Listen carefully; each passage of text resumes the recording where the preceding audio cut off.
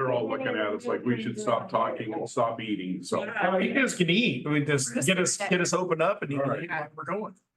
All right, so it'll bring us to order at 12:17.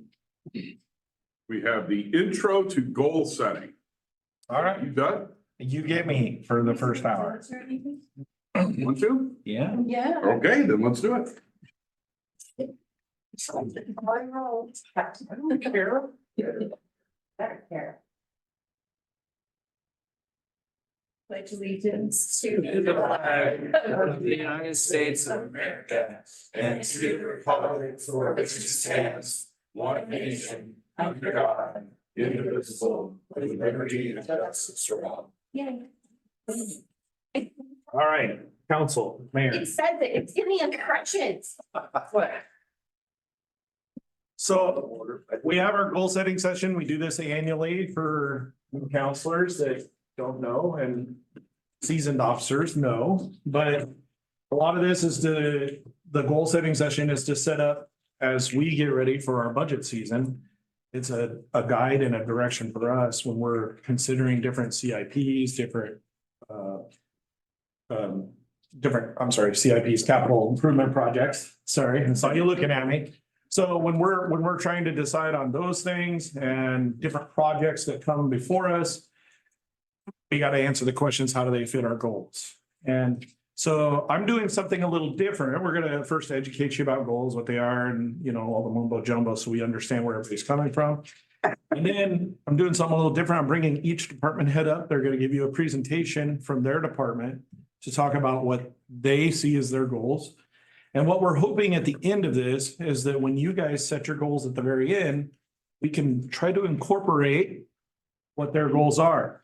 And it gives us, it's a good tie-in to bring our staff, the council, and get them working together and moving in the same path moving forward. That's the goal. We'll see. It's working out good in my head. I just hope it works good on paper. So, or as we move forward. I So, have a question. What input, when departments come up and give their presentation, what input do we have regarding that? A little bit. Well, at the end of their presentation, there's going to be a place for you to ask questions, suggestions, ask and answer. And then at the end of this, you might look at their goals. You might not like a goal. And you say, look, I don't like that direction or something like that. And they'll take that and they know that, okay, this council doesn't want to move that direction and we'll So build your a different. proposed goals then? These are proposed goals from them Okay, and I got it. and Thank you. what they see are the best needs for their department and to put that before you, so you guys kind of know where they're coming from when they're putting their budgets together.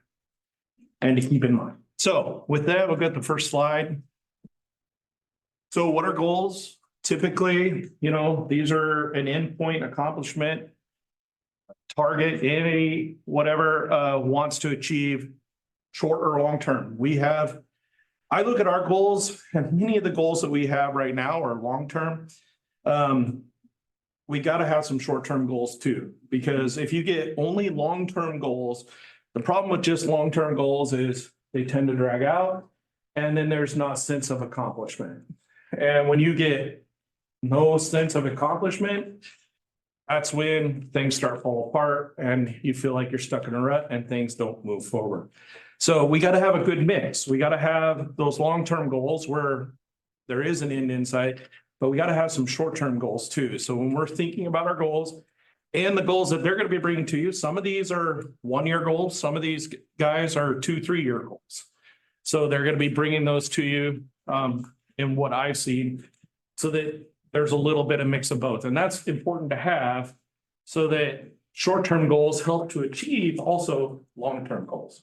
So they take different forms. You have aspirational goals, you have motivational goals, there's specific goals. Most of the things that we're going to be talking about here in council are mainly going to be specific goals. That's mainly what we're going to be seeing today. And most importantly, an acronym we use for goals are SMART. So if you hit the next, No. What does the acronym mean? well, I'm going to give it to you. Okay, Yes, it's coming, all right. but keep that in mind. So with goals, we gotta understand. And this is a big thing a lot of people don't think about, but there's goals and objectives. Objectives are closely related to goals, but there is a fine difference. The two differences, goals represent the direction in which we intend to go. And then objectives are the methods are passed to achieve a goal. So they're very specific on stepping stones to achieve a goal. So when some people look at short-term goals as objectives to a long-term goal. So those are kind of things to think about. So let's go to the next and we'll talk about SMART. So elements of SMART, you have. So when you make a goal, we're trying to answer these questions. They're specific. The goal should be identified. They're measurable. All goals need to be measurable. Even aspirational goals are measurable. Everything is measurable. It could be as much as a percentage, or statistic. Me, I'm a very analytical person, so I look at things as percentages, numbers, or accomplishments that way. But there's other ways to measure goals, and we got to make sure when we identify our goals, how are we going to measure the goal? They're achievable. So when we look at, is this something that we can achieve? Or is it something, we make a goal, we're going to get to the moon. Can Toledo really get to the moon? That type of thing. We got to look at the goal and make sure it's realistically achievable for us to do. Is it relevant? Does it align with the operations of the city? Is this relevant to what the city does? We're not going to be having the city out there building interstate because that's not what the city does. But so we got to look at what's relevant to us and then the timeline. Is this long-term, short-term? That's how we measure goals. That's how we move forward. That's how we try to make good goals that we want to achieve for the coming year. So let's switch to the next, which we're going to talk about. I fly through these. Please ask questions. So 23, 24 goals. These were the goals identified by you guys last year. Some of you guys last year. So complete a strategic plan to help guide city investment of financial and staff resources. Okay. Keep the community informed about council and city activities through outreach and diverse methods. Encourage economic development by supporting business investment and working to secure grants, projects such as commercial rehabilitation. Improve emergency preparedness, promote development of housing through programs such as rehabilitation loans, nonprofit projects, and lower barriers for private development. Continue to maintain and improve public infrastructure and facilities. Make progress towards financing and completing the Toledo public, can't read that last one. Safety building, sorry. And the city of Toledo values its employees and citizens. Our goal is to recruit and retain a diverse set of professionals, dedicated employees who will provide superior customer service to our community. So very broad goals all the way through. There's a couple on there that are very pointed. The only thing I have the hardest problem with these goals is, to me, they don't set a timeline. They're very broad. And I'm not saying they're bad goals at all. They're all relevant. They're and they're all good for us. But the next part that should set with that is, what were our objectives to come up with those? And I went back through the meeting minutes and tried to find all that stuff, and it was very convoluted. And that's why I rely on Rod and some of these guys that were here yesterday. How were you guys measuring? When you look back to 23 and 24, how were you guys measuring completing a strategic plan to the city investment? Was that just completing the strategic investment plan? Was that all that was? Or were there other things that were identified? Well, one of the things that we were trying to identify with it before, just people got sick and things went on, was to try and get to a place where we know where we want to be in 5 years. What do we do each year to get to that point? In other words, and make sure all departments understand that, like Public Works, like Fire, so that we know where we're going. Instead of, as I put it, flying by the seat of your pants every year and then things get dropped off. So that was the idea, but as always, life got in the way. Sure. So when you look back, and I've kind of gone through, I tried to go through, and we'll see this later on in the presentation on each goal.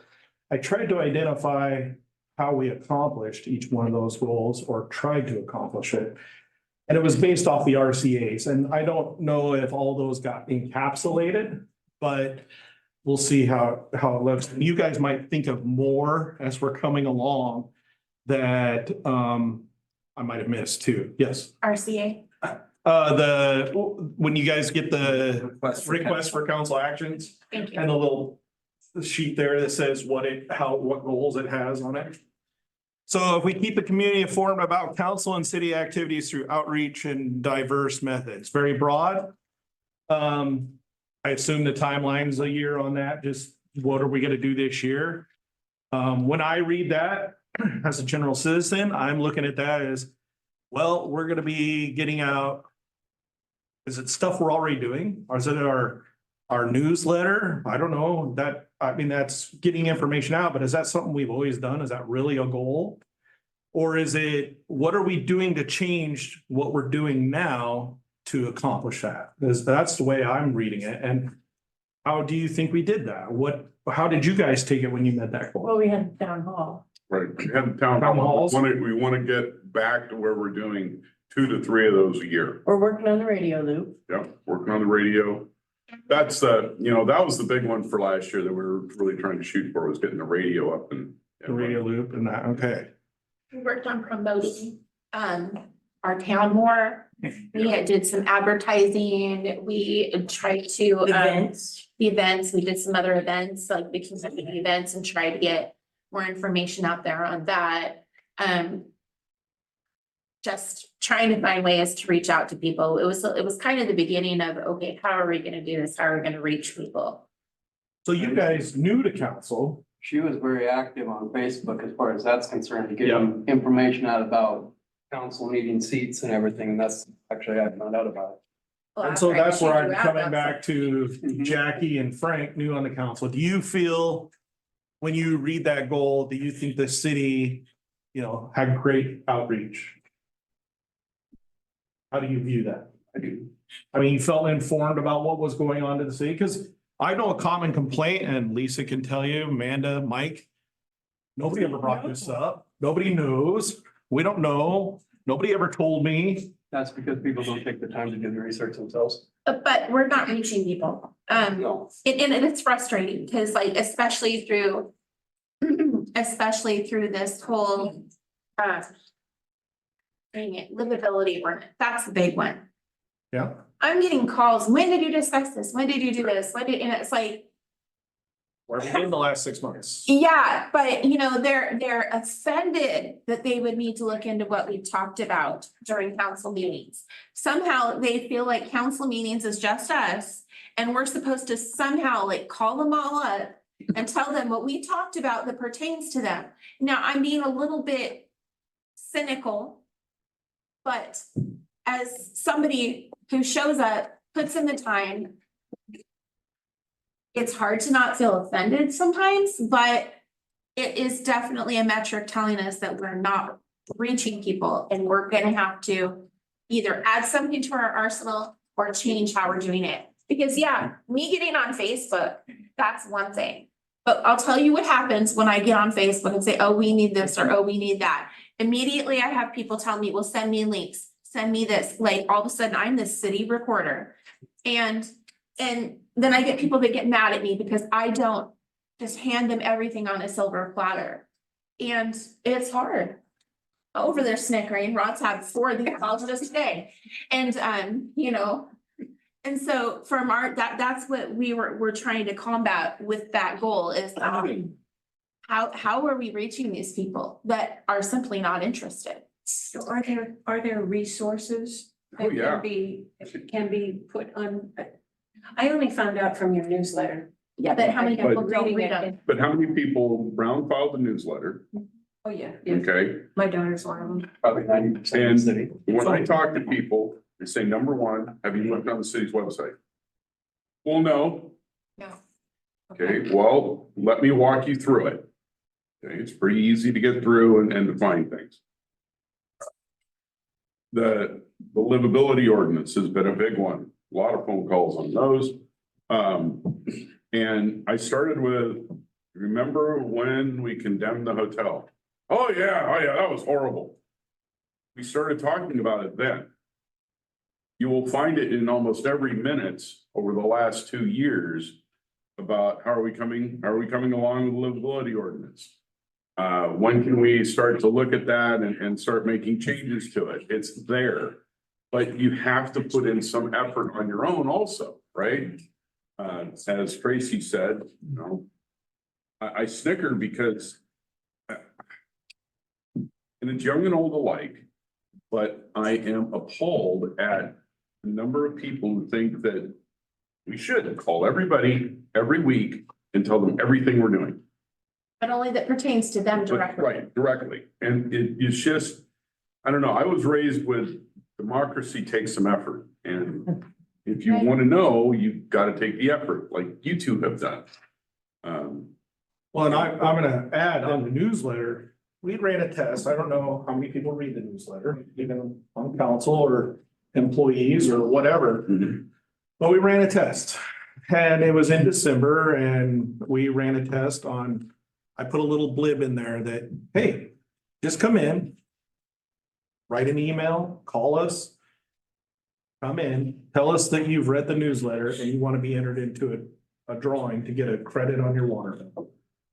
And see, I thought I didn't qualify for that. You because I did. was on council. You did. Yeah, me too. But I put it in there and I think we had 20, I'll have to go back and look, but it was like 27 entries.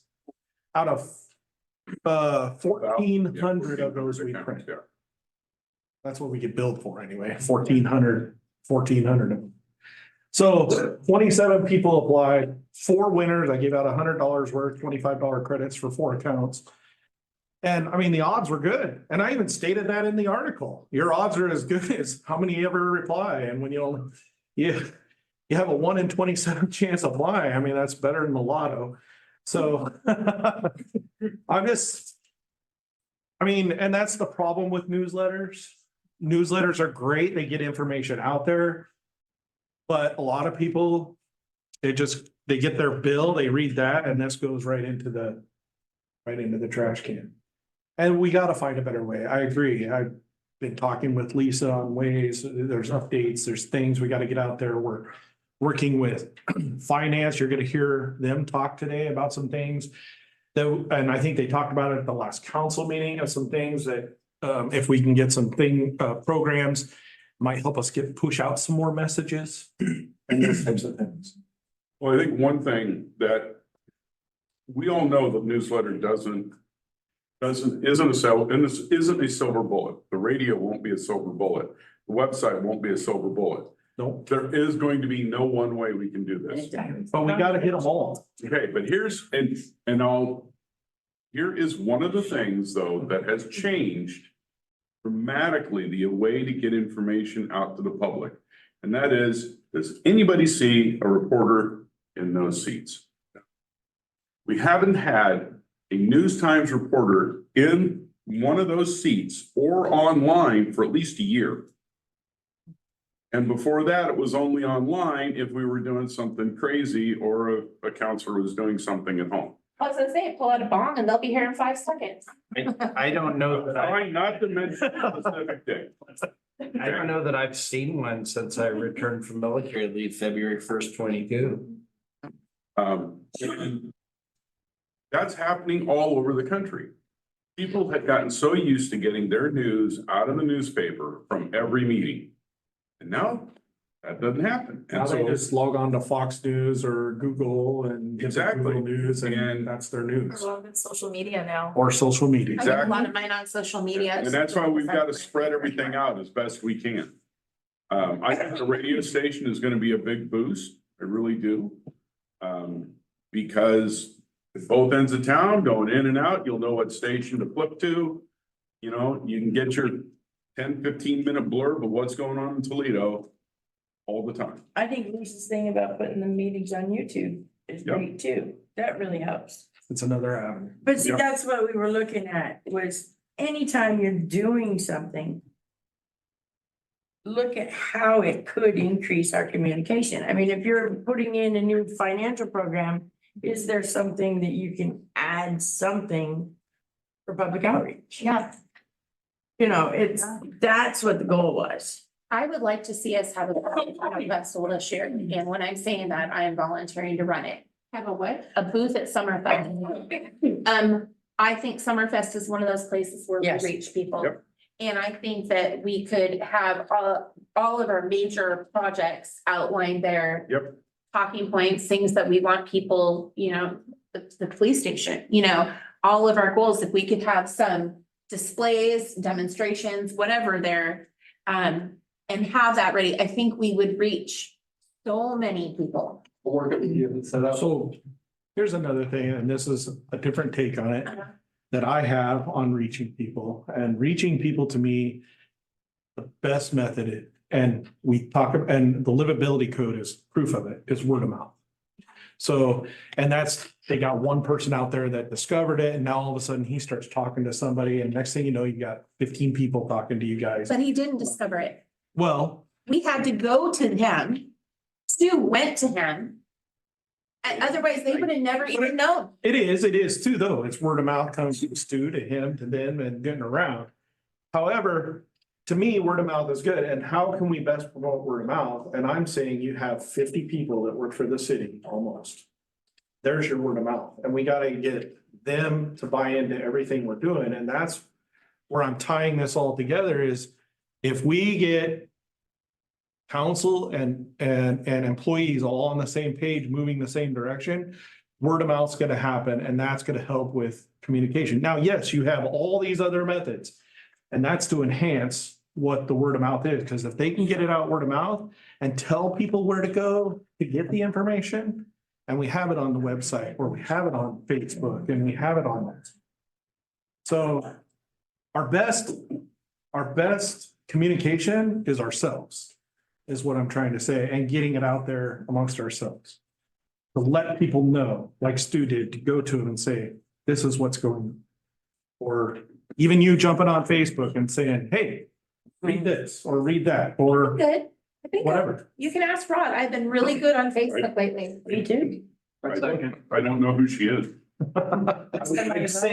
So I should have flipped forward before on how we've done so far and, but sorry, Stu, go ahead. No, I just say times have changed. When I was growing up, communities or little neighborhoods would get together and do stuff, and that's where the words got spread. Yeah. And now everybody does it from their couch, and I tell you, I've knocked on a lot of doors and rousted people from what they've said. So, but, it's not like that anymore. And we used to have groups that did pinochle parties and stuff up and down Main Street and all over. Well, those square dance places are closed and gone. We need to revive So- them. We could, I mean, this is a small community and we could do that, but there's also other groups that are still meeting. And I'm thinking that, one of my goals is to try to go to a meeting every week that is something different in this community. And people see you, and once they know you're on city council or you work for the city or do something, then a lot of times you're a suspect, but they do talk to you. And I got that last night, so. Well, that's exactly it. It's getting it out and spreading it and talking about it. The word. And letting people know it's out there, because and you think about that, Toledo does not have a local newspaper, we don't have a local radio station, so you don't have anybody out there yelling the news or coming to the city for the news. So we gotta get the news out there. You get it out there by talking to our neighbor and say, hey, did you see the city's trying to do that? Or hey, you know, what do you think? And then they talk to their neighbor and and then that's how it spreads. And when we don't have a radio station, we're getting one. and hopefully we get it out there so people will start, and we start using it the way it is. Or the way it should, and we're working on that plan. In fact, we had a good discussion of that over our emergency stuff and I know Larry and is working on that, getting that moving forward. So, and Harrison, I think, is helping him out with that, so. So anyway, I got jumped ahead a little bit. How have we done so far? Goal number one, the strategic plan. I identified these off those RCAs. And that resolution number 1508, you did a resolution enacting a policy related to spending the strategic investment program revenue. So directly relates to the goal. Then, so, and this is what I found off our RCAs. Now, not everything comes off RCAs, and me not being here for the whole year. What else did we have? You know, do you guys know how else did we go forward in completing the strategic plan? Can somebody refresh my memory? When we had our last goal setting thing, didn't we have somebody in here kind of? I would say coaching, but it was more like trying to keep Mentor. us on track. Uh-huh. I don't think that I was here for the last one, one before that, we had a lady and she got pretty frustrated with us. We don't stand tasks very well. And We are rabbit hunters. And so I mean, and it was all kind of new to me. I think once we get a couple of these sessions under our belt, it helps us as counselors. Okay, this is what we're doing. Honestly, you're doing a fantastic job. Well, I don't mean, know yet. you are, We'll but see. you are causing me to look at this and I've been involved with council for a few years now, only a year or so. Honestly, officially, but I was real and nosy before that, so engaged, I was very engaged. I don't think that's what they called it. I think they kind of rolled their eyes when I walked in, but it worked. And but I'm you're explaining the process and I can, it's helping me to understand where places where I felt frustrated, like, oh, why are we doing this? Why are we doing that? Now I understand why with you. I mean, you are definitely bringing a different perspective, and I don't know about you guys, but it's helping me. And If I get to one of you, I'm doing something.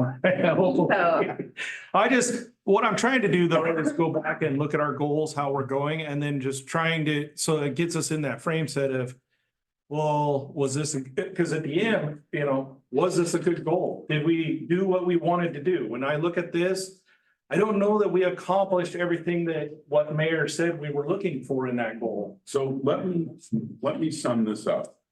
If that goal did nothing else than do what you have done, you set up our program today with all those department heads coming in here. So we get buy-in together with everything. If it did nothing else, it got that going in the right direction. So good. Yeah. That's what we're looking for, right? Yes. So next slide, goal number 2. Here's, we're talking about keeping the city. The only thing I found in there is on the RCAs, we were trying to get a rare position back. And in that rare position, it was identified that they would be out there doing what Katie did, which was getting up and down the street, which was, Yep. I'm telling you, that gal did a lot Oh, it for was getting amazing. information out. She was. Explain that, What I is don't know rare? that. So rare is, oh my gosh, I can't, rules, Resource assistance for rural. Resource assistance for rural economies. I think. economies or something like that. So what it is the, is it Oregon, University of Oregon, right? They have a bunch of people that have been working on their masters, and they're working in this program through the AmeriCorps. And they come out and they send out and they do different projects for you. They help you with all kinds of different things, like master plans. They help you art Toledo. They can get your message out. They're here to, it's kind of like an internship for them. We do pay some money towards it. And then they come in and they work so many hours a week and do what we want to do, which Katie was to get the message out about art Toledo. But Katie did a lot more than that, in that she just got the business people talking amongst each other. Plus she promoted art Toledo very well. And the city and. Yeah. And, yes. I mean, it almost feels like we need somebody, whether it's counselors that volunteer to once a month go around and engage, and it doesn't have to be the same counselor each time. Maybe once a month, we could all say, okay, we have a list of businesses in town, you know, and we go and touch base with each of them. And bring what they said back to council. Back in the day, we had somebody, community services, So I can't remember what her title was, but Celeste. Les Matt, And she'd knock at our doors on every business and let you know what was going on that week. And, oh, parking's gonna be tough because we're having this, and so Celeste, every week. Brought us the newsletter and. right, Celeste was, she was our Main Street coordinator. That's it, Main Street And- coordinator. Main Street coordinator, and then there was one other title. And it was a halftime position, and that's what she essentially did, was what Katie did. Mhm. And see, that to me was valuable from Yeah. what I've looked back and see. Katie left literally a month after I got here or shortly thereafter, and it was valuable. And I think that's something we look at that and what it accomplished, and it's such a good thing. And it's something that we need to consider moving forward. We did discuss just kidnapping Katie, but we were told by council that we couldn't do that. Unfortunately, No. Gene picked her up, so quickly. Yeah. All right, goal number 3. So we'll move ahead, so I don't get too far behind. Encourage economic development by supporting business investment and working to secure grants for projects such as commercial rehabilitation. We passed resolution 1524, which was determining the building at 160 North Main Street was no longer a dangerous building, and we opened it back up and got it going. That was a good thing. It supports that goal, but was that other? Yes. You know? There was. Yes. When we were looking at what we were gonna do with our, funds, we got a big Rural development, it was urban development. urban development money, I think it was. Urban renewal. Urban renewal, that's it, sorry, my brain is like, Too many alleys. we allocated some of that money for loans for businesses for like improvements. So if they needed to go put a range hood in, they could borrow it from the city for like interest free or super low interest or whatever it was. And for doing, you know, facades. Our whole point was we recognized that we need to revitalize Main Street. Like, what can we do with this money to help people do that? So if a business comes in and they need to do an improvement to the building, or the owner of the building needs to do it, and they just don't have that $5,000 to repaint the facade or do some major improvement project to it or whatever, even if, you know, I don't remember the limit on the money, but we allocated some money to that. I do not know if anybody's taken advantage of that or not. There's But- applications out, but they haven't come in yet. Okay, And on that URA program, it actually kind of hits 2 goals. And you'll see that it hits goal 3 and it hits goal 5, because one's housing, one's business. Yep. So, but it actually hits both because we opened it up to help both business and housing and to try to develop. yeah. Well, and just a reminder, we need to do with you as the board for the URA, we need to do goal setting for the URA. Yep. To be separate, Yeah. It won't take. but they're forming of the URA. See where we're Yes. here. Didn't even think.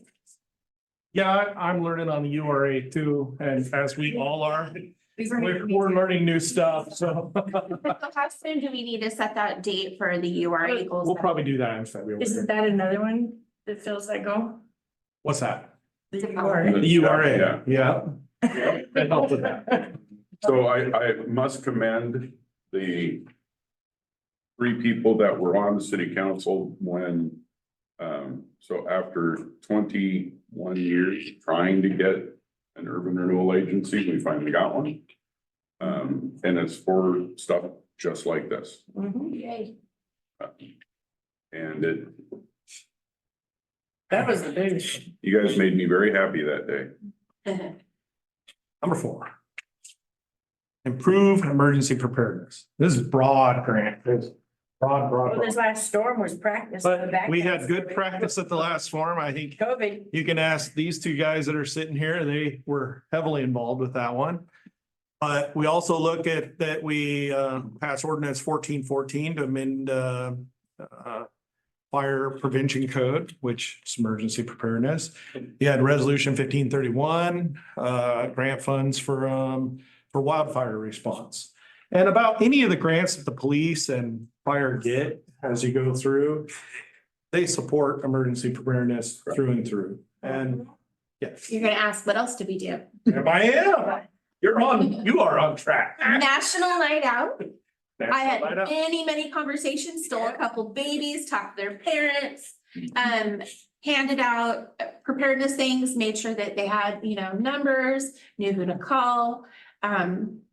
Just really kind of, At signs for windows. and then Mike was feeding them all, so they're not afraid of him anymore. Like, that man gives us hot dogs. We're gonna call him if there's an emergency. I heard him saying that, Mike. So, and of course, the fire department was there and stuff too, doing demonstration, wrote, just being there and showing the community and being there, talking to the kids and stuff. Every time we have a community event like that, that helps with emergency preparedness because it does more than just say, okay, we're here. We're here and we're open for business.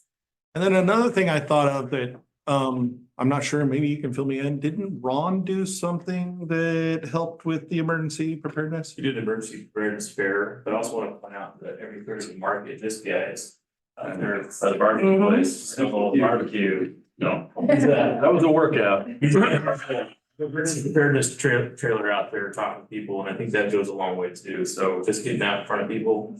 We're definitely gonna try to do that emergency preparedness fair again. We didn't get a lot of people, but we got a lot of students. So to me, that's. You got a lot of students, but on the other side of that, I think they're being new with it. It's starting to get out there because I've heard questions, are they gonna do this again? And I've heard it from more than just here. I've heard people asking from outside the city, hey, how did you guys do this? Yeah, and that was our second year, so this will be our third. Yeah. So it's starting to spread a little bit and people are noticing and we need to keep going. What about, I know this seems kind of obvious, but what about the cadet program or whatever they have it at the fire hall every Wednesday night, is it? Where, they're too young to volunteer, but they're coming and getting training. What do you call that program? Explorers. The Explorers program. Scouts.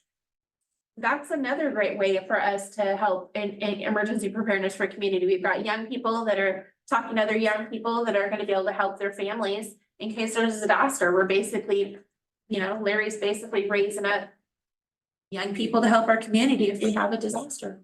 And I think when we had this just last disaster, we've identified things.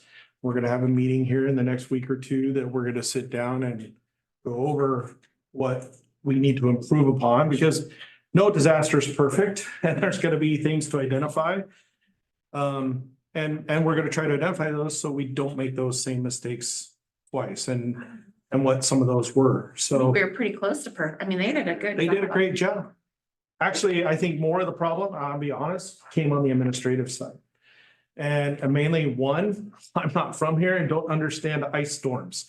So I did not understand what an ice storm could do. I could tell you what a blizzard and driving snow and winds can do, but I was thinking ice on a tree, somebody's telling me trees freeze. What? I don't know. So. You don't get that?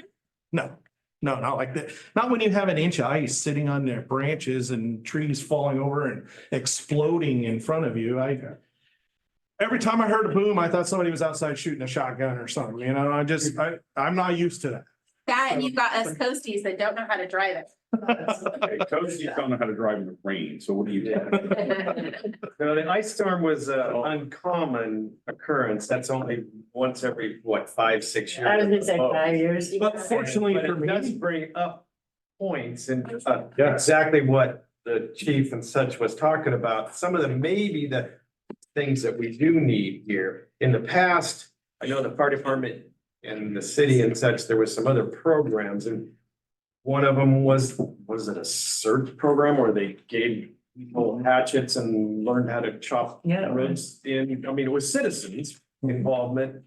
And So it's an emergency response. yes, and I don't know if they're still doing that or if it was just a government program that went through there, but I was, yeah. yeah, and I'm fortunate enough that I have great leaders that have been here and could handle it at my absence. And they did great with that. And then by the time I finally realized I got it, what I needed to be doing, I got there, we got on top of it, but a lot, like I said, some of that emergency preparedness fell on my shoulders of not being ready for some things and not recognizing some things early on. And I had fire chief even said that as well, that, you know, hey, looking back, I didn't take maybe this at first on Friday when we were talking about it, that it was gonna get this bad and we should have been maybe a little more prepared. But I think he made that comment once and it's true, you gotta have that in the back of the mind. I don't think any of us did at that time. That's So- why I said this last ice storm helped a lot. I'm gonna point out something though. Our departments shown in this. Mm-hmm. I have not heard a single complaint. In fact, I got another email last night from a gentleman who, in a very tragic situation, we had a couple of police officers, we had our chaplain and got worked together with fire department and public works to take care of this situation that occurred. He is in awe of how well you all work together. He has never seen any community do that. And he really wanted me to tip my hat to you. I'm gonna forward you guys all the email so that you can see it, but you made an impression on this man. And that's not the only thing I've heard over the last 10 days about that storm. Okay, and how well you guys all did. I can tell you that there was a time in this community that wouldn't have happened. And I am very, very happy to report that this community thinks a lot of you folks after what you just went through. Well, I think How well that's you did. so important to say because half the time when you jump on social media after a big event, who are they blaming? The city for not being prepared or not doing something. And very, I didn't see hardly any. I heard the only mumblings I saw were, you know, when are they ever gonna get the electricity back on? And that's about all I ever saw. Yet if they said anything mean about PUD, they got They hammered. got hammered. Well, that's because some of us have actually been in other jurisdictions with other electrical services. And we've seen the for-profit folks take weeks to do anything. Just saying. One of our local vendors, Moondog, he put out a post that anybody with Yeah. PUD. Moondog, Can put, yep, come in and get free meals, so a bunch of citizens came in and donated a bunch of money. I Yep. took $100 down and dropped it off, and I was like, he's gonna keep feeding them for weeks, because he's got enough Yep. money to continue just to show the support for these people that put. well, I wasn't as generous as you, but, Well, and you know, we're gonna need it. Winter's not over. It's just begun. oh, yeah. We've had snow in the latter It part of ain't even February. February. Mother Nature's still. Well, that's what I hear. February is still coming, but I want you to know our team will be meeting. We're gonna be going over some of those and I'm getting up to speed with the county as far as when we declare those emergencies and stuff they're looking for and things like that. Who my contacts are, which thankfully these guys had those contacts too, so I knew who to get a hold of and stuff like that. So goal number 5, promote development through programs such as rehabilitation loans, nonprofit projects, lower barriers for private development. I can think one, I thought of another after I did this and didn't get it added, but yeah, the URA grant and stuff that, well, like I said, it fit 3 and 5.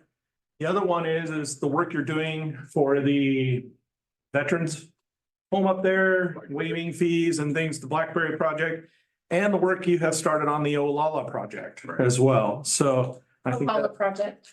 Olala Meadows. The- So I think that's actually a picture of Olala Meadows out there, actually, so.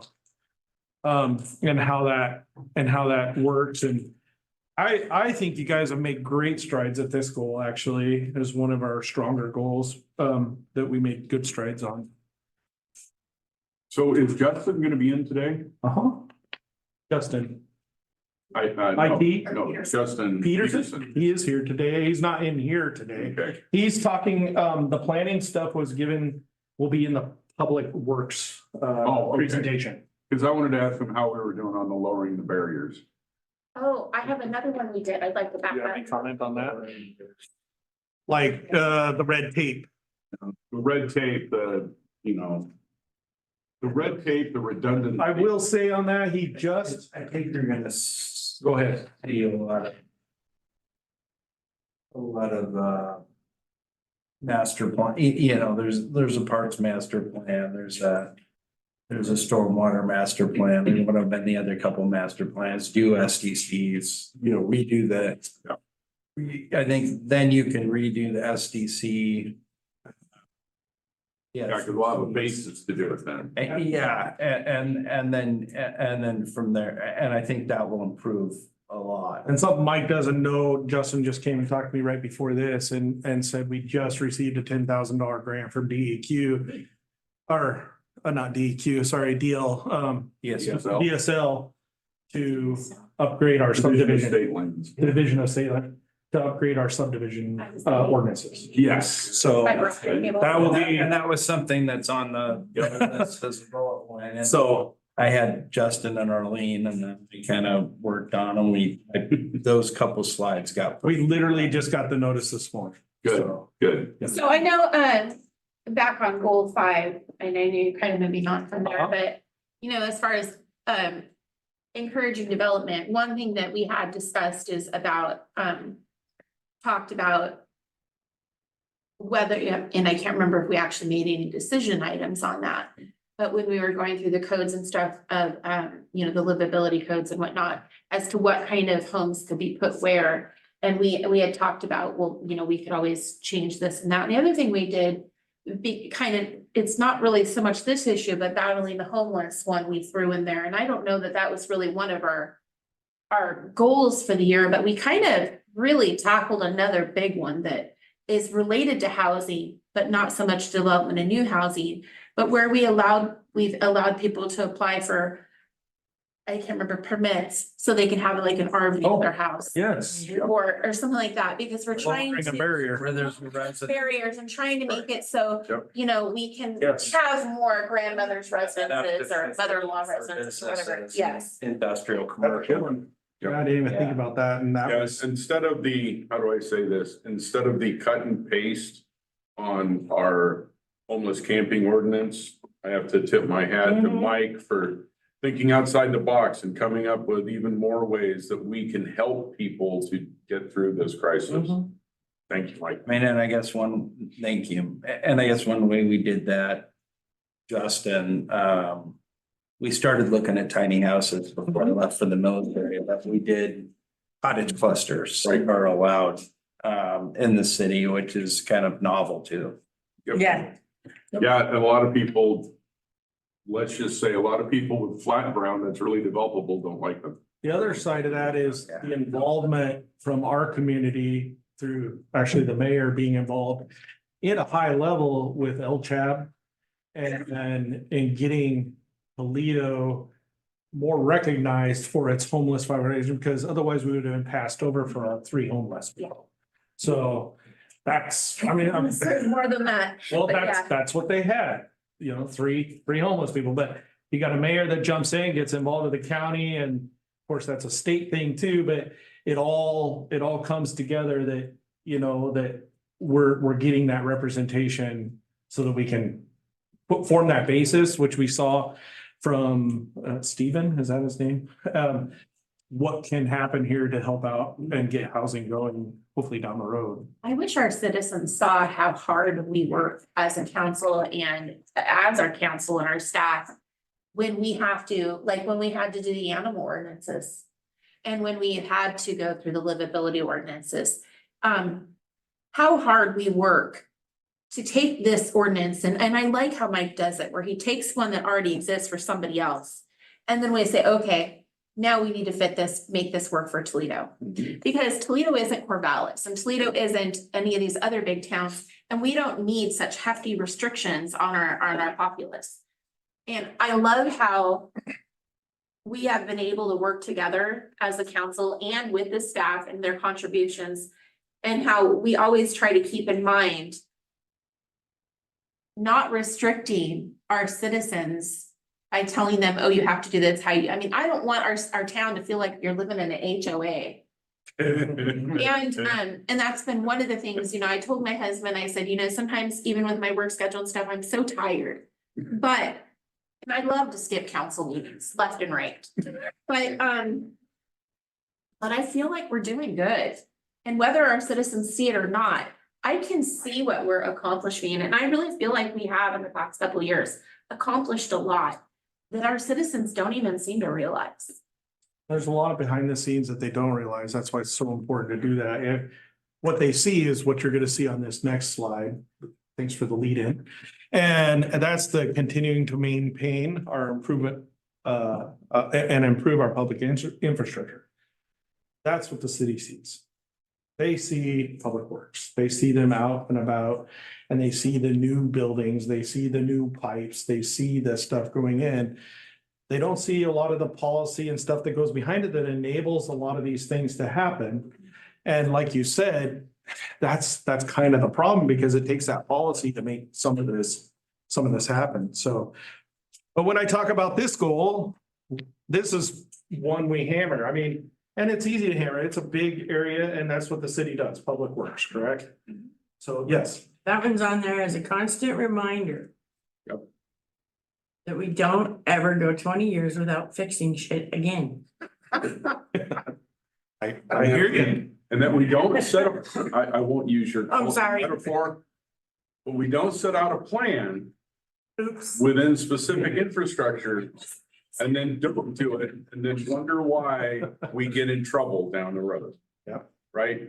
Stay on top of it, make So- sure it gets done the first time, because gee, as we've all figured out, if you do it sooner, it costs a lot cheaper than if you wait.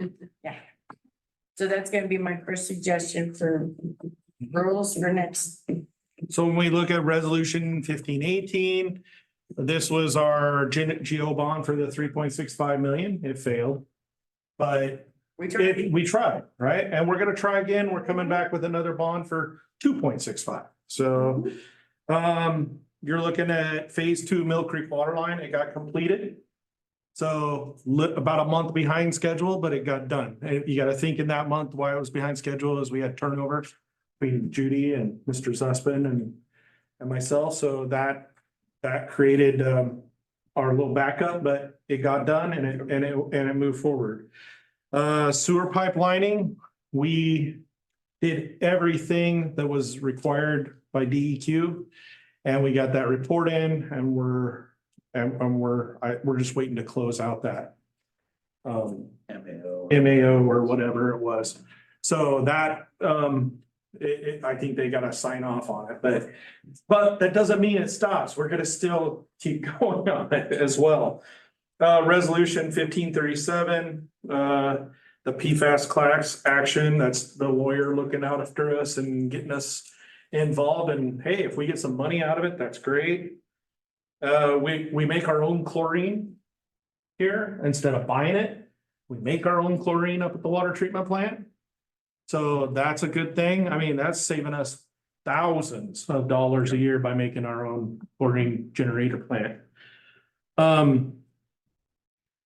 Working with the pool district for the rec center. We've just started all that, and that's moving forward. Probably gonna be a goal as we continue going forward into the next year. Pavement improvements, the First Street reconstruction project is underway. We're in engineering, but we're getting there. We purchased 2 pickups this year. Drinking water protection plan got completed. That could also probably go under the strategic planning side of things as well. So maybe 2 goals. Plan was completed. The comp plan was completed. And I missed that on here, but it was completed, and that was a huge accomplishment. That's a year-long process or more. So we hammered this goal, I think, and as Kaufman politely put it, it's one we put on there that we gotta stay on top of. You don't want things to get backed up. So next. Final goal, or no, sorry, goal number 7. Towards financing and completing the Toledo Public Safety Building. We got the failed vote, but we're dipping into the general fund. We're still moving forward. We negotiated that price down, and we're still moving forward. We're, Public Works crews are up and working right now. You go up, you can see them. yes. Getting it done. Actually, they completed the tear down yesterday. It's just the cleanup. As far as what we're gonna do, we just saved $25,000 by having those guys help us tear it down on that project. day. A suggestion. Yes. Since Facebook is such a great thing, you know, this is something that's been so visible. Everybody goes to JC Market, everybody sees stuff going on. It would be a good idea for one of us to put out a statement, an educated, clear, concise, factual statement on there saying, look what we're doing for you. Look how the city is trying to save you money, maintain this, and still working towards this goal for our citizens. And that way it's out there what we're doing, how we're doing it. And so they can see their citizens, that they can see it at work. And that's a big divisive issue. And I think the more informed we keep people in Toledo about it, yeah, we're gonna get a little bit of blowback, but the more we keep them informed, the better it's gonna be. So I don't know if that's something we could put together a message. I'm happy to keep sharing it on Facebook. And then I think we can share it on the Toledo community page. It would really get out to people that, okay, look, you see everybody working at, wonder what's going on. This is what we're doing. And this is how we're doing it. Yep. I don't know how the rest of the council feels about that, but And our crews have stepped up to do that. They know that value and to us and trying to help get Mike's dream going here. And that's not Mike's dream. This is a dream that happened. He's inherited the dream, I should it's say. my strength. It's a It's dream stuff that- that's needed. it's something that I've been told since I've gotten here, that we're gonna get a new PD. Yeah. So it's always When been did you carrot get dangling it? in front of me. Yeah. And you've been chasing the carrot well. So, And it hasn't been easy for him. no. I mean, And no, it And you gotta really look hasn't back, been when I easy. hear the history of how it was sold is that this community was never gonna have to pay for it. It was gonna be a project from all along, and that's, you know, that hinders where we're at now, because when I was on, when this bond was up, a lot of what I saw on social media was, well, I thought the city was gonna get grants for all this, and I thought that, you know, it's still remembered from Oh, yeah. years It's a ago. very- Yeah. So, you know, I think us showing this investment, maybe we can turn the tide on the public opinion a little bit. That's the hope. It's a necessary bitter pill. Finally, goal 8. We value our employees. Our goal to recruit and retain professional, dedicated employees. Provide superior customer service to our community. Look around you. So, I know, look at it. Some of these guys that we've got on, they're great people and they've been here for a while. We've retained them. And we're also considering keep trying to look to the next generation that's gonna replace us or get them on. But some things we've done, over the last year, we've revised job descriptions to try to bring them up to date and in line with what we're doing. We've revamped advertising for employment. I believe monthly, quarterly, what are we doing? We're putting it out, even out into the valley. And then, I mean, we're always got it running up on our website. Are there more we can do? Yes.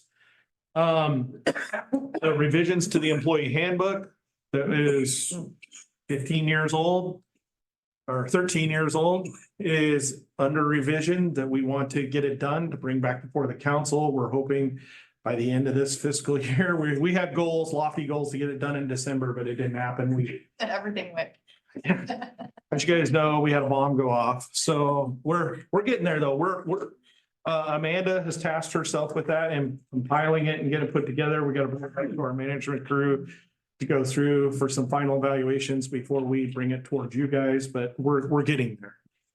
And it grows. So, I'd say that it just seems that the attitude and the well-being of the public works people that we have now is tremendously better than, say, a few years ago. And some of the people that left really needed to go. And we have really good people out there. And the new people we're expecting big things from. Stu speaks truth.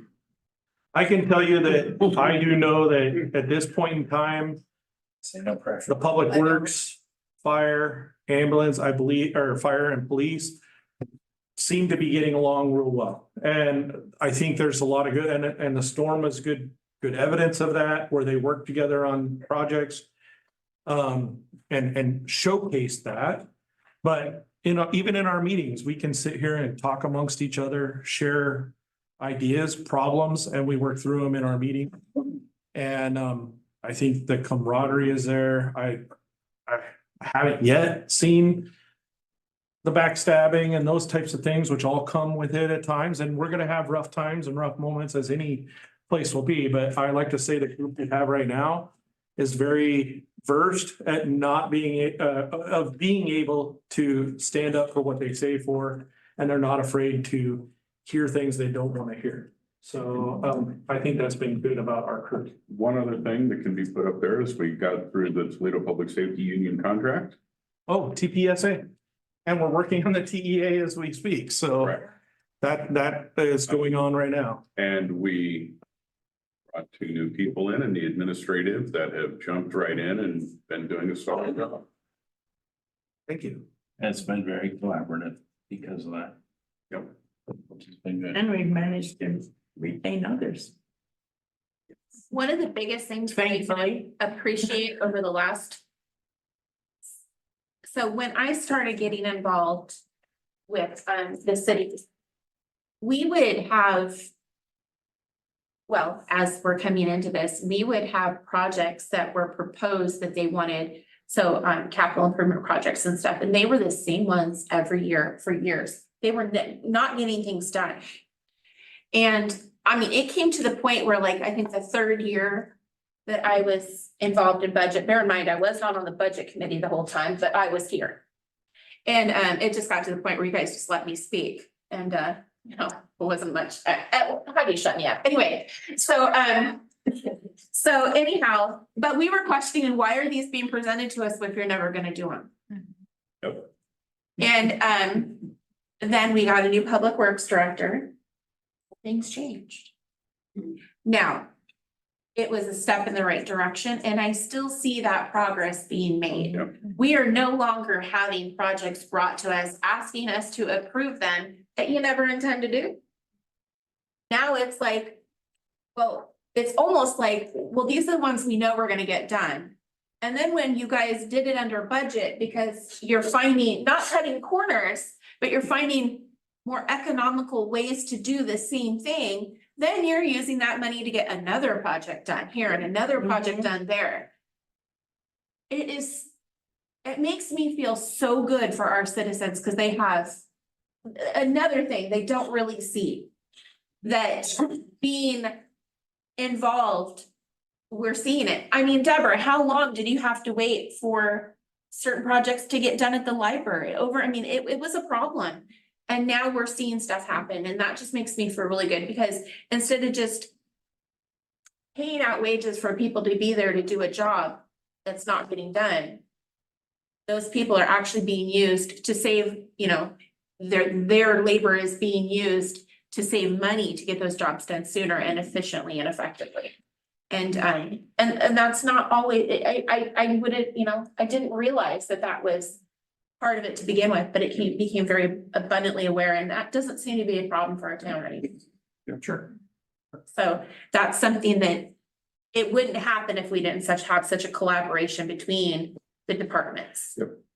And then the other part of that, we have revised the management handbook, which we're holding back until we get the employee handbook complete, and then we bring both forward together, which that needed some updating and stuff, and that managers came together really well working on that. We went through 4 or 5 revisions, and I think we got it handled to where everybody felt comfortable with it, that we're gonna come to council with. So it's just sitting there on ice right now while we're waiting on the big book, because there are references to the big book, so it doesn't make sense to put it in there when you're referencing something that's not there yet.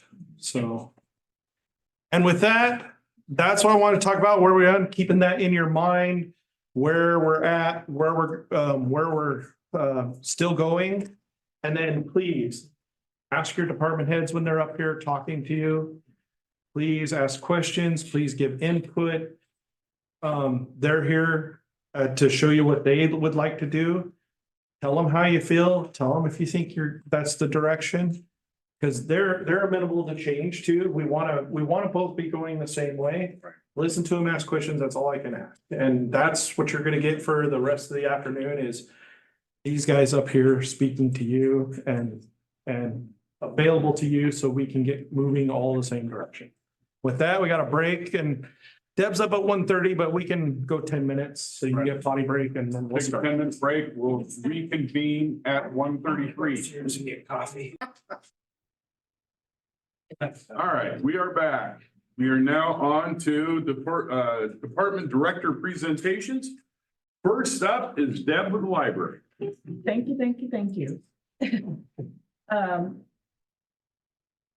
Go ahead and put the first goal up, Lisa, if you don't mind. Both of them put them all. Oh, that got. Okay, so our first goal is to actually get the person hired that we've been trying to hire for 6 months. We thought we had somebody, but they didn't pass background.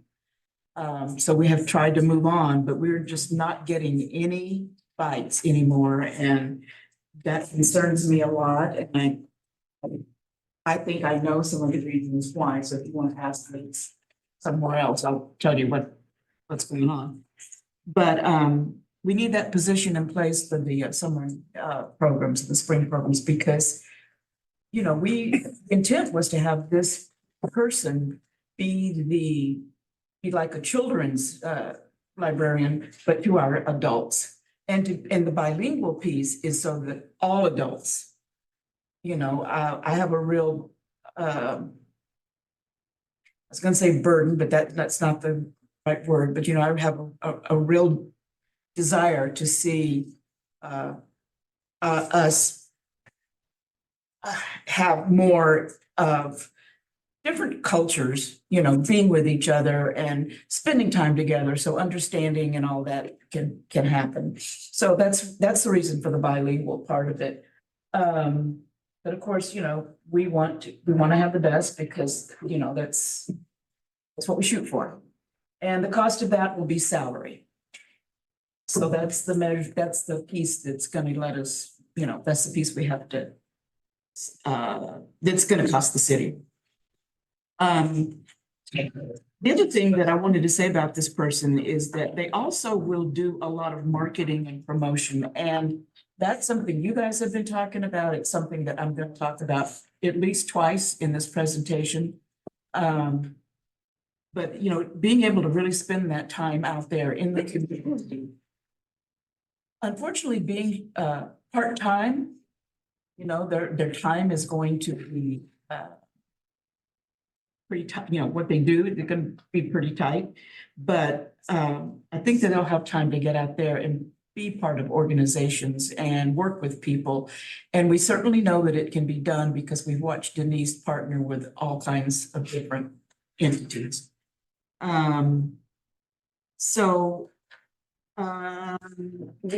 want to collect and report some statistics once the person will give us a snapshot of what's going on and that kind of thing. So there's lots of things here that we're asking for this person. And I just wanted to go ahead and say that, you know, our education level is an AA or higher in library sciences, applied humanities, education, ethnic studies, or liberal arts. So we want somebody who has had some exposure to some of these things. It's, you know, and they have some knowledge of these things. The other thing that we're looking for is that they have a lot of programming experience, because that's what's going to be needed. And I have to say, you know, I have sat through some interviews that people have avoided, you know, the questions about programming, and it's just it's vital. I mean, that's half and starting to become more like 3/4 of what libraries do. So anyway, that's our first goal. And then, yeah, I'm gonna have Harrison, who I brought here to help And I'm hoping everybody knows Harrison. Harrison is the assistant director over at Baker, I'm sorry, is the assistant director over there, and he's been with us about 5 years. And he's, This is my 8th year. oh, Started in excuse me, 2016. about 8 years. We're having so much fun, time flies. But I'm trying anyway, to do the math real quick. It's like- So Deb, Harrison, if we have any questions, do you want us to save them till the end? Or do you want us to ask them as we go along on these points? we can do it as we go. Okay. Do you think that the adult outreach position would be easier to fill if it was a full-time position and not a part-time one? Yes. Yeah, I think it would be. How much more are we talking in salary to do that? Well, now you hit the sore spot. Well, but even if it's a sore spot, we need to deal with it. Right, well.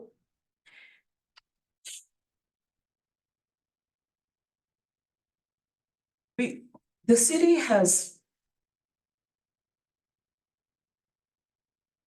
been determined to link some of the jobs in the library together. Okay. But we'll link them, what I mean is they're put on the same salary schedule, you know, where they are. And there has been a reluctance to differentiate between the responsibilities of those people. And currently, we're paying Denise less than she would make at McDonald's. So if we make a full-time person and bring up a real salary, I think we have a shot at it. But the question is, if we do that, how is that gonna affect the other people that are not making enough money to do what they're already doing? I have spent the last 10 years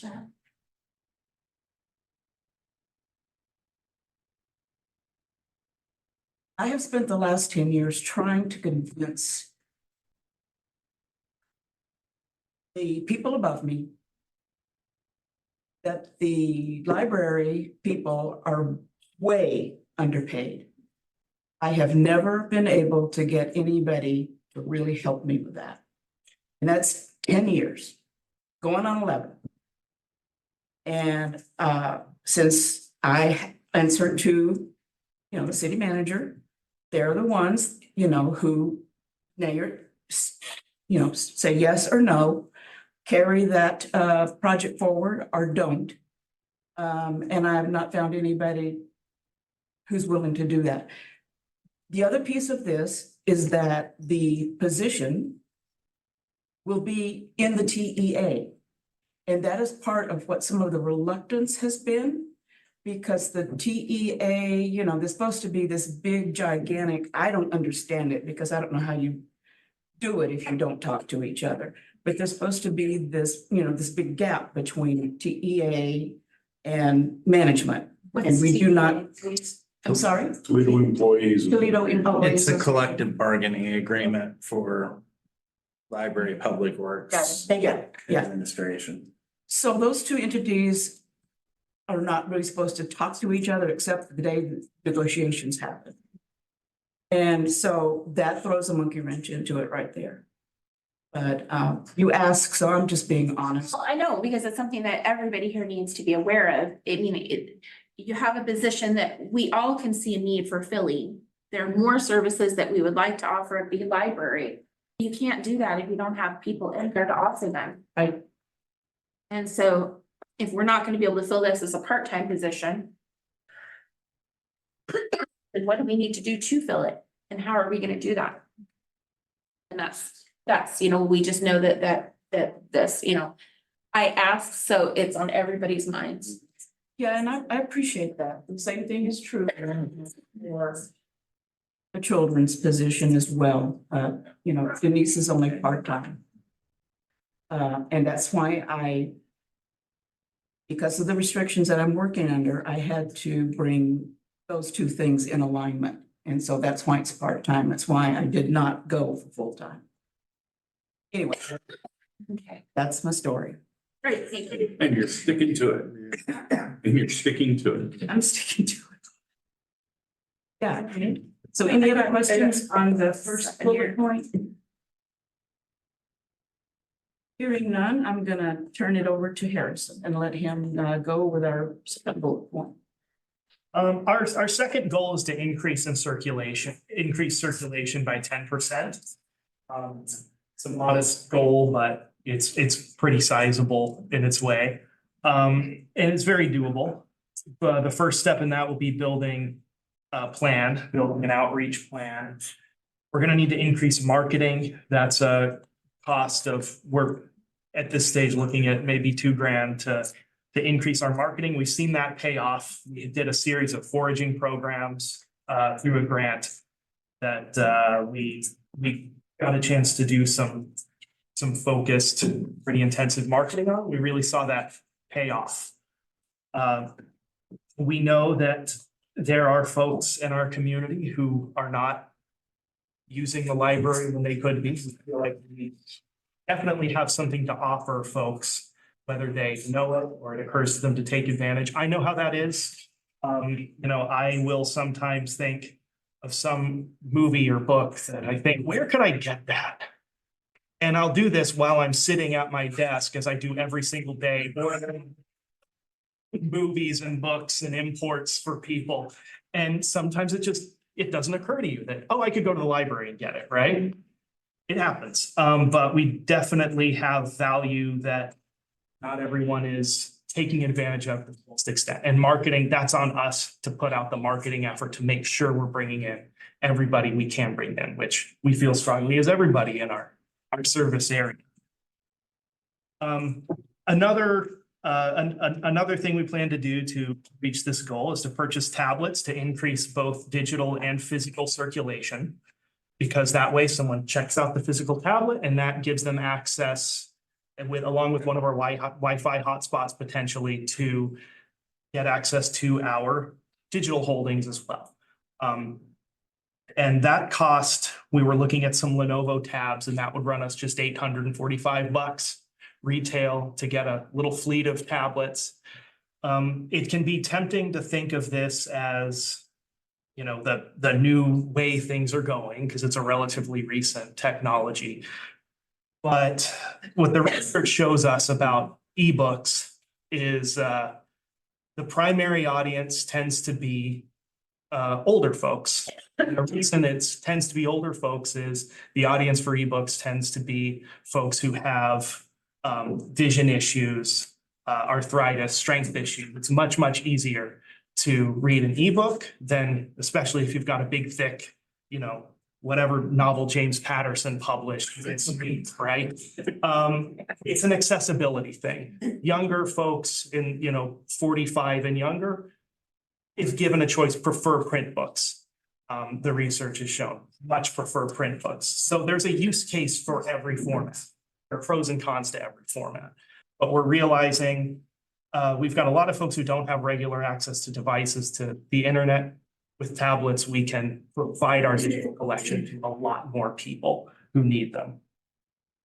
In keeping with that, we also plan to expand our library of things other than cultural texts like books and movies and the things that are typically associated with libraries. Right now, we've got our hotspots, laptops, fishing rods, skateboard repair tools. We've got a few things. Yeah, I think you need to explain to them what library of things means. Yeah, things that are not cultural texts, things, what they call realia, objects, stuff. Things you don't read or watch or listen to. For instance, if I can just for a second, over in Corvallis, they have a whole set of different children's cake pans in their favorite cartoon character or whatever. And so you can go in, check it out. If the kid wants I don't know, SpongeBob or whatever cake, you can go get it, use it, bring it back to the library. You didn't have to buy it. So that's pretty cool. And we have, we do have library, we do have, articles and, we also talk about we have lots of different kinds of balls and equipment that you can come and check out. In the summertime, people do that. They come and get them. They take them down to the court and play or whatever. And so that's what a library thinks. I'm sorry. Yeah, we got golf discs, hacky sacks, pickleball sets, bocce sets. Jump ropes. We don't have jump ropes. We got a lot of like USB cables. Use one of those. And the last bullet point we have under this goal is to improve and expand our partnerships with other organizations. We've done a lot with the Yaquina Pacific Railroad Historical Society. We've had some fruitful conversations with like the Genealogical Society and others. We want to strengthen those. And really get a solid evaluation plan for programs. You know, we do take numbers and reflect, but there's room for improvement in our evaluation processes to really learn and document what's working, what's not, what new directions there are to go, and especially as we move into a heavier marketing phase.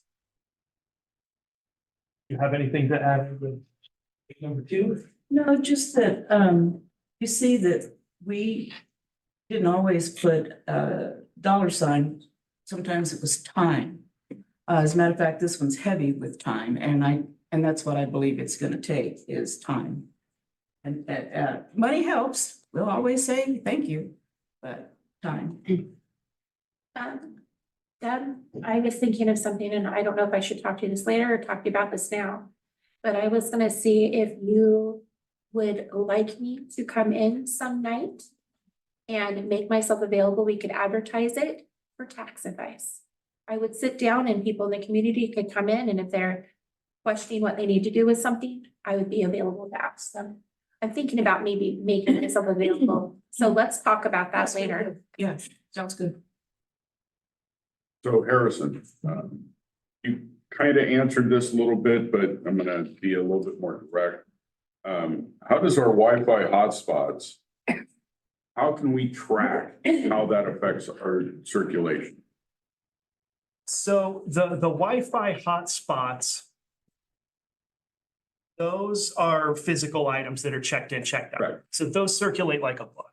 If someone was to check out a tablet and a hotspot and use that to borrow digital items, our digital collections through like Overdrive and the databases and all that, those are all handled at the district level. So we get our circulation numbers for the digital collection from the district through whatever magic they use. Deb may know more about that than I do. about Well, how that's they calculated. get the Overdrive numbers, which is the entity that keeps track of that. And then every month, Brian, our new district leader, sends us the stats on that.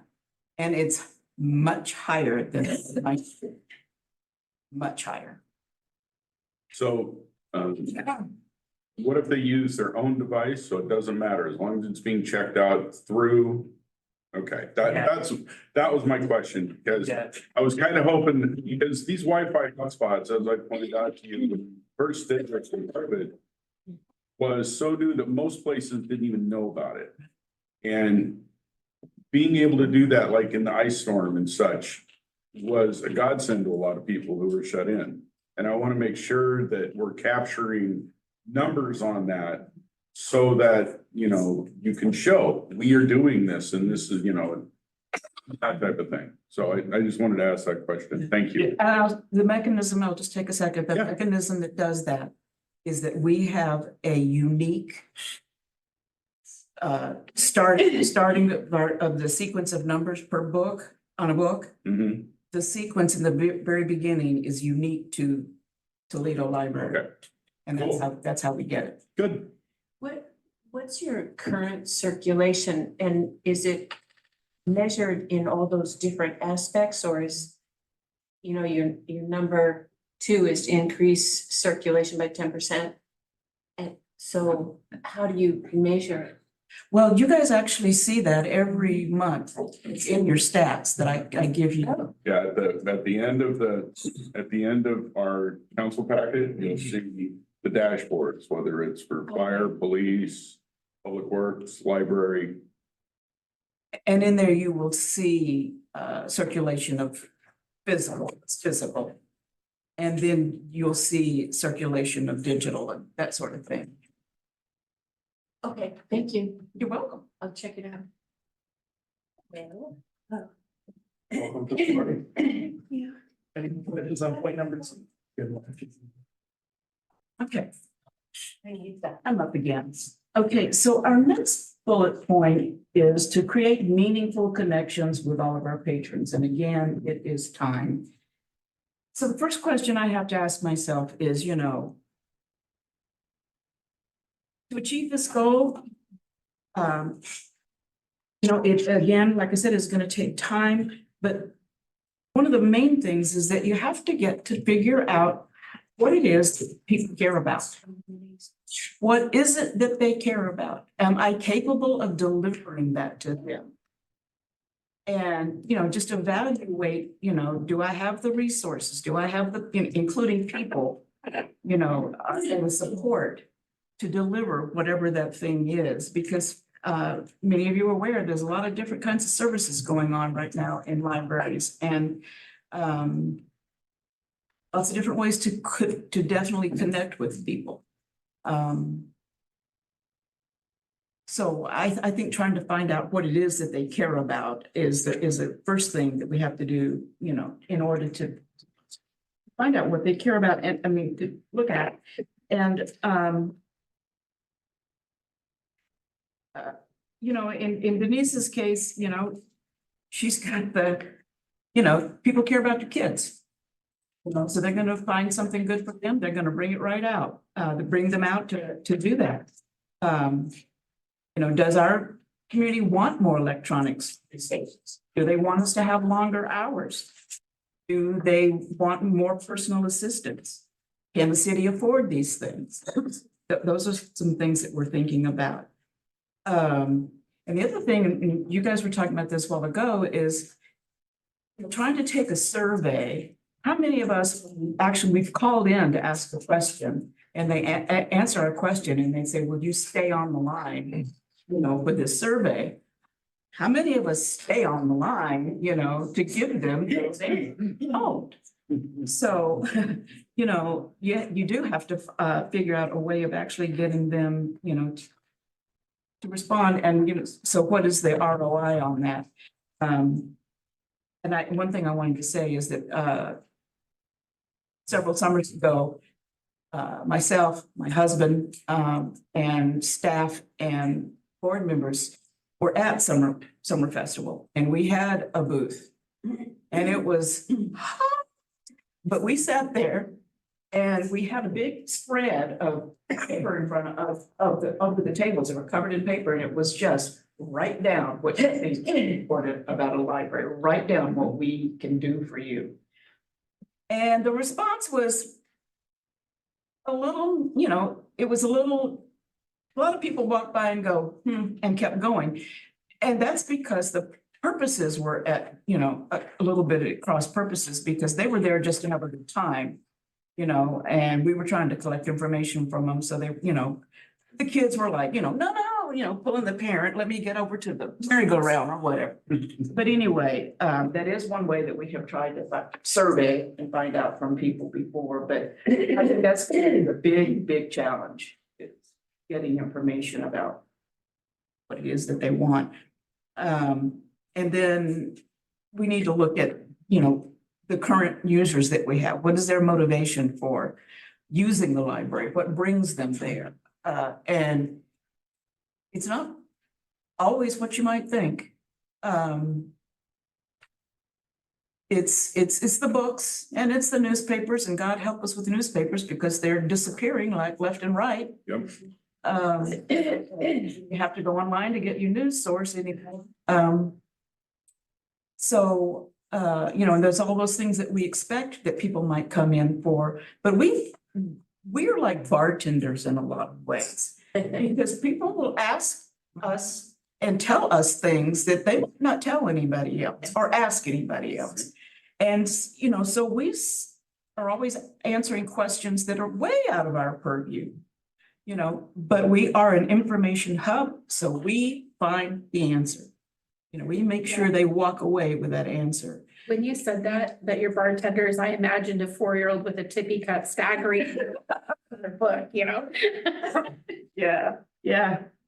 So, I think that's all I want to say for that, meaningful connections, but I hope that this shows that we really are thinking about these things, that we've done some evaluation, we're looking at where we're at. So I'm gonna let Harrison take away on the fourth and we'll be out of here. Our fourth goal, this is kind of a foundational thing for libraries in general. We want to continue to grow a collection of diverse books for adults and children and all audiences. We want to actively seek books that represent all the people and cultures that make up our community and our society and our world. The cost that we're proposing for that would be $28,000. That comes from our current budget plus $3,000 for growth. We deal in more than books, more than any individual format or item type. I always tell people libraries have been around a lot longer than paper has been around. We deal in information. And now, you know, maybe every time, but now can be a tumultuous time. You know, people consume information and we've got algorithms putting us into bubbles, feeding us things that we already engage with. And just speaking for myself, when I hear someone talking about somebody else, they, you know, another group, they, what they're up to, what's their agenda, what are they doing? I find it's easy to get upset in those conversations, right? But I started my career as a reporter. My instinct is still like, let's talk to somebody. We live in a time when we are like 2 hops away from getting on the phone with the they who's being talked to and saying, tell me about yourself. What's actually going on? I find that when I talk to people, I learn a lot more and I end up being a lot less angry than when I talk about people. And it connects people if we can share people's experiences with each other. I think that's gonna, that's always a lifeline for a society when we are connected to each other, when we're listening to each other and speaking to each other. And one of our core functions is to facilitate that as a public library. And one example, and then we'll go, one example is that we got contacted by the Korean Historic Society that operates in the United States. And they made an offer, of course, cost a bit for the program. It wasn't bad though, it was less than $300. And they shipped us all the materials, a Lotus lantern thing. And then they were online, giving instruction.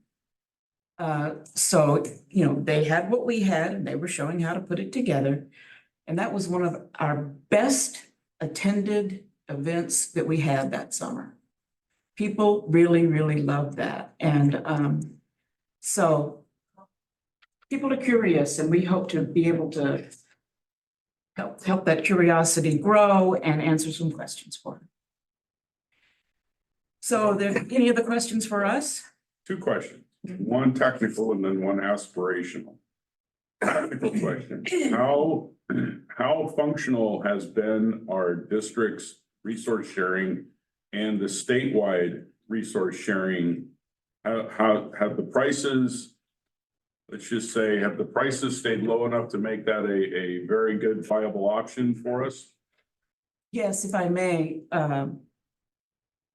we top out the entire Chinook Libraries District, which is, all the libraries in this county except for Driftwood and Newport, who I'd like to let you know are coming back into the fold. We just got to get it all figured out. Good. Should have never happened, but egos get in the way. But anyway, Harrison does a huge amount of interlibrary loans. And we send for the cost of postage. Right. And we receive a whole lot. People are used to coming in and filling out, putting it in the box and people fills those. And as far as sharing within that consortia, it's back and forth all the time. Wallport is a huge borrower of our materials and we have stuff that we don't have. How's the state shared library working? Through our, like our courier network.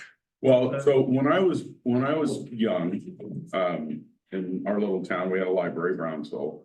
But there were a lot of things I would get from Salem or from Portland or from a university to help me with whatever it was I was doing in school.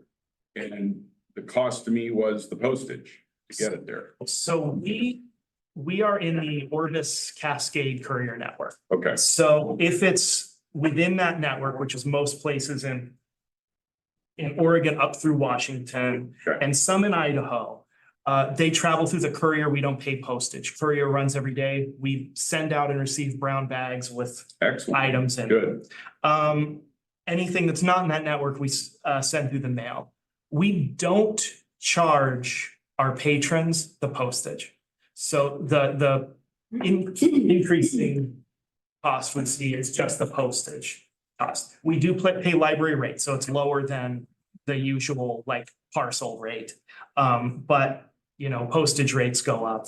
But the fact that I don't know who else in the district.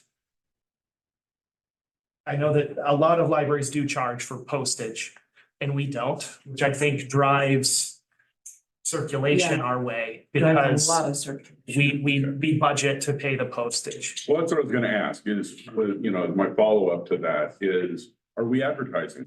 We have a lot of students that are doing online class now. And if they want to go look something up, to be blunt, they generally have to go to Corvallis. And if we can say, hey, look, give us a day, we can have it here, Exactly. Yep. they will want to do it through us. Yeah. Yeah.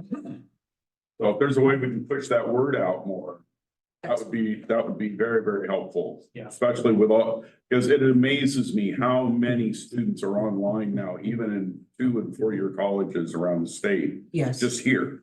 absolutely. And I've been saddened by the fact that we cannot seem to break into our local school for research purposes. I'll talk to you. We'll talk. But that is something that's been on my mind. Remember, I'm an ex-English teacher who assigned, 20-page research papers. And I'm assuming some of that's still going on. So it's very important because being able to get information outside of where you are and not just any information, but the right information is very important, and so that is something that, something that we I have a need to pay attention. question, please. Your goal to actively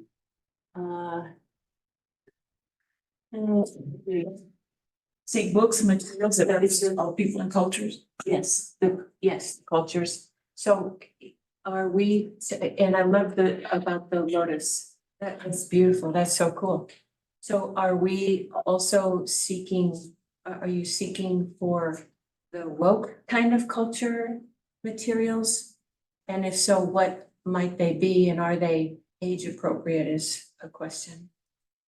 I Could you didn't quite define- hear the word that you described, the what cultures? Woke, Whoa, oh. So You wanna? do you want to define that word for us? please don't. Yeah. All right, so you're gonna send me down a rabbit hole here. So there's a whole thing that's happening in our American culture today with a lot of younger people who don't identify as whatever, it's all about their identity. So I'm wondering if the materials that are brought that you want to do for cultures is really about ethnicity, or is it about the more woke culture, which would take in just a myriad of things? We very happily shelve books on LGBT. Whatever it is. Are they, so my question then is, are they for adults or is it being disseminated in children's? Mostly at the young person level, the Young adult? high school like level, but we have some materials that are lower than that in case parents want to share that with their child if they see that their child is identifying that way? We have a children's section, junior section, one, and then an adult collection. So depending on reading level, books are assigned I to see. one of those collections. Okay. So for my aspirational question, okay, Harrison, you hit something that was interesting. I was teaching civics up at the high school on the Friday before the wonderful ice event happened. And one of the things I was teaching kids was, we got to get out of our silos. We've got to get out of, and so when your next door neighbor is having a hard time getting something done, you go out and you go help. That's how you build civic involvement. That's how you build caring for one another and caring for your neighbors. And I'm curious if you have, for lack of a better word, any insights on how our library can do a better job of getting our populace to get out of silos and back into community.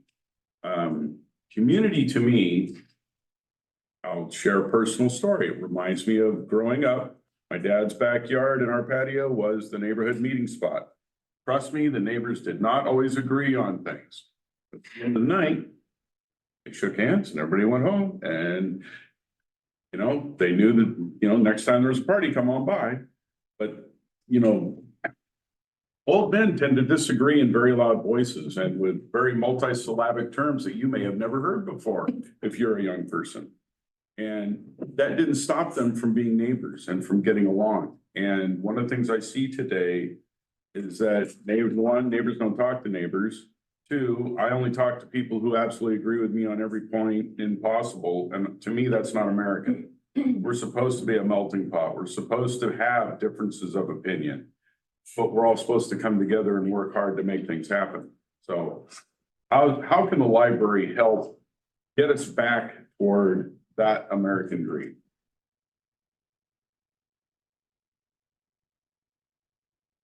I think we can go a long way by not just providing representative materials, but through marketing, through events and programs, bringing people physically together to, like I said, talk to each other. That's the challenge. Because face-to-face is important. You can go a long way with books, texts, movies, documentaries, all these things. But there is no substitute for getting people together to talk. And of course, we have our meeting room. And Greg came out a while back and confirmed our occupancy limits, so. Was that how many people you could actually share in the room, or? Yeah. Really like, Shove them in, and then just pry the door closed? like a Tokyo train conductor. Yes. And if I may, Yeah. the other thing I was gonna say is that we have participated in that conversation project. By, I think it's Oregon Entities or the Oregon Foundation. Oregon Foundation. Yeah, we have participated in that. And so that is one way to get people to come and talk about subjects that, that are bigger than where we are right now. And having people speak about that is something that I really wish that we were doing more often, because I totally agree with what you're saying. So being able to have speakers, or somebody to at least, be the host to get things started and know how to moderate when things get hot, because they will. I think it'd be a great place to go. For us to be able to offer that kind of thing, and I can think of a couple of other. Good. Yep. Any other questions, Carol? Yes. I know you're trying to, I'm sure you have blocks of time, and I'm sorry I came in late. And you may have already touched on this. You guys had mentioned before that you were working on media literacy, for lack of a better term, for people who are uncomfortable using a computer and aren't familiar, and you've spent a lot of time teaching people, and you were trying to come up with a good system so it wasn't taking you away from the library as much, because it can be time consuming. How is that going? Is it? Well, we're doing it right now through Who, when they're like out there yelling at the computer and also doing it by appointment. Okay. If somebody wants to come in, we will walk them through the steps. We offered classes and nobody came. They want it one-on-one. They want it one-on-one and I can see why, but I'm learning new software. Yeah, well, and I'm sure there's a level of embarrassment because they don't Yes. know, and Yeah. I can understand that. The other thing I just wanted to add with your first one, I was at Olala Center on Monday and I talked to the gal in front and I said, you guys were looking for Good. a bilingual librarian, and you could see the smoke. It's like, she's like, oh, I can think of people. And I said, I knew you guys could. And I said, it's not my place to say it and I don't know, but I have a feeling that if the person was Spanish as a first language and was just learning English, it's gonna kind of be a submersion program or immersion. Yeah. They're gonna learn really fast the English if we get to that point where we need somebody and we can't find somebody. And she's like, oh, yeah, we've got some people. So I put the bug out Yeah. there. Thank you. Yeah. I also reached out to some of those places. I reach out also to all of the Spanish focused entities that are in the county, like, Ebuda, I can't remember. Yeah. Yeah, Uda Center. Yeah, in Newport, and there's several up in Lincoln City, and there's that St. James San Diego School, and anyway, I did reach out and tried to get to their head person and say, this is what I'm looking for, and they were very grateful to get that contact. I haven't yet had a candidate, but So I've got Thank you. feelers out there. yeah, no, I appreciate it. Yeah. We need all the help we can get. Any other questions, council? All Yeah, right, how do we come up with the money to make 2 part-time positions, full-time positions? Sell us some books. Huh? Bad joke. I'm doing my ordinance. I'm working. I said sell us some books. Bad joke. We want more books, not less. thank you both. Thank you. Thank you. We knew you Good were to hear being from you. facetious, Mike. All right, are you ready to, Some of it. are you ready for computers for dummies? Okay. Next tribute, I'm gonna. She did. Next tribute. And Dad, I'll get a hold of you. Yes, please do.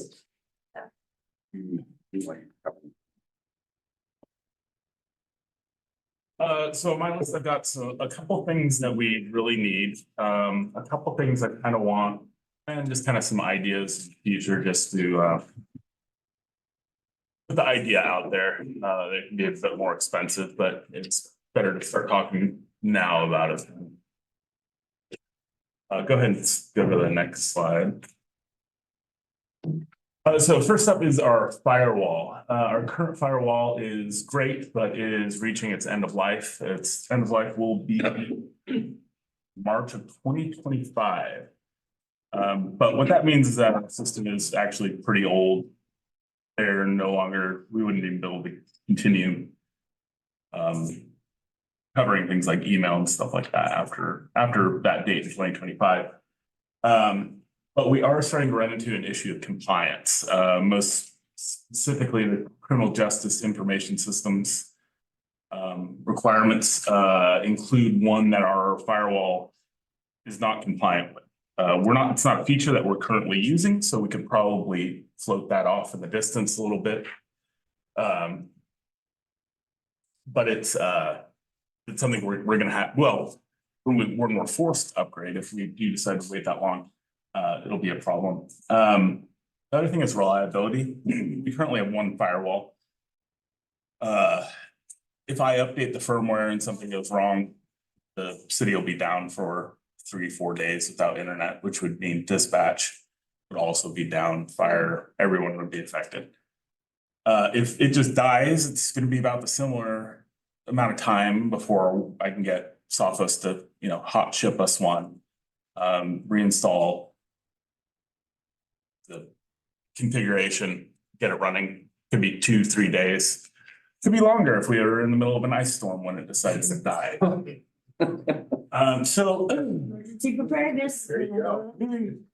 forward, I'd like to do this somewhat soon, is to replace them and to not just buy one, but buy two. We'll put that into what's called a high availability cluster. So one will be running as the primary, I can do this in multiple ways, but one will be running as the primary. If something happens to that, if it loses its power, if a firmware update goes bad, the second one automatically jumps in and can keep going. It's really something we probably should have had a while ago. And it only really became apparent to me. I started running into troubles of updating the firmware. Having to call dispatch, tell them to basically turn their services over to Lincoln County or whoever. While the update runs at a weird time. Like I said, this did happen in Newport, I believe. They had the firmware problem and it, took a couple days to get it rebuilt. By getting to, we're resistant to physical problems, software problems, and we'd be moving to a more advanced system, which would also put us in, perfect compliance with everything we need. So second here is a server. We've been yearly for the last 2 years, last year and this year, we've budgeted for a very large capable server to replace our smaller and going out of date servers. So I want to continue that plan this next budget cycle. Having 3 of them gives us a lot of flexibility as to how I can move servers around to adjust for different space requirements, different processing requirements. And also because they are very big, very beefy, it's gonna be a lot of storage space for keeping whatever we need to keep. And these newer servers are just way, way faster. Buying them with very, your average computer has maybe 16 gigabytes of RAM now. I'm buying these with the 200, so very capable.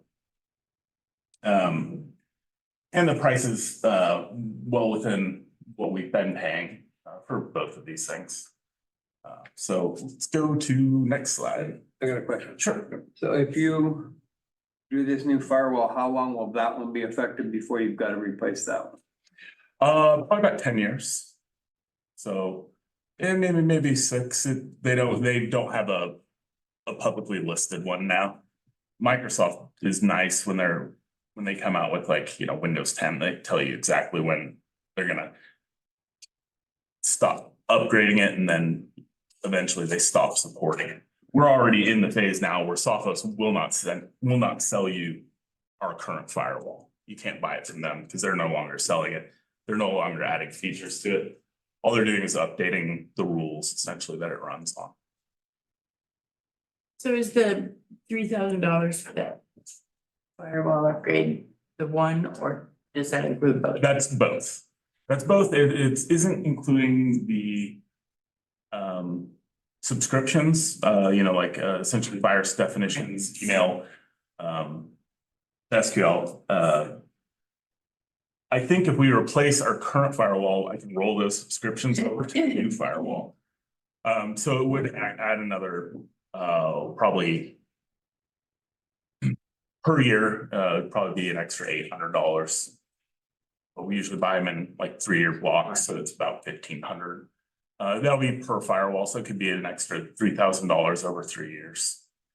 So if you buy both of them, can you get those set up so that you can do a seamless transfer from the old firewall to the new firewall? That's a great question. I'm not positive.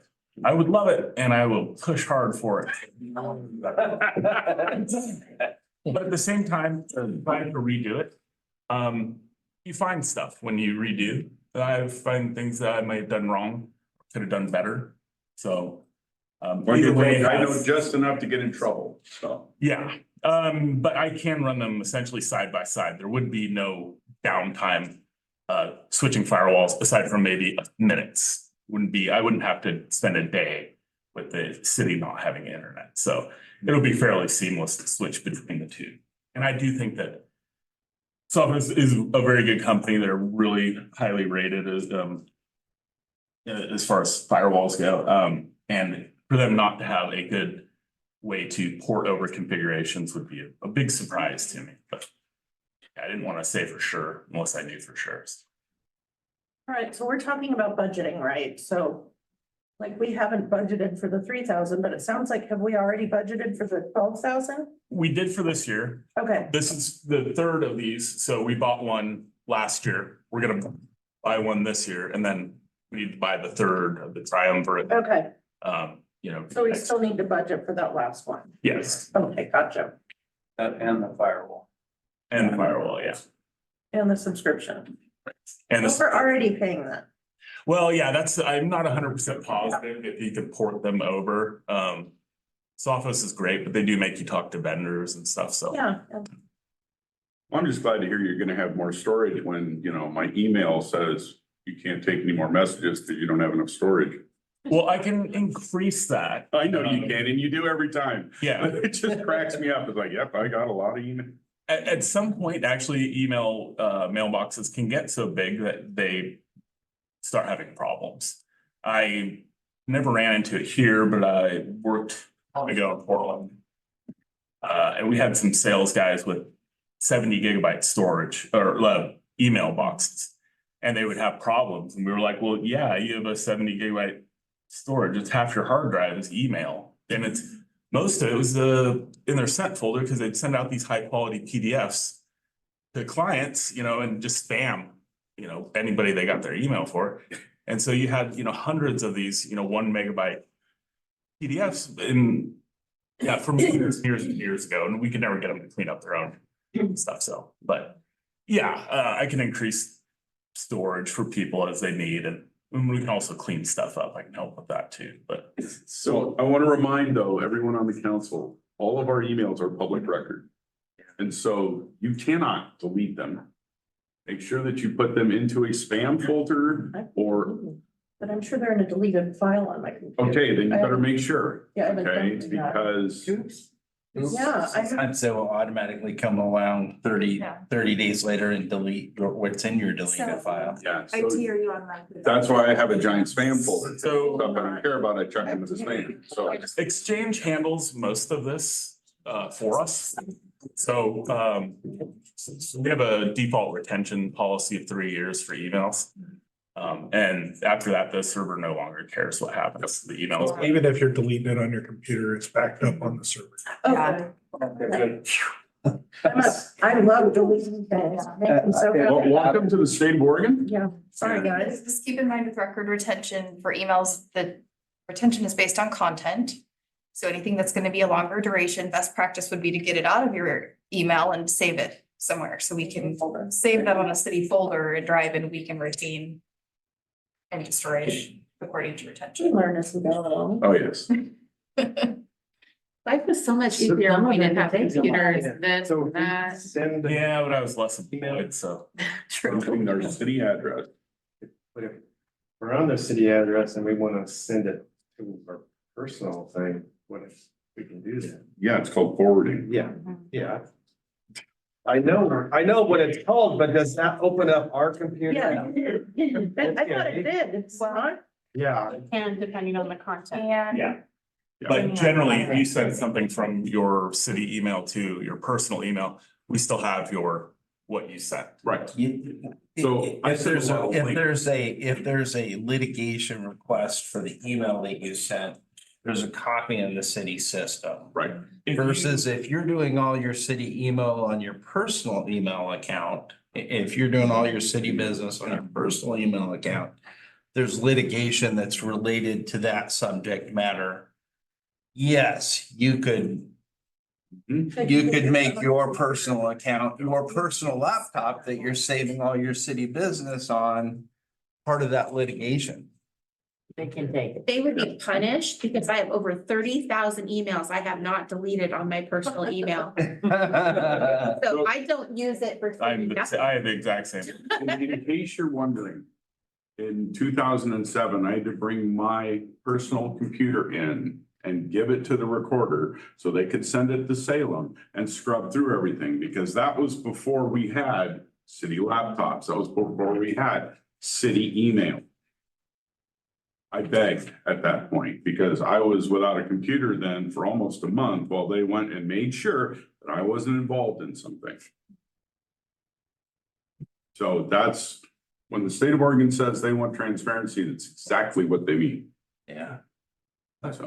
As far as the security and such on there, we have, the city of Toledo, have you noticed anybody trying to hack in and do Yes. bad things? Daily. And Really? I mean, It's probably happening right now.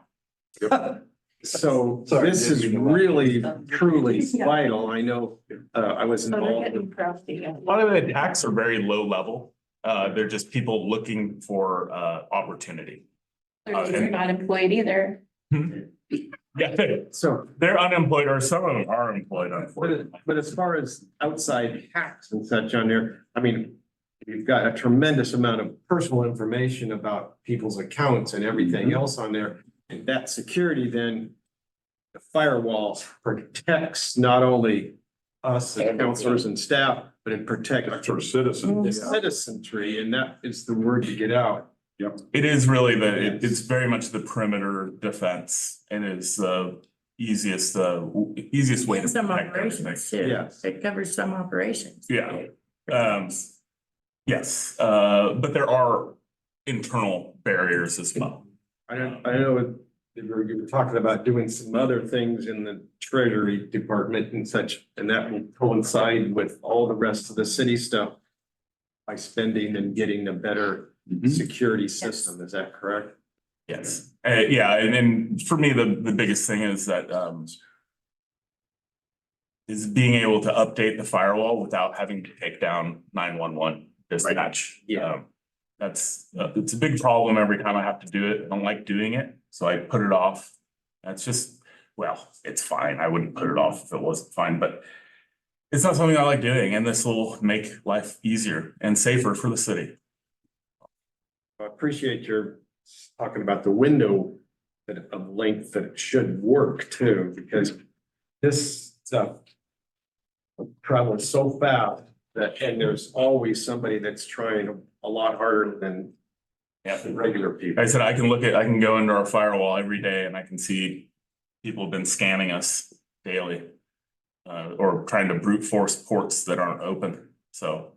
Chief, If I could just touch on that, but I get daily security bulletins from FBI and CIA and all that stuff, and there's a lot of talk when it comes to people taking over dispatch centers and stuff like that, and holding them hostage and those things. And the technology that's coming out now as far as AIs is making that extremely more difficult.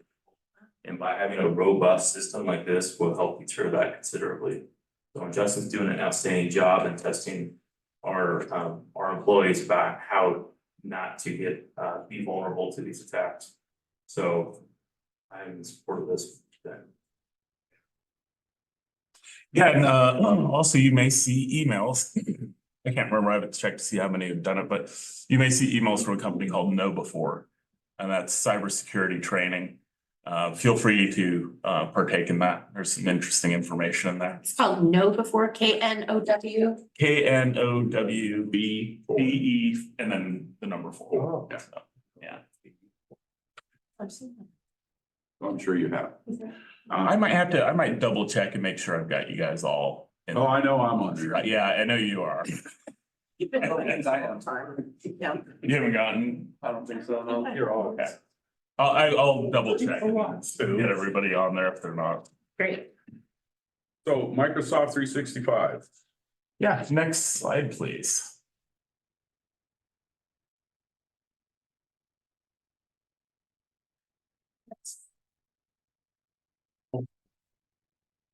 Microsoft 365. Minds think alike.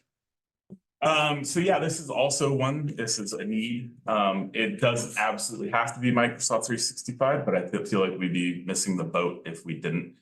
I did a rough estimation of it's gonna cost us about $7,000 a year, with the various plans. There are 3 different government plans. There's G1, which is all web-based. G3, which is regular Microsoft Office with Excel, Word, Outlook, all living on your computer. G5, which has basically access database, essentially. Only people that need that are currently the police, but that might be going away. We're not sure. He doesn't know. Let's 2020 might get rid of it. No, we still need it for our cat office. Aren't we gonna change cats? I would love to change that. If we ever get rid of our CAD, then we can, I would love to join the other people in the county, but. Talk about their democracy. Yeah. but I did include the G5 in the pricing. I just used the primary users. Other people, if we wanted to give, access to other people's shops or to you guys, it would probably be a G1. It's much cheaper, web-based, efficient for people that don't have to use it constantly all day. Perfect. I would not want to make Cindy or Lisa try to struggle along with the G1 web-based client. It's just me. Okay, that base just said it all. It also has other features, which would include a like 1 terabyte of drive space that you can set as a backup for your own personal computer. Fantastic. It is fantastic. I Yeah. used it there. Yeah, it can save a lot of problems right now and foreseeable future. We're going to back up the servers. We don't back up everybody's personal desktop. We just don't have the space for it. Compared to, I'll just, in 2015, email from our current police chief, opened the link, ransomware came on the screen, unplugged my laptop from the network and ran to see the IT guy. And 5 or 6 people in the police department had the same thing, and I had backed up my laptop and so I could recover it, but it was 6 months ago, 4 months ago. So this stuff. Yeah, that would be wonderful. The other option is to go with a perpetual license, buy it for life, or buy it until it reaches end of life. And so that's a low price of entry here, and $7,000 a year is that price of entry. Office 2021, I did also a quick calculation, and it'd be about $20,000 to buy everyone their own copy that currently has a copy here. So Microsoft 365, low price of entrance, though eventually the numbers do cross at like 3 years out. So, but we also never have to buy anything new. You never have to upgrade. You never have to do reinstalls. Microsoft does for you. Subscription model. I think that's the way to go. Yes. Okay, so these are what I consider like a stretch goal. Both of these are expensive, to be honest. A new backup system would be my probably my biggest wish, aside from things that we absolutely need. New backup system would be fantastic. The time to recover from any sort of incident using a more robust backup system is going to be a lot lower, and even almost none. When I worked at the aquarium, we had a product called Unitrends, and that's what I'm going to use. That's what I'm using as the basis for my knowledge. Though there's other ones that are just as good. In Unitrends, you can back up your virtual servers on it. If your virtual server turns off for some reason, becomes unresponsive, the backup server will turn on a copy of that virtual server. And it'll suddenly just be like nothing ever happened to your server.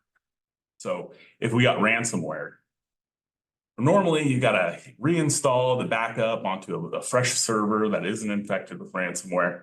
You gotta unpack all that information. It could be days.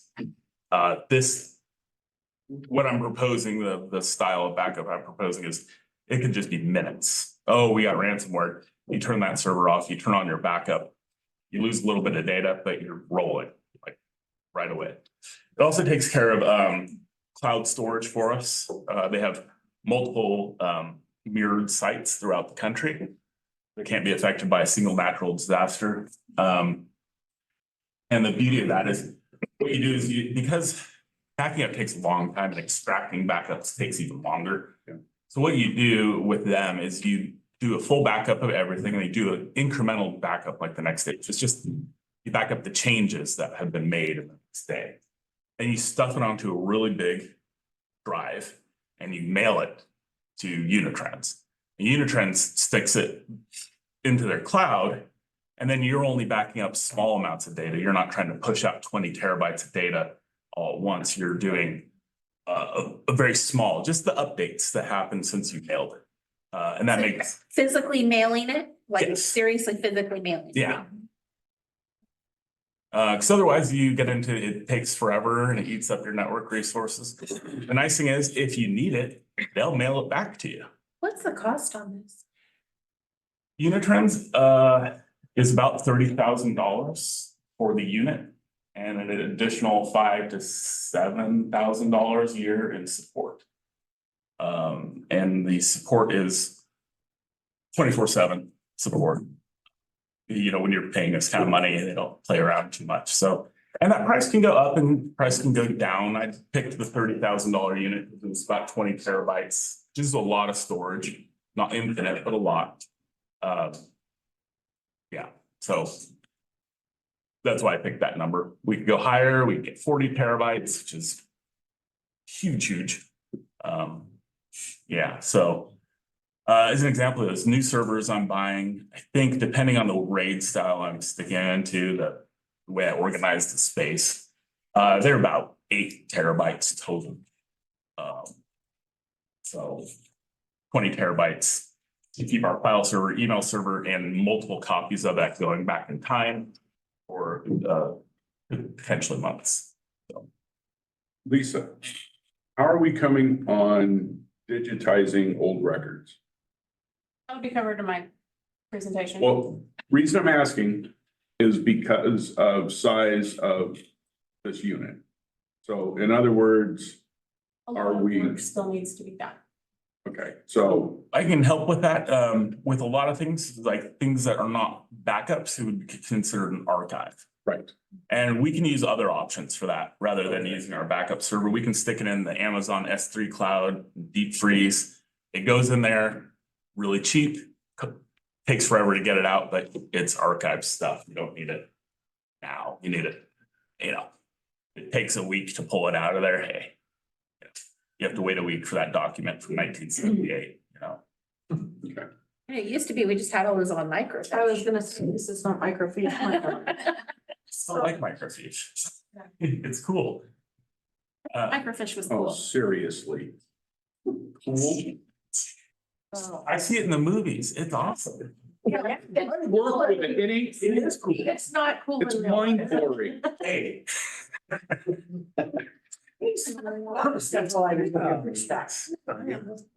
So another, and this is not a need necessarily, this is just kind of a want. It might become a need if we ever get the public safety building going. Basically fiber installs.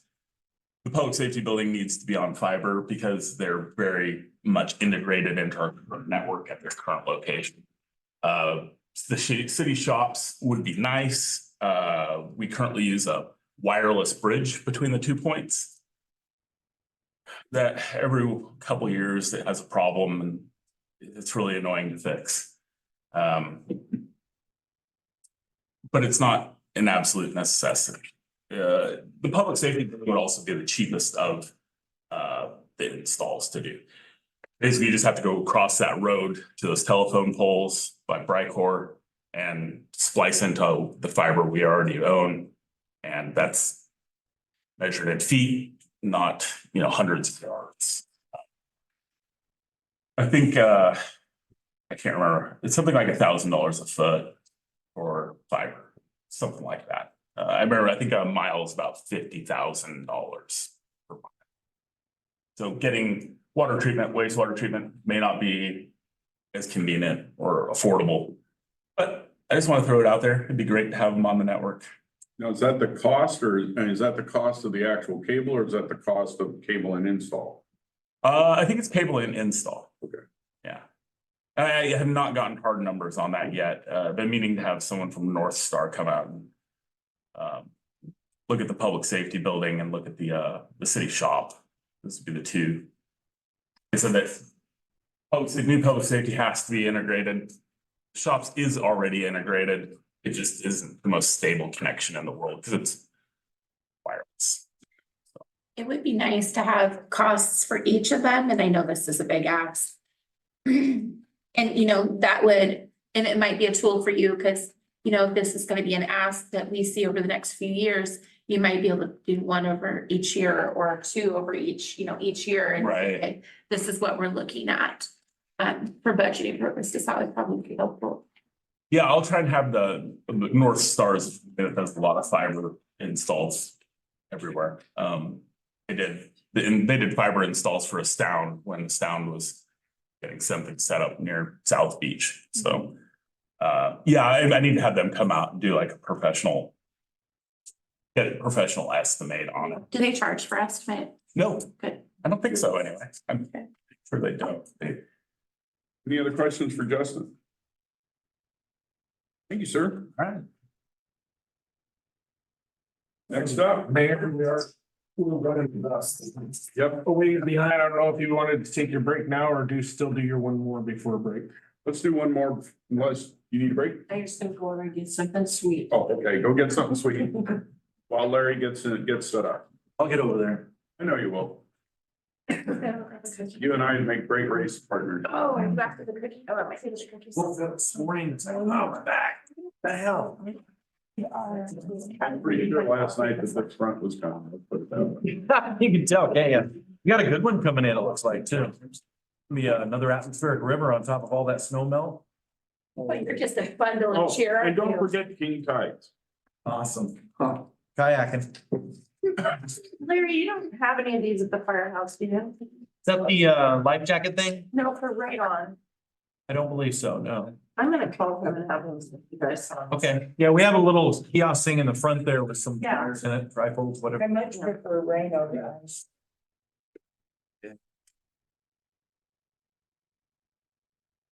Especially when I. All right, chief, light us up. All right, so next slide, please. That was quick. No, yeah, this is a smart little picture. I was actually, yeah. So for our goals for this next coming year, one of the first ones is gonna kind of be building updates and refreshments. We hit our 15-year mark on the building.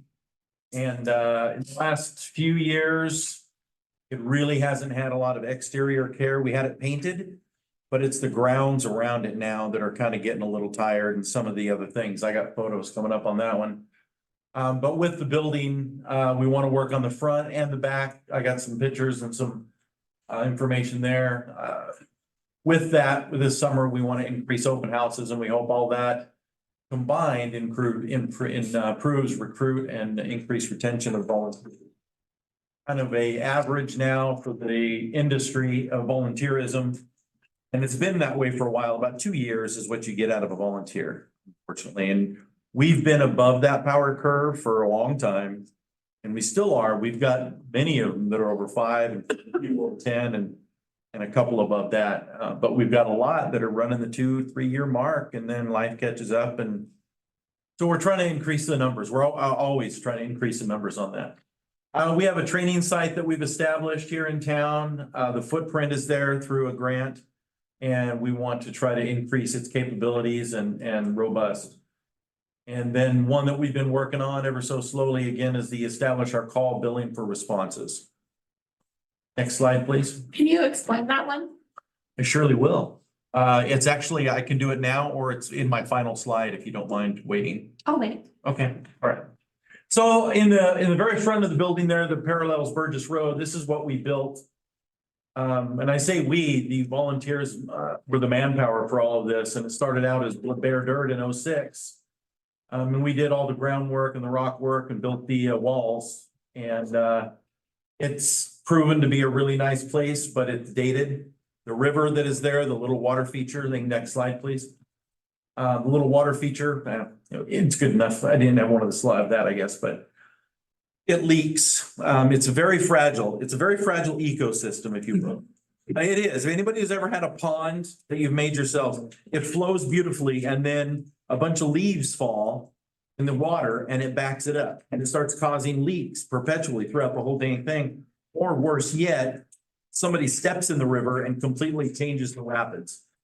So it has been just this albatross. It's because it has never not been self-sustaining. And over the last probably 5 years plus, it has seen minimal efforts, and those numbers have gone down on efforts. So, we're looking to tear that out, and I've talked to, almost said Bill, talked to Brian about using, it'll be a little bit of their efforts, their equipment. We want to smooth it and, just put tables and an area to have a barbecue. And that's it. It'd be a lot safer of an area. We're gonna keep the lower part of this where the flagpole is. It has a lot of greenery in it. And we're running 2 arguments. We have the group that wants a moonscape and make it all flat and start over. And then the other ones, which I'm on the board with this one, is keep the greenery down below and then have it up top, because there's still plenty of room. There's still plenty of room if we do this for at least 3 nice, big picnic tables and still have more than enough room to move around.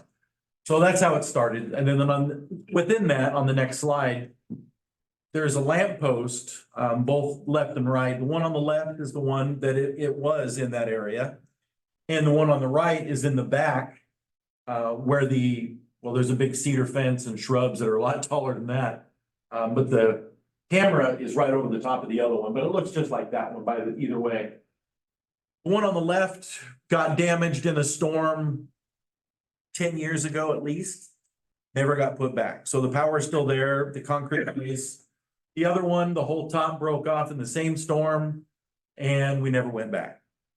We actually had it in the shed up until a few years ago. We finally round filed it, but it was just busted up. The whole globe was destroyed and so was the light fixtures. So tomorrow at 2, I can start some budgeting. I'm working with Travis Electric on looking to fix and replace both of those.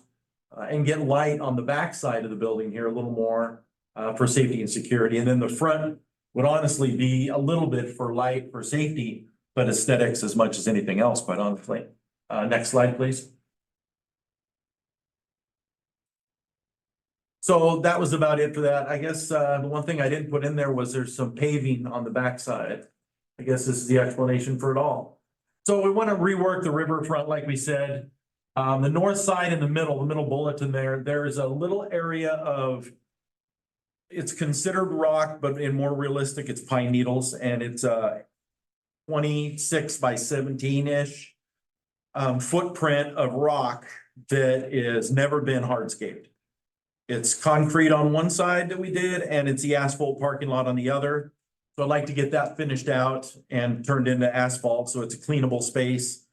Right now, it's a moldy, wet, and impossible to scrape off there without taking all the rock with it. And summertime, it's a fire hazard. And I'm gonna come to your house and tell you to move all your burnable materials away from your house for a Firewise type community, but yet you go in my backyard and I don't practice what I preach. So I'd like to fix that. The trees on the backside, there's some cleanup that we can do with that as well. And actually, the grant you just sent today, I think might just work for that really well. So we'll work on cleaning that out with the grant, quite honestly, be my favorite way to go with that. So that just explains everything I just said, the top being the front, middle of the back, and then down below is also some of the trees on the back side. And next slide, please. So we have a training site that we put the footprint in last year. And so everybody clear where this is above the wastewater treatment there by the dog park. And the red area is the city's footprint. The black area is the footprint of where we currently have a bunch of rock thrown down. And DPSST gave us a $10,000 grant last year to put rock down and haul rock and deliver it. Go ahead. Department of SST is? Department of Public Safety Standards and Training. That's kind of the certifying branch for police and fire in the state. And they gave us a grant for that, 10,000, and all it really did was it leveled the area on top and it put down base rock, but it established our footprint. So NOAA out of Newport, National Oceanic Atmospheric Administration. I better get it right because 2 of my guys are from NOAA. In fact, one of my volunteers just got hired by Central Coast Fire. So It's kind of nice to see him move up there. He's a student at Chemeketa for fire science. NOAA gave us 5 Connex boxes they were getting rid of. 3 of them are still down at Public Works shop and because they weren't ready for them yet. The 2 large ones are up on the site right now. And those will be part of the training props as we develop this. And those will be moved if we move into the next phase of the work on this. So we have partners in this. Georgia Pacific is interested in being part of this, and I actually just sent you an email about that. All right. We've been working together. They have offered to throw up a little bit of help in this with both manpower and equipment. They have some large concrete blocks that we can put on the downhill side of this to reinforce that so it doesn't slide. And they've offered up some of their personnel on days that they're available. It's not going to be a scheduled weekly event. It'll just be when they're available. And then the blocks that they're done with from a previous project. Their partnership in this is partially, I don't know, selfish, I guess we could call it, because they're going to use it as well. The site will offer up when it's done a confined space prop, which we granted for, or not granted for, you granted for us to buy a couple of years back out of the budget. We've been waiting on where to put it at the fire station. When this site came available, we changed our mind from putting it at the fire station on the backside to this area, which is going to be a lot more user-friendly for us, I think. So the confined space prop, we have the product, it's at the station. We just need to move it to this one, and it'll be installed along the black line going down the hill, kind of towards the longest point there. They will be able to use it for their confined space training, which they've done at our fire station here over the last 2 weeks. They do refreshers for their folks. Public Works would be able to use it as a clean site for fresh training that they had to do in a site where you don't want to worry about what chemicals might have been in there. And then, of course, we would use it for that as for rope rescue or whatever. That'll also help us out on the rope rescue team when we do little bits of that, although the team itself as a county doesn't do confined space. The county rope team on this as a group has chosen not to do confined space because of the time it takes for us to assemble in, let's say, Central Coast Fire and Walport. It would not end well. As a city, we've kind of chosen that we can do this on our fixed sites that are known hazards, and we can work with Public Works much quicker than it would be to go 2 or 3 cities away. So it's going to be a benefit for us training as well, and hopefully for the city. The rope team, and then the FIT, you'll see OSFM, the State Fire Marshal's Office, and the FIT team, the Lincoln County Fire Investigation Team. So the County Fire Defense Board Chiefs, which is a group of fire chiefs in the county, we oversee a couple of organizations within the county fire departments. Fire Investigation Team is one of those. And that is where members of each department has got a couple of people who specialize just a little bit more in investigation over what an average person does. And we've got a few good members in the county, and it's supported by the State Fire Marshal's Office. So they have offered to throw up a little bit of money at this, but they will not throw up tangible items. They will only use consumables. So when we train on the site, they'll throw sheetrock, plywood, and other things that will be used in a training, but they won't put down rock or anything that's going to be there for somebody else to utilize. It's their policy. That's fine and dandy because it lets us know where we lay. So when we do an investigation class inside those Connex boxes, they'll outfit them however we want. So they're happy and on board with that. And then the FIT team will benefit from that as well. So we are looking on this next budget to improve this site. So I think that was it. You were right. That was it, I think, wasn't it? No, there's one other. Yeah, there's one at the end, but this is the one that explains the site more directly about the whole thing and what we want to do with it. It's roughly 11,000 feet. That's the Connex box is up on top. And honestly, this is going to be this whole project will be a living document to always be increasing on its capabilities. The Connex boxes that are there are going to work probably 5, 7, 8 years. And then we'll look to replace those, and then we'll change it up a little bit. Connex boxes in training like this run a lot of capabilities and possibilities because of the way you can organize them. But if you keep that within budgetary restraints, you can do a lot. If you try to go crazy, you can go vertical, which changes a lot of other requirements on it, which is not at this point, unless we got a huge grant, not in the conversation. So next slide. So you had a question about the billing, and that's where we're at with this. So I'll run through it real fast. And so develop and finish it. I think develop and finish it is what that should say up there. So investigate what other agencies are using. I had another agency that I'd been talking to about this, and they spoke highly of how well it worked. And I said, send me your details. And they're like, we haven't really implemented it yet. All right. Very well. So back to square one on that one. I've got another agency that I'm talking to who says they're billing, and we'll go with it. And when we do all that, we need to align the city muni codes on it, which we already have. Those are in place. We just need to match up what we come up with and all the numbers that we decide to bill with. I think our current billing rates are aligned with the Oregon State Fire Marshal's conflagration numbers they use for billing on that one. So years and years ago, some of you might actually remember this. I lived out on the Bay Road, and my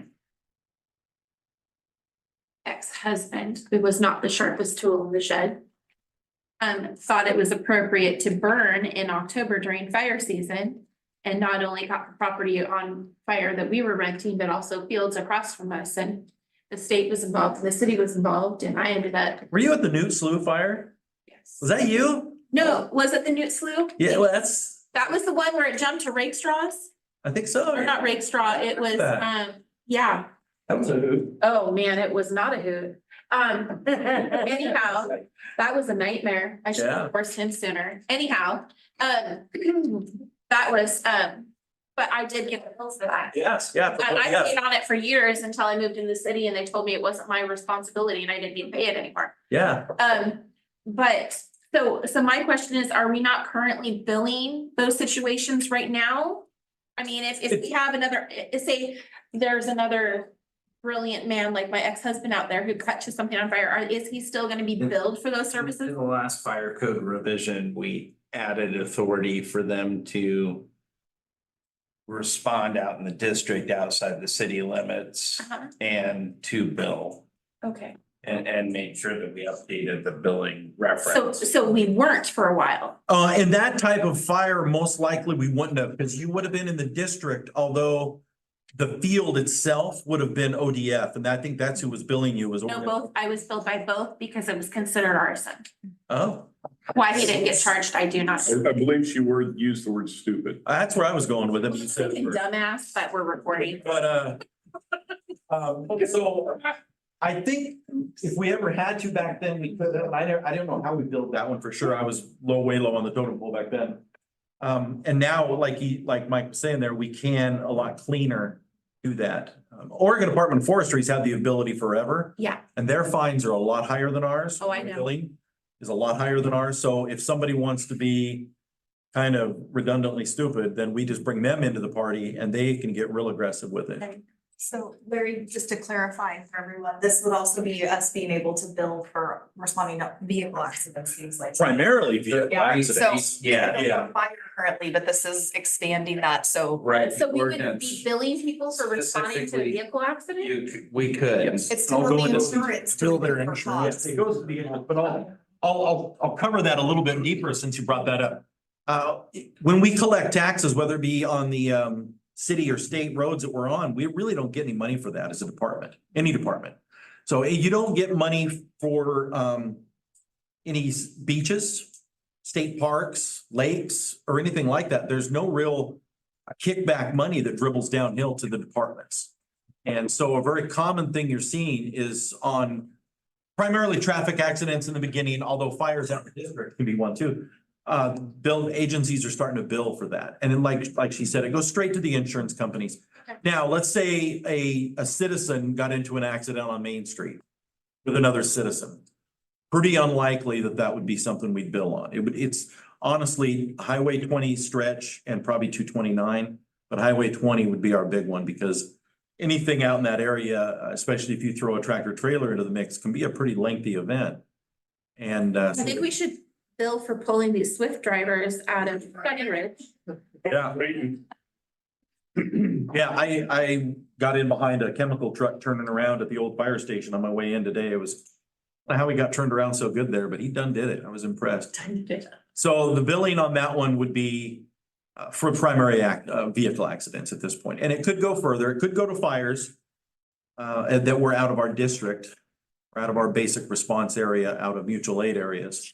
I was just wondering, because I knew we obviously used to, and I didn't know, wait, this was a practice that had quit happening and now is happening I again. didn't know we billed for that one. I know ODF was out there numerous days because of rekindles on the Yeah, it was the fire, so it was a field that was full of tussock. Tussocks. And it was late, it was Halloween. And it was so dry and the fire jumped the slough because we had some wind. And because at first it stayed on our property, my dad's property, and then it jumped the slough and to Stanwoods. And it went raging through her fields. It was concerning because it might have, there was at least 3 houses that were in danger. It was very, very scary and yeah. And so because of the depth that's in with that tussock, it just kept rekindling. Every time the wind blew, you get like 6 or 7 rekindles. It was impressive. It was a good learning experience. I think they kept going out there for a week and Yeah. watching it. And there were some firefighters that were injured from smoke inhalation that time too. So it was bad. Is there any collaboration with the port? I know there was just an incident in Ilwaco of that fire with the port. Is there any collaboration or any equipment or anything that you were thinking of with working with them? With the port. Yes, like a boat. Boat fires? Yes. We've gone down there for some boat training on fires, but and we actually don't train with them. We train with NOAA. We did a bunch of boat training last year with NOAA on their ships. And we learned that radios don't work well when you're trying to get out or into a ship. So setting up one for starters, human repeaters in the system. So we worked with NOAA on those a little bit, the Coast Guard a little bit. We've done some confined space stuff with the port, but it's been a few years, and the Quinta Boat Works actually also. Now this, what he's referring to was not a boat fire, it was Wharf fire. it was a wharf fire, but it was even worse than that because it was a processing plant, so they had tons and tons and tons of styrofoam packaging material on site, and I think that was great. partially what, It's just gasoline is all that is. Yes. That is straight gasoline. And so it got beyond the plant, they couldn't get it under control. I'm sure you probably heard a little bit about this, and then it spread to the docks, to all the crab pots that are sitting at 8,800 pots on the docks, ready to go because their season opens in That's expensive. 4 or 3 days now. And they did all their gear work and they've lost them all. And I did want to stress that on this billing, we've been talking about this with Larry, or I have been, and Amanda have been, about this billing process. And our goal is to take whatever money comes into that and feed that into our replacement program. Oh, good. So we can correct, so we can connect it for replacement down the road and have some sort of income coming in to the replacement program, rather than general fund money being thrown into it completely only by itself. So. Larry, did you ever get your storage building built? I wanted to ask the same, you asked no question I wanted to ask. I'm gonna go pull the fire alarm. It did not happen? Why? I worked with a couple of different people. One was the school, and that fell through. That was more than crickets. And then the other one was the National Guard, and I never really got anything back from them either. So in the same conversation where I worked with Brian regarding the electrical lights, or the power poles outside, the light poles outside, I brought that up with him, and he's got a contractor he's gonna be getting a hold of on that for I me. was gonna say, do you just need a general contractor? I just need a Oversee general project? contractor. Talk to John. Maybe that's what- Yeah, right. Talk to John. That money It's was. approved, the money has been already allocated, yeah. And we had some loose promises that were made, and I'll have John call you. but yeah, with the process, we'll need a couple different bids for it, but why not? Well, I was thinking not so much bid. I mean, if you could get a contractor that would be able to supervise, maybe you can get volunteers to do it. Just have to pay for the materials then. I don't know how that would work being a government building. I would have to look into it. Look into it. Yep. Any other questions? All right, we're on break. Take 10 minutes. Great.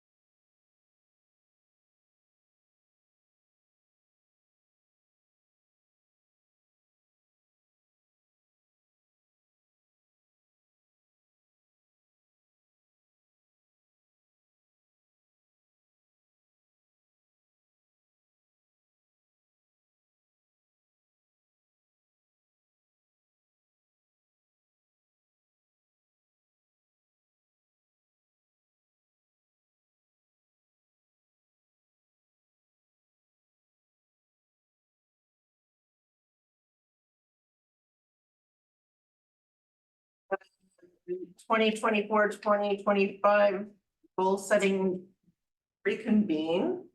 Noting the absence of the mayor and the city manager for the next hour or two. Meeting now. And we are now talking to the chief of police. Howdy. So my goals are rather basic this year. Go to the next slide. They are retention of my employees, hiring new employees, and purchasing or looking into leased cars. Next slide. So leased cars, it's something that I wasn't prepared to deal with because I was hoping that I would have the information now, but I'm not going to until next Wednesday.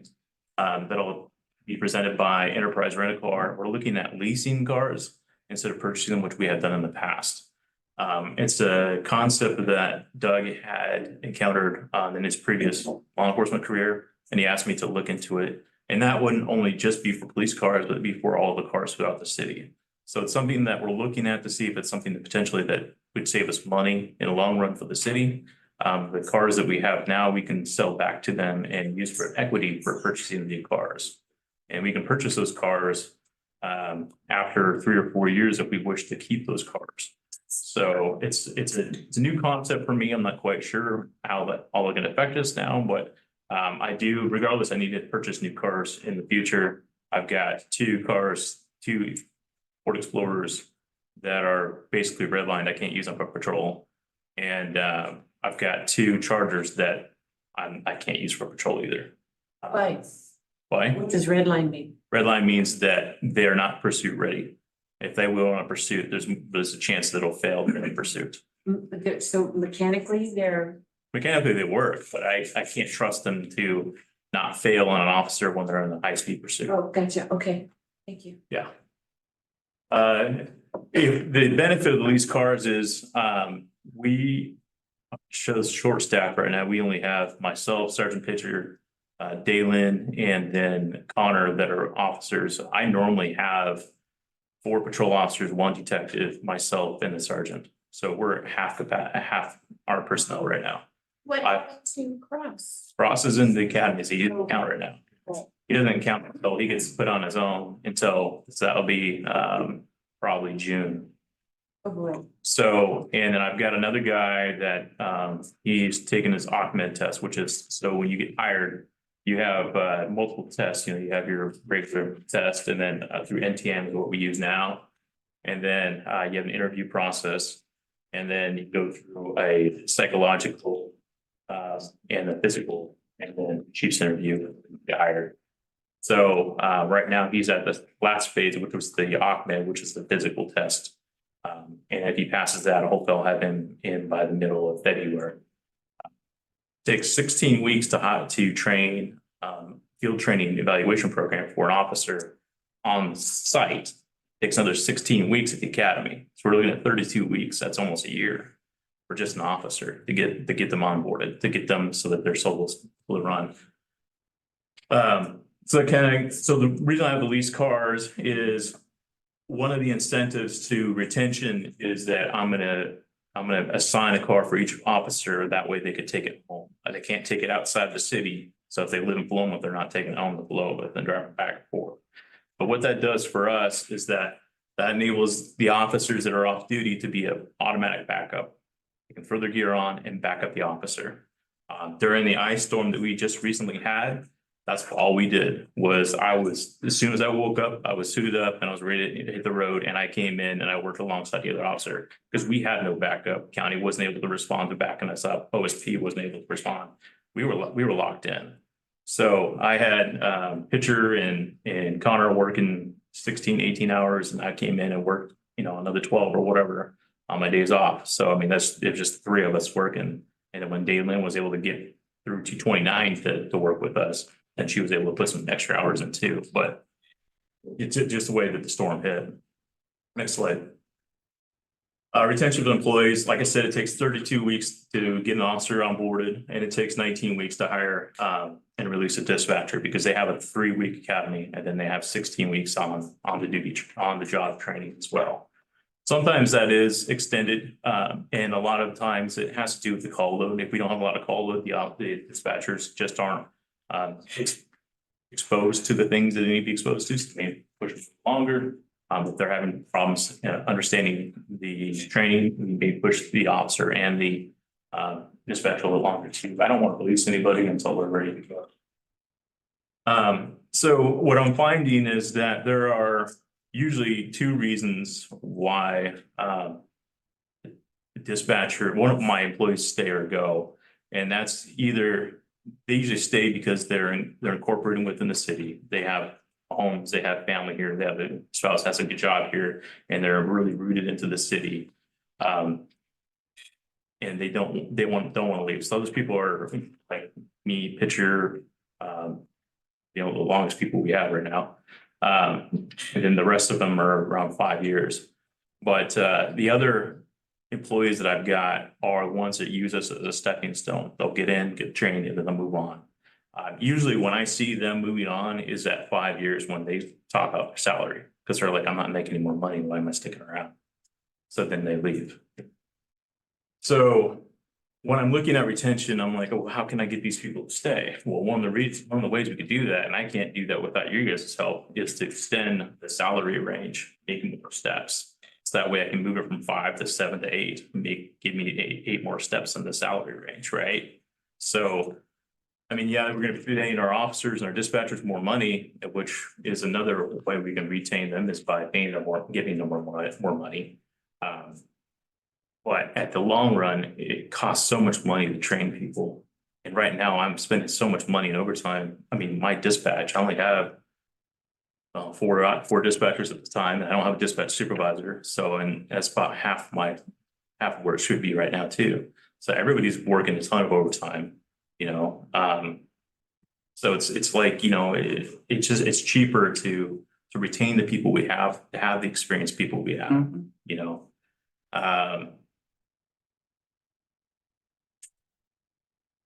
So good. I was just gonna ask about the steps in the salary. Yes. So what's the difference? Is it based on a percentage annually that those steps are changed, or how is that? Sure.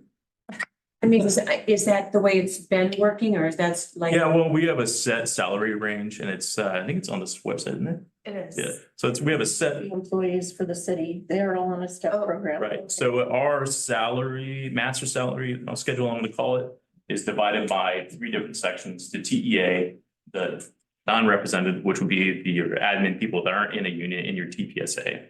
They're all in different categories.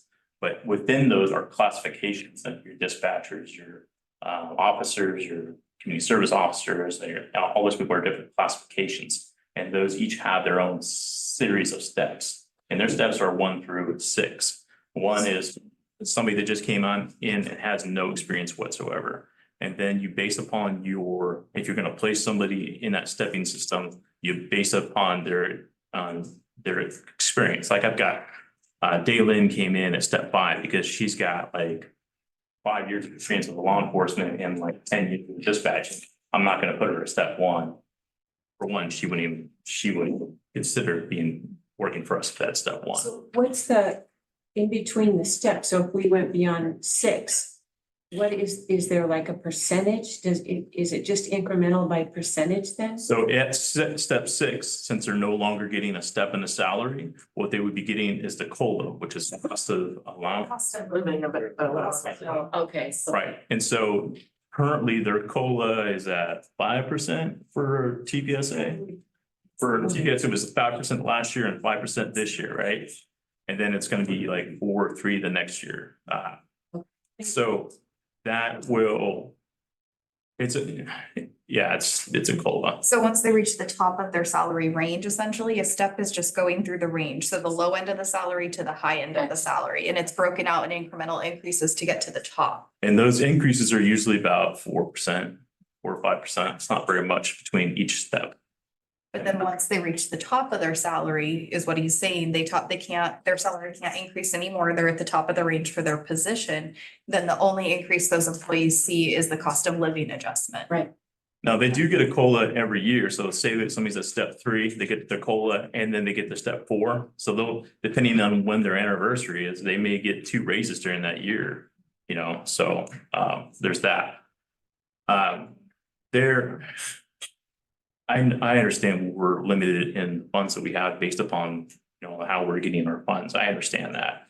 But there are some pays that we need to fix, and one of them is the CSO pay that needs to be fixed. That was established way before COVID hit. And with COVID, it brought a tremendous change in the amount of salaries that are acceptable for our profession.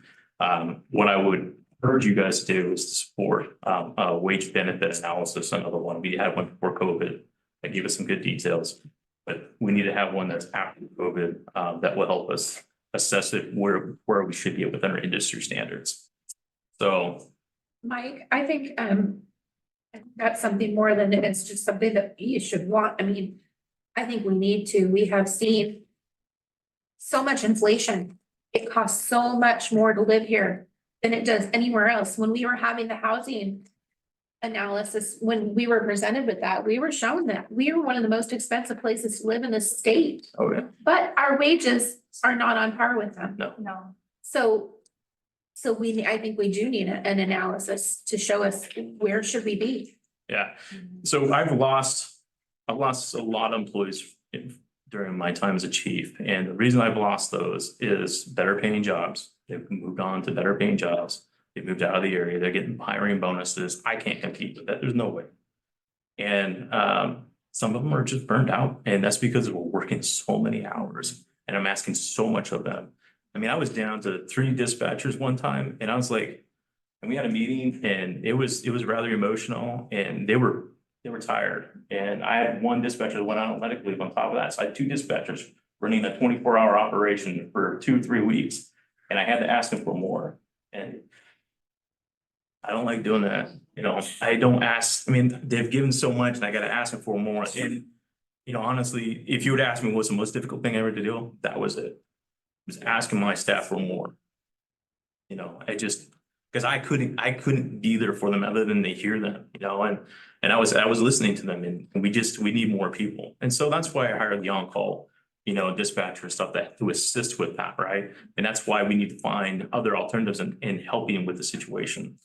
But, and then, I had some employees that they just had to terminate their employment due to things that they had done. But that's the reasons why I've been losing people. And so, like I said, we need the wage analysis so we can determine if that's where we're at within our industry standards. And if we're not, then let's fix it. If we are, then I will deal with what I can with what I have. That's what I've always done. That's what this department's always done. Unfortunately, I believe that we'll probably lose more people as we go on. So this used to be, when I first came here, as an officer, this used to be the land of broken toys. that was kind of our thing, because everybody here had a problem. Because we paid the lowest, right? So, and you're not, and you're, Bandry hired these people that had problems and he helped fix us, you know, and as we moved on, right? So now I'm proud to say that we're not that, but we are more of a stepping stone. People try to poach my people all the freaking time. And I'm surprised that they don't leave. People talk to Daylin, they take the picture, they talk to and nobody wants to leave. And I'm like, you can make it so much more money somewhere else. And I am honored that they want to stay. It's But their devotion to their community. it is, well, it's, yeah, and they feel comfortable where I they're, have had, I have had a couple of your officers I had one pull me over just to see how I was doing because he had heard in the community that I wasn't feeling well and he saw me driving and wanted to touch base with me. And, you know, he used the excuse that I had a light out, but, which I was appreciative of anyway. Because I think those are important calls. I don't get offended when I get pulled over. I usually am grateful. Because generally I just didn't know. But those officers that we do still have, they're there because they're actually integrated. Their roots are so deep within our community. They're not in it for the money. yeah. And, you know, and as things get more and more, that is going to be not true for them. They have to make a decision for their Yeah, families. we don't want them to not have another choice. Yeah. I mean, there's a position open now in Newport right now for CSO, and I'm like, I'm just waiting for Ron to put this with 2 weeks notice, you know? I'm going to. I know, I'm just saying He that. does come home and tell me how much more he could make, like Lincoln City was hiring and they were like extra $3,000 a month. And I was like, oh, wow. Yes. A lot of money, you know, but Considerable lot more he money. didn't even look And into it. Ron does so much for us, and he's got the contract with Select, so it's not even us, it's another department too, and I can't And he give found out he him a has to raise. report when he's in school. Yeah, it's ridiculous. Oh, another thing. So I digress though, let's move on to the next one. Hiring new employees, how does that look exactly the same?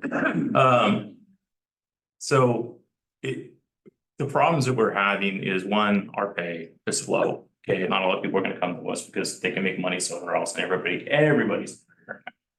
The other problem is location in the housing. We don't have the housing to support it. So if they're gonna be working for us, or more likely to be living in Newport, why not just work for Newport PD or we'll get to County Sheriff's Office? And then the national issues that we are all facing, you know, is basically nobody wants to be a cop. You know, dispatchers, I think it's an industry that not a lot of people know about. And so I think once they figured it out, they're like, yeah, I want to work, be a dispatcher, but it's not for everybody. It's that we've had to go through a couple of people because it's very multitasking. And the storm, Jesus, man, you were walking in there, it's like, I don't know, men in black, they got these octopus arms are just going everywhere, doing everything. And I'm just like, how do you, and then the power goes out.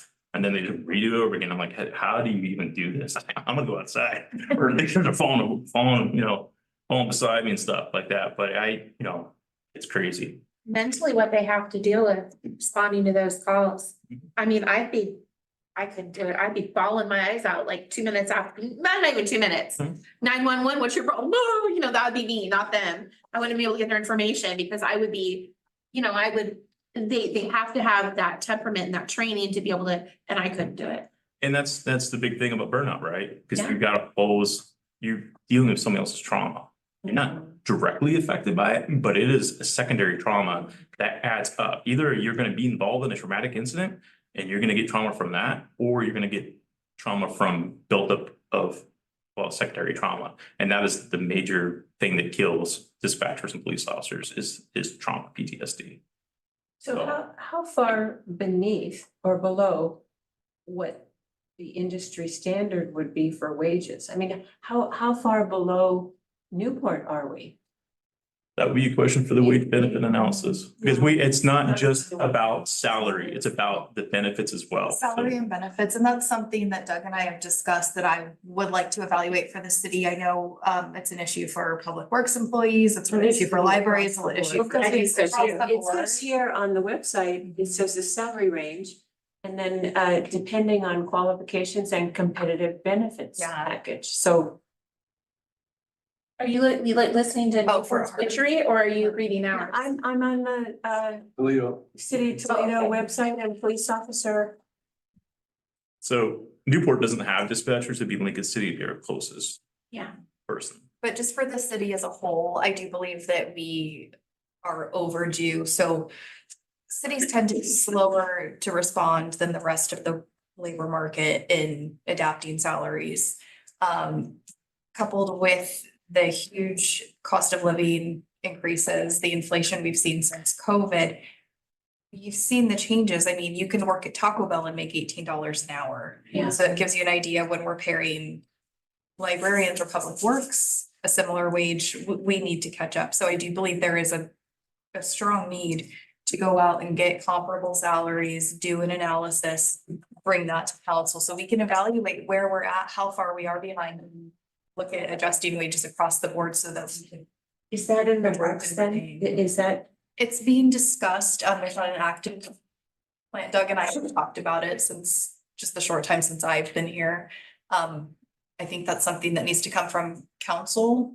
It just seems so critical. It is, it's very critical. So it's something that council needs to request, or is it something we need to say, hey, you're thinking about that, do it? Yes, I think support from council would help. We have to vote on it. In the, It'll have to be voted on, and So is that something that could be brought to us next council meeting? it would take a little time. We're gonna have to, there's so many different departments we need to pull. We need to identify who's done recent increases to get an idea of what in comparable cities, things like that, and to pull similar. So I mean, just to do the study,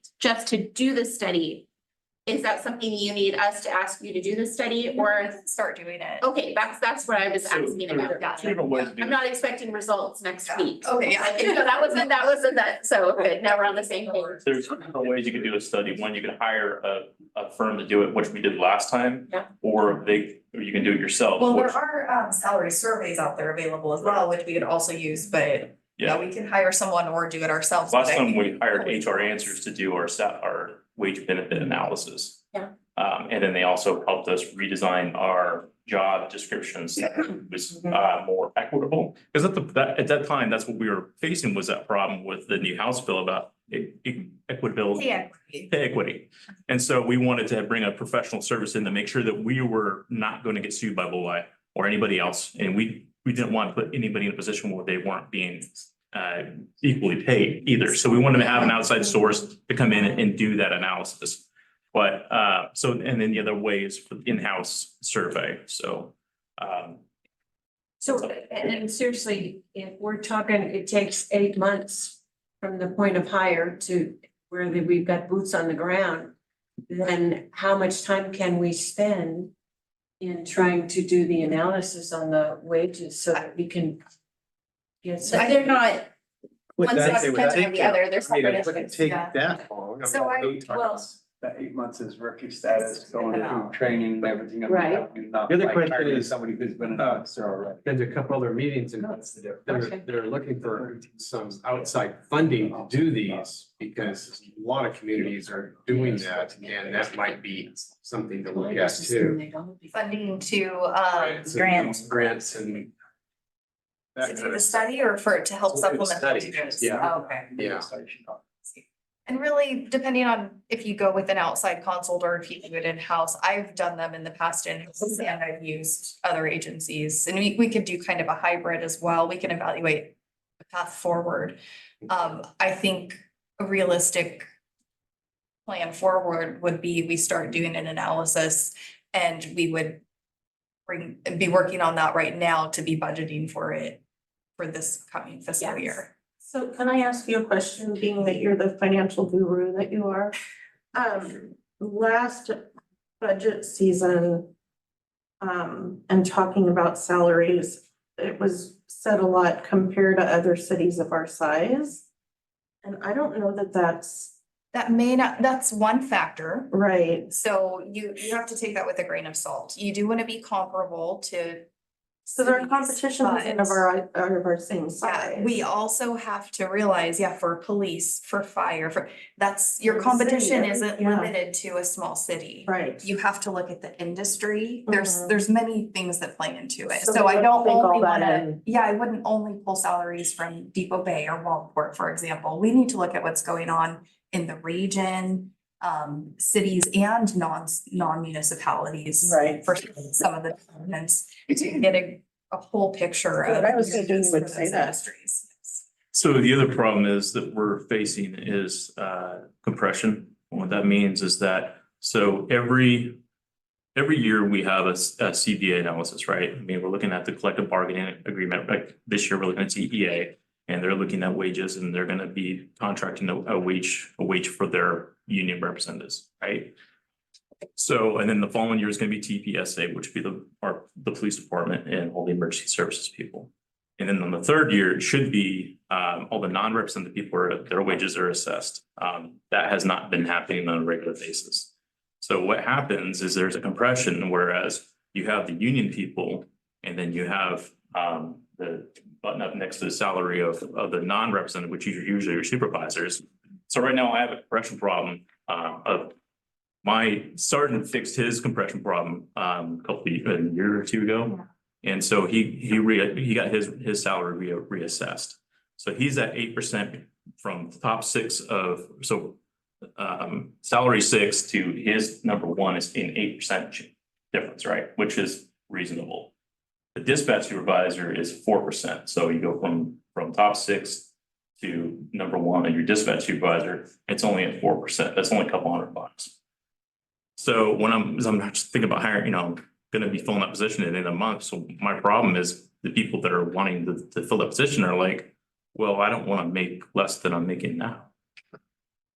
So, and so how am I going to fill that position if it's not financially reasonable for them?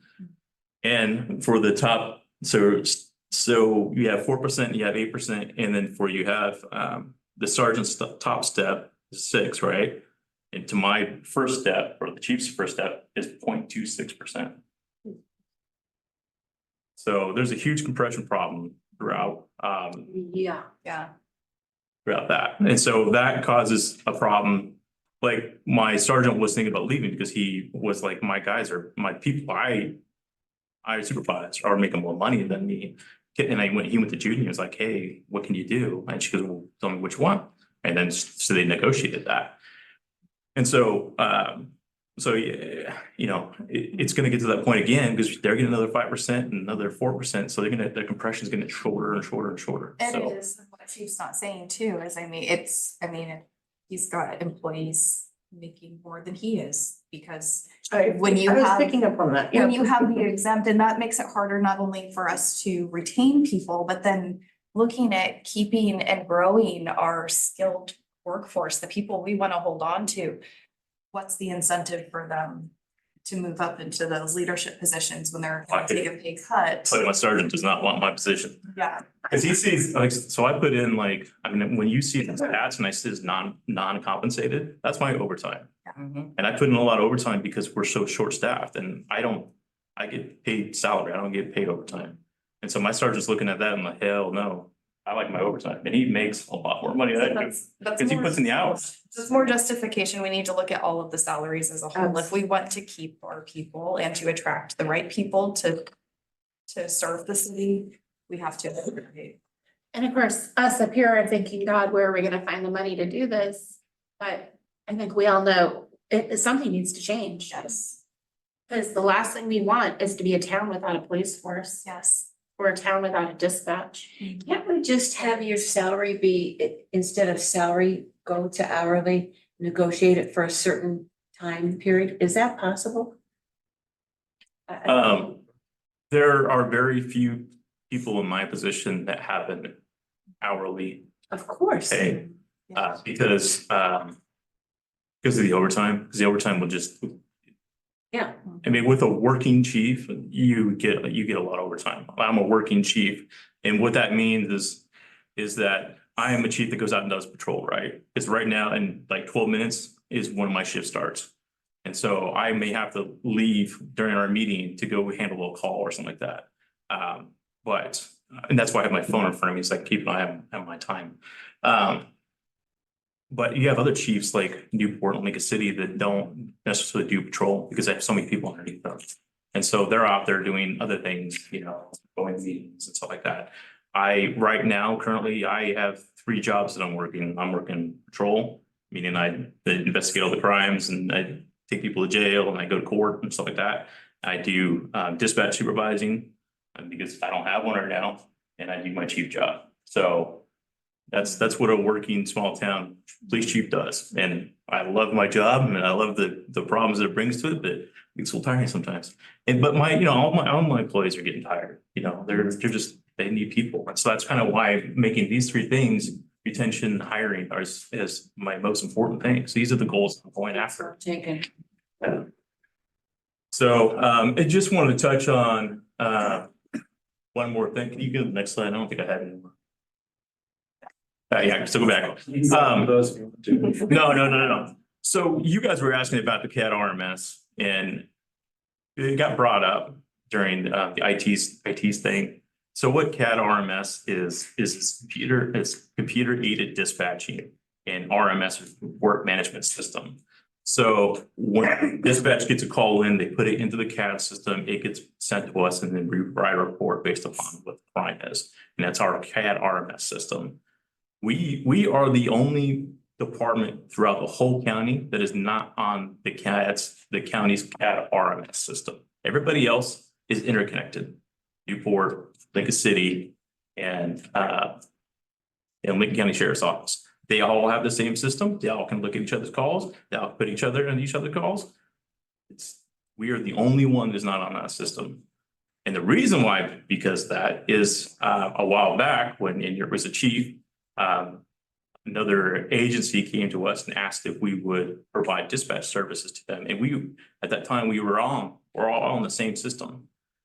And so he said, I'll look into it. Salem got upset and said, well, you're trying to poach our people, trying to take money away from us, so we're going to kick you out of the system. So they kicked us out of the system. So as soon as I became the chief, I went to them. I'm like, what do I need to do to get us back into this collective, is what they call it. What do I need to get us back into collective? And they said, well, we get a fall on your source. I want to run the meeting. And I'm like, hey, I'm really sorry for, things that happened in the past that won't happen again. I really want to be part of this collective. What do I need to do? Oh, we're going through this new CAD RMS system. So, we'll let you know what your figures are to buy in and then continue on. So absolutely. So years went by. Larry's still here? Yeah. So Larry's like, what's going on with this? He ended up asking a question. And so it got brought up in one of their board meetings that I wasn't invited to, even though I was discussed. It was me and Larry were both discussed in this board meeting. I've got that audio recording because I requested it under Freedom of Information Act. And they said, well, due to their prior transgression, I'm paraphrasing here, we are not going to allow them back in, even though we know that it would benefit everybody involved. We are not going to allow them in. Sons of bitches. So, Say that, I want that on too. record, that was not me. so that is the problem I'm facing is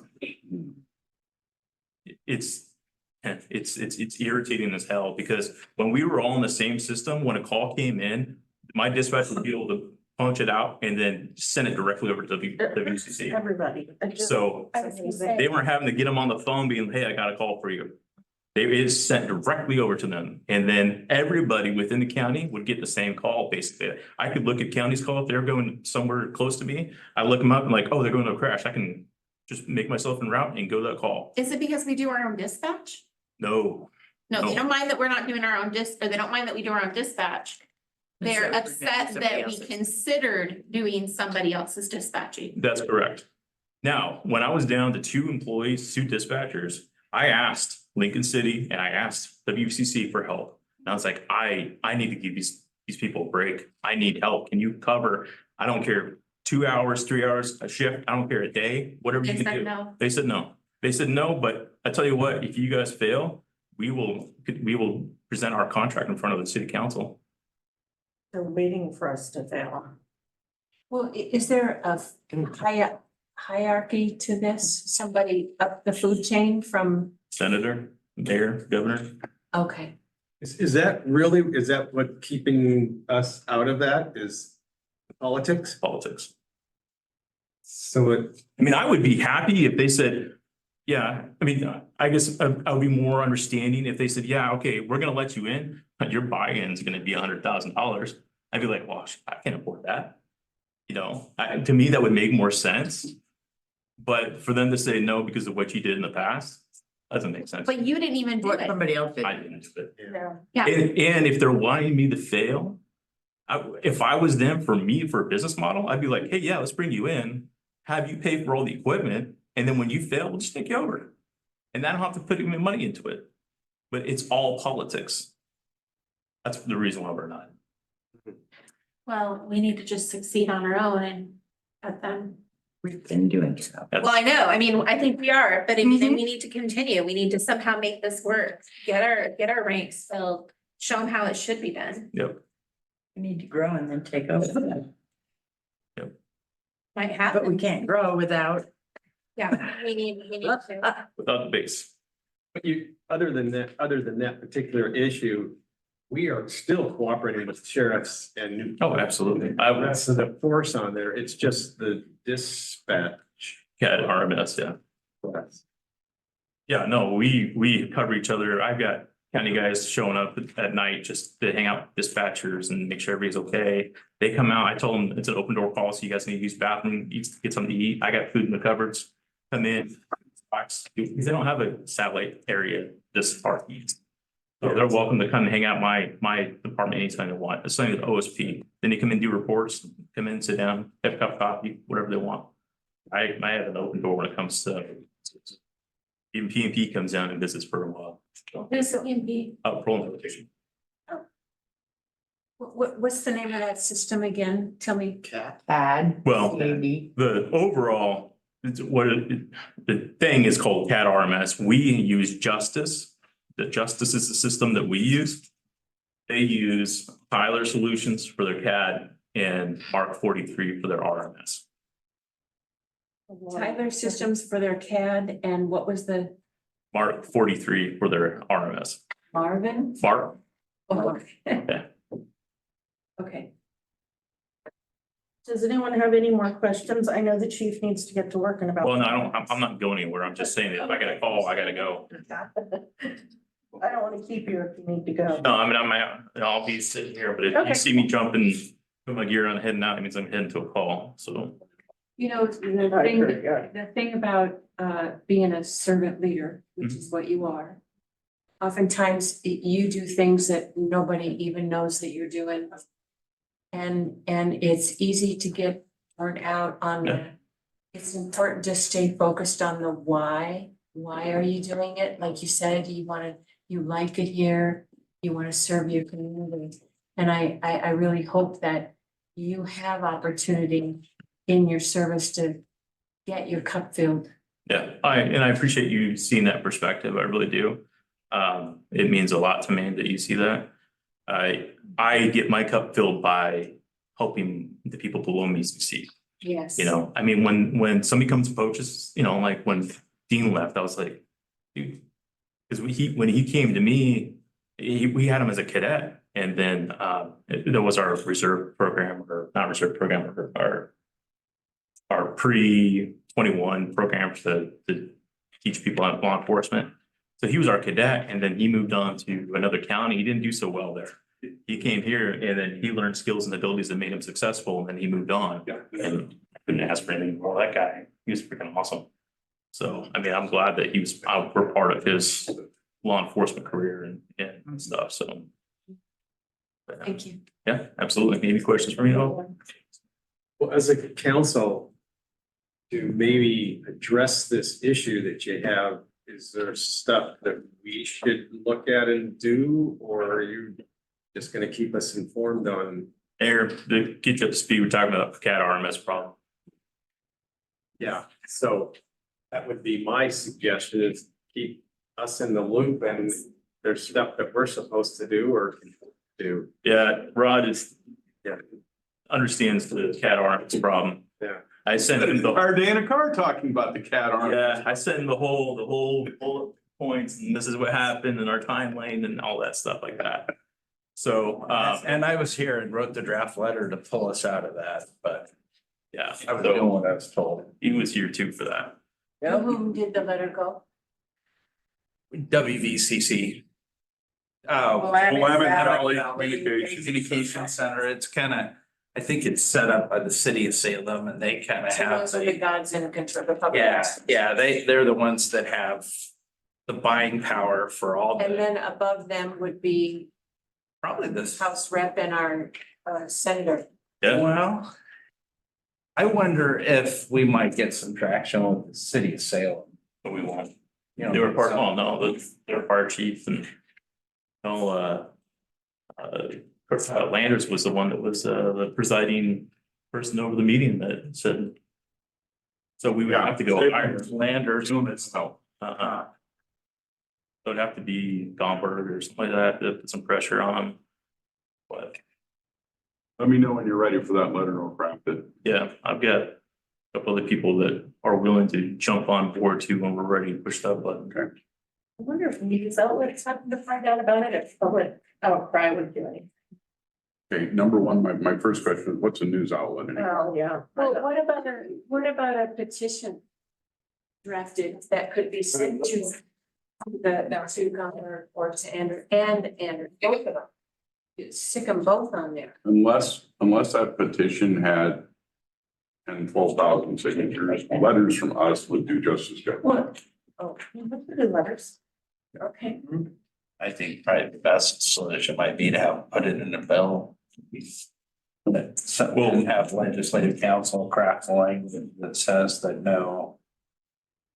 You know, it's kind of like with grants for a while, the railroad in Lebanon, they passed a bill saying no railroad wholly enclosed in Lynn and Benton counties is eligible for these grants.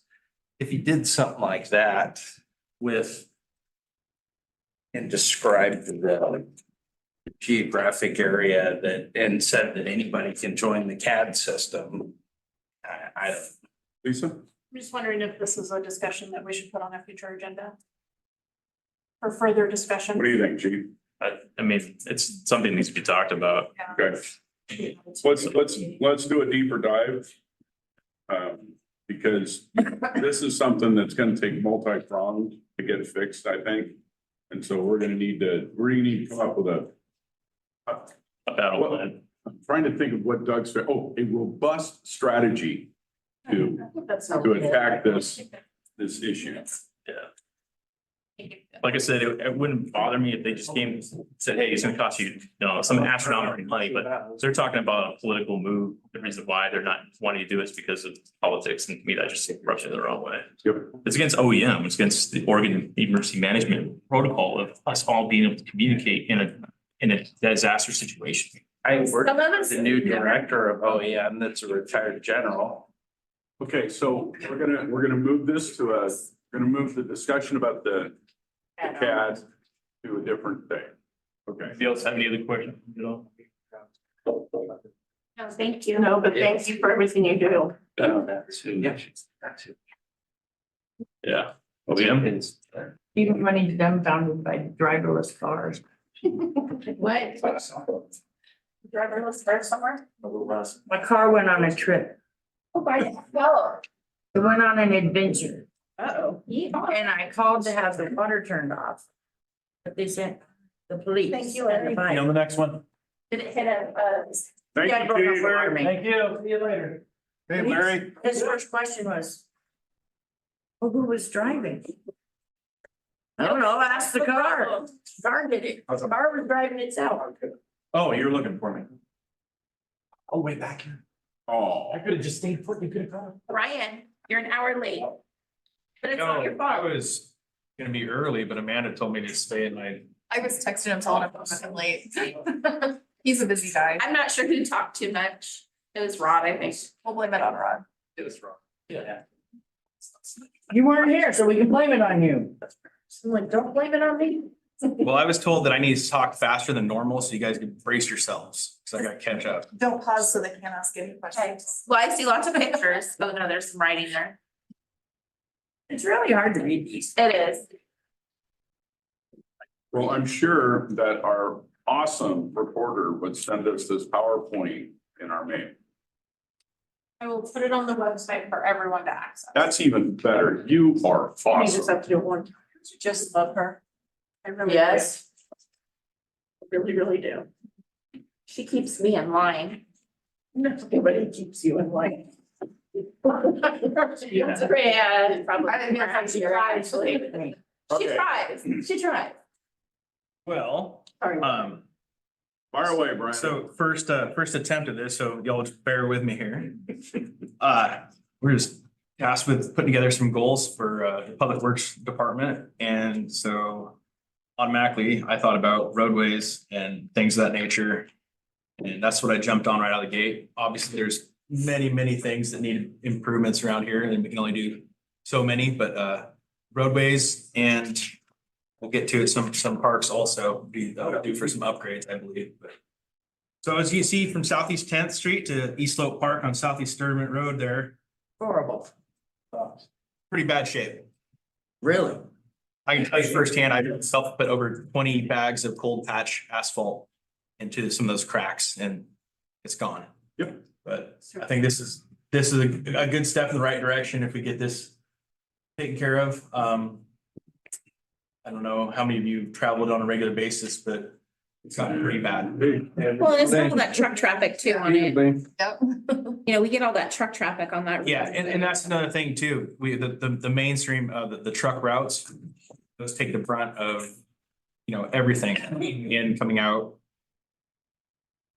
So I can't say anything for the short legislative session, but I'm working with the League of Oregon Cities and Representative Gomberg and Senator Anderson to get, if you have a designated truck route, you get extra money from ODOT for those truck routes. That would be awesome. Because I'm tired of us having a designated truck route, but we've got to keep replacing every 8 to 10 years. We got a relay, and you don't have to do that on any other street because we got trucks going over it every day. Yeah, and it's really apparent, so. No, the state encourages you to have truck routes. And then there is no extra money for that. We get just as much as a city that sees, the one big truck to their one little grocery store every year. We don't get any more money than that. So. Truck toll road. It would be worse on business 20 in town too, if we allowed them to come on a regular basis, but So we don't. I'm hopefully by next June, not this June, but next June, we might have a fix for some of this stuff. These It other should be wording. based on industry in the town, within the. And then you'd have people arguing over industry. That's why I've worked it out with those guys. We're gonna work on just if you have a truck route, you have a designated truck route. Okay, What was that? Where's Elizabeth Street? Elizabeth Street is a small street that spurs off of French. Yep. Jackie's neck of the woods there. Okay, Up from the bowling alley. yeah, no, I knew. They just had to say how Jackie lives. I'm okay. Jumping ahead of the slides, are we? You weren't talking fast enough. I was waiting for y'all. Catch up. Okay. And Elizabeth Street's another one of those, it had been brought to my attention, previously, by the fire department that accessibility it's tough. And again, personally, I've done compaction, graveling, trying to, assess and fix the grade for accessibility, trimming limbs, trees back, whatnot, and with the Public Works Department. And, it was still a booger, we'll say, for them to get down there. They responded to an emergency, I believe it was a small fire or something. And their trucks, it was less than stellar for them getting in and out, let's put it that way. And if not for, like I said, the sake of the resident that lives down there, for our first responders. But now that French Street has been done, are we eligible to apply for another small city allotment? That I don't know. Now that French Street is done, we can do a new city allotment, but it was not done prior to this last application that went in, so we gotta wait till the next application. Right, but we're. Yes, not- we're eligible now. Okay. Yeah. Which I know isn't until next year, Yeah. but just want to make certain that we stay on top of those. And we did Colson not too long. I'm sorry, Jack, go ahead. That's what I was gonna ask. Are we gonna fix Colson, the problems that were caused? Or like put a curb? On that Can you one? elaborate on the problems that it caused? Yeah, the water runoff coming, because the water runoff off French is perfect. Not causing any floods, not causing any neighborhood problems, not causing ponds in front yards, anything. The improvements to Colson and the paving. The water's running off and it's running into the yard and then into the basement because there's no curb there. There's nothing to, Which basement are you referring to? coming down Colson, it's the one right there on the corner, I think. Okay, the corner of French and Colson? Yeah, Okay, I think it's that one. Anyway, the basement's flooding anytime we have a rain event. Because all the water's coming down Colson. Whereas it used to run in the ditches, but now Okay. it's paved. I've heard some chatter about something along the line of drainage, but nothing has ever been brought to ladder or presented. Yeah, I told him that he needed to come and talk to you. Gotcha. So, but. Like, yeah, He did come and talk to us and we went out and looked at it. He was not there, so we couldn't get inside to look Right. and make sure that that's water coming in from us or someone else. Cause when we were there, he said he had shoveled some stuff around. Water that we observed coming from what he was talking about was not coming from the street. It was coming from something else. But I mean, that doesn't mean it's not happening. Nobody was there to show us on the inside. Right. And we couldn't find.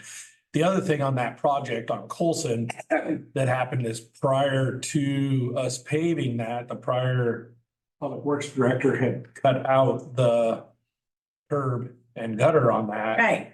And we just, and the state approved that, so we were just following the protocol to get the Yeah. grant completed. And it was okay until it was paved. Okay. Everything drained good. It didn't drain into the And again, house. things that I've had people reach out like, hey, can you fix this? You fix that? And I'm gonna tell them, you need to call City Hall and there's a due process. We have steps that we have, Right. to, dot our i's and. I just thought you were more aware of, Vaguely through small interaction with no names and not Yeah. identifying themselves that came through a third party that got to me without an address. I know what you're talking about now. okay. So we have to ask Doug, so when is Seventh Street gonna finish getting paved? Seventh, you mean fur? No, Seventh. I don't know what. The end of Seventh Street, I've been waiting for years. Oh, It probably needs plumbing. I don't know anything about it. Seventh Street needs a lot of help, especially those residents at the end of it, but. Oh, those damn hillbillies anyway. Oh, there's a blow off down there. Is that the same Seventh I'm thinking of? What are you gonna blow off down there? Water system, get the stagnant water I know. sediment out. Yeah. If that's Southeast Seventh or, okay. It's my driveway. I'm just flicking it. You guys are never gonna pave it because it's my responsibility. So, Those would be personal favors and we can't do that. I know, but I can keep asking. The city is. You should. Because I know we've had things like that in town. Okay. Okay. They like a checkerboard. So are you looking for the number for Road and Drive or? Actually, I think I can just pay it though, because half of it's mine and half of No, it's. she probably is it. I don't know. I'd have to look at it. Yeah, are there any more questions about Southeast Tenth to Sturtevant? It's pretty bad and pretty basically, I mean. It's horrible. Go drive it on a bicycle and you probably won't be standing upright. No, Get me on a bicycle, I won't be upright anyway. my little low car. Yeah. So, yeah, so that's Elizabeth Street and one of the biggest complaints, like I said, other than the tenants or the people that live down at the bottom, it has been from the fire department and, in their attempts to respond in a timely manner and safely. And we've tried taking care of it. And with the angle, the approach and whatnot, I think it's kind of a necessity to pave it just solely if it doesn't help them, that we can cut back on maintenance. Yeah. Put it that way.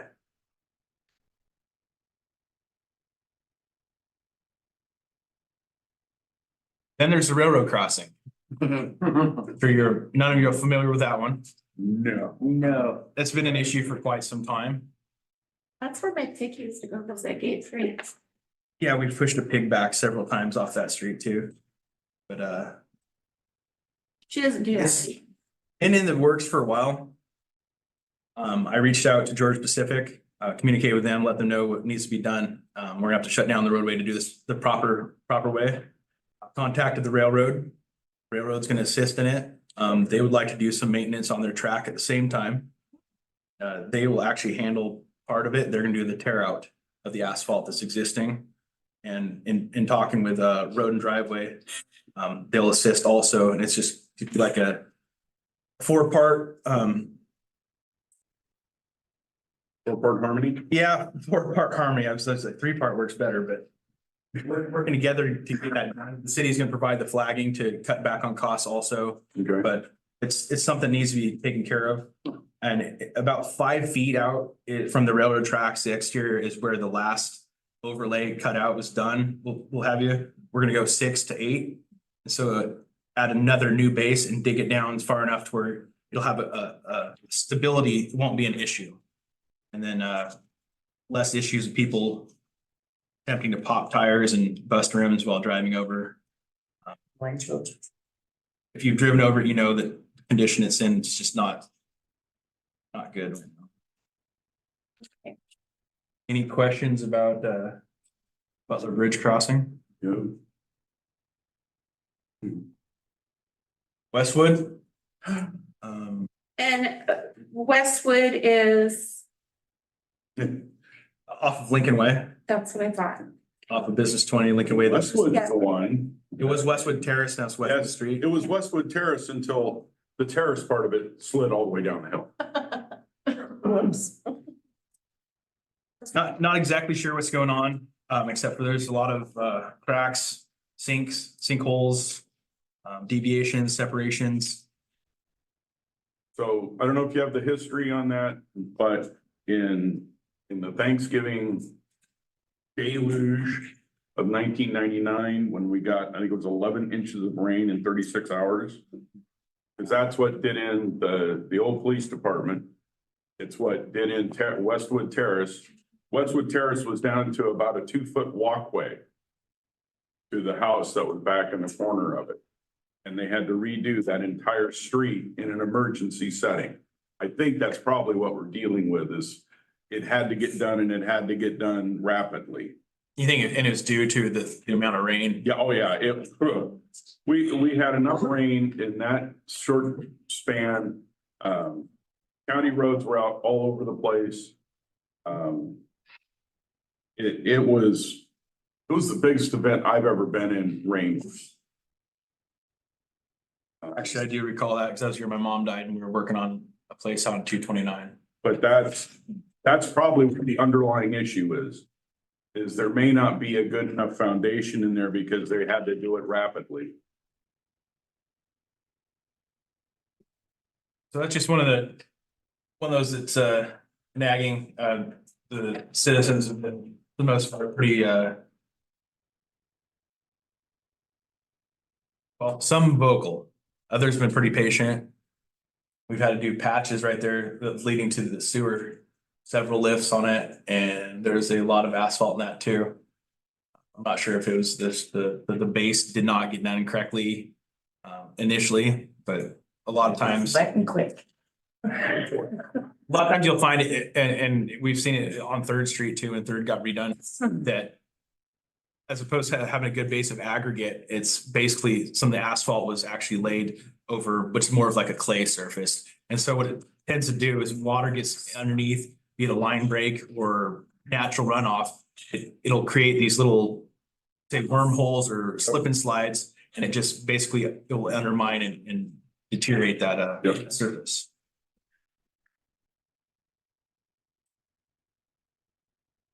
Continuation Westwood.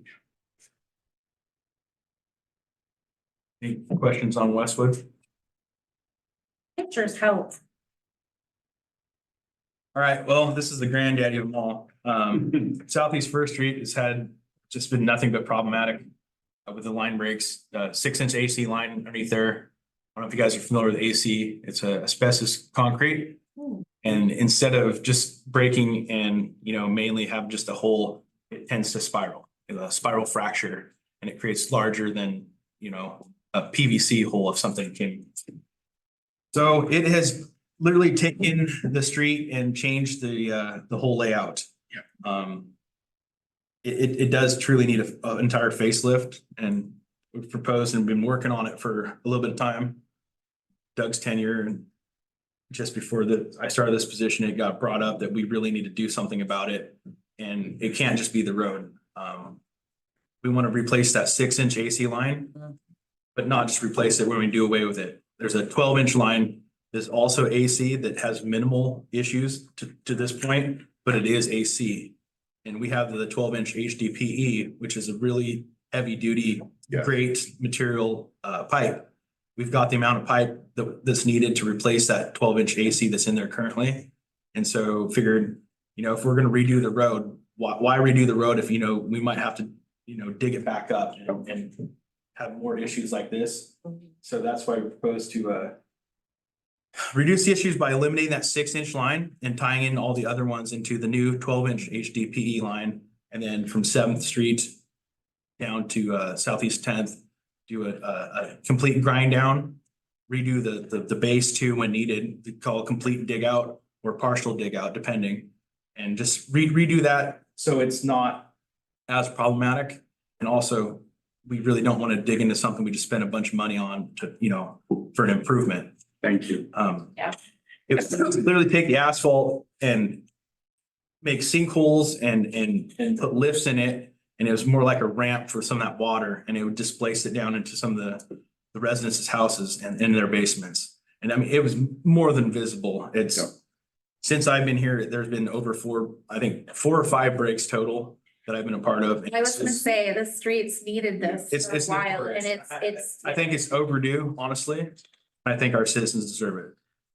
The other thing we're gonna do is we're gonna get more curb back, because with all the lifts and patches and everything across there, in some of that places, the curb is only an inch above. So we're gonna try to get, what were we going for, 6 to 8 inches? Yeah, we're gonna try to maintain a 6 to 8 inch curb. And like Doug was saying, there's 2 to 3 inches of curb in some spots with all the amounts of overlays and how the asphalt's been displaced.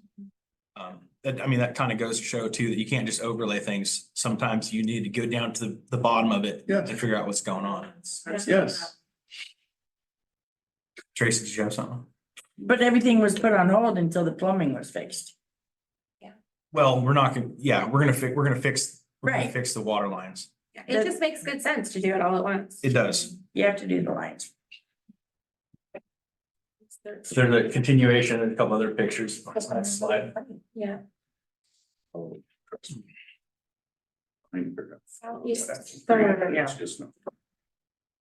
This one's not as high on the list of necessities, but overall it cut down on maintenance and we could focus on other things.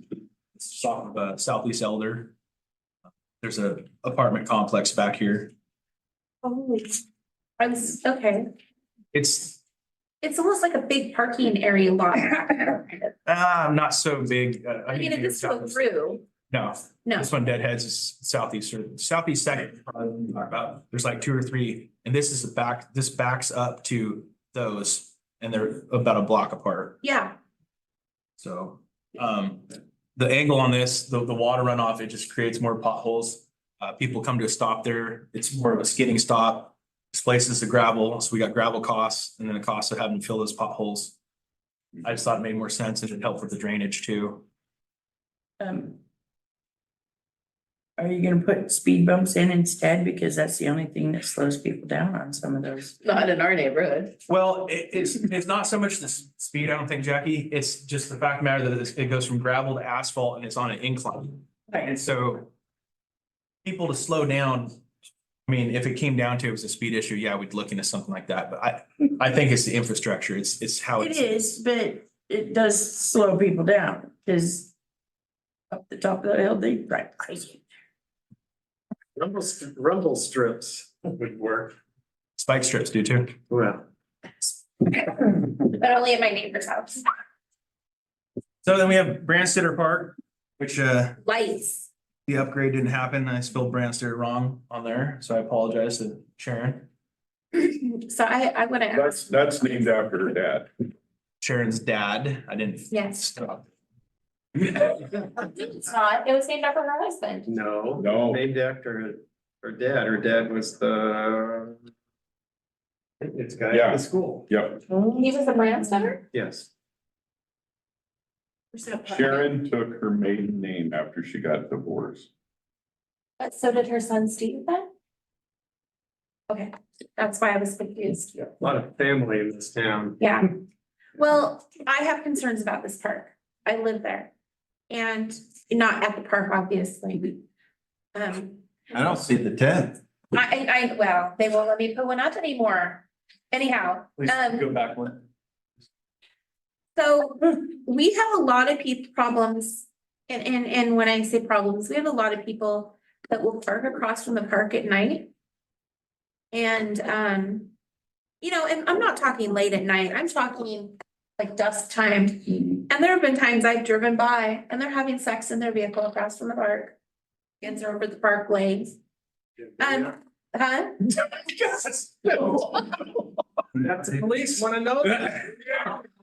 You're not one of those.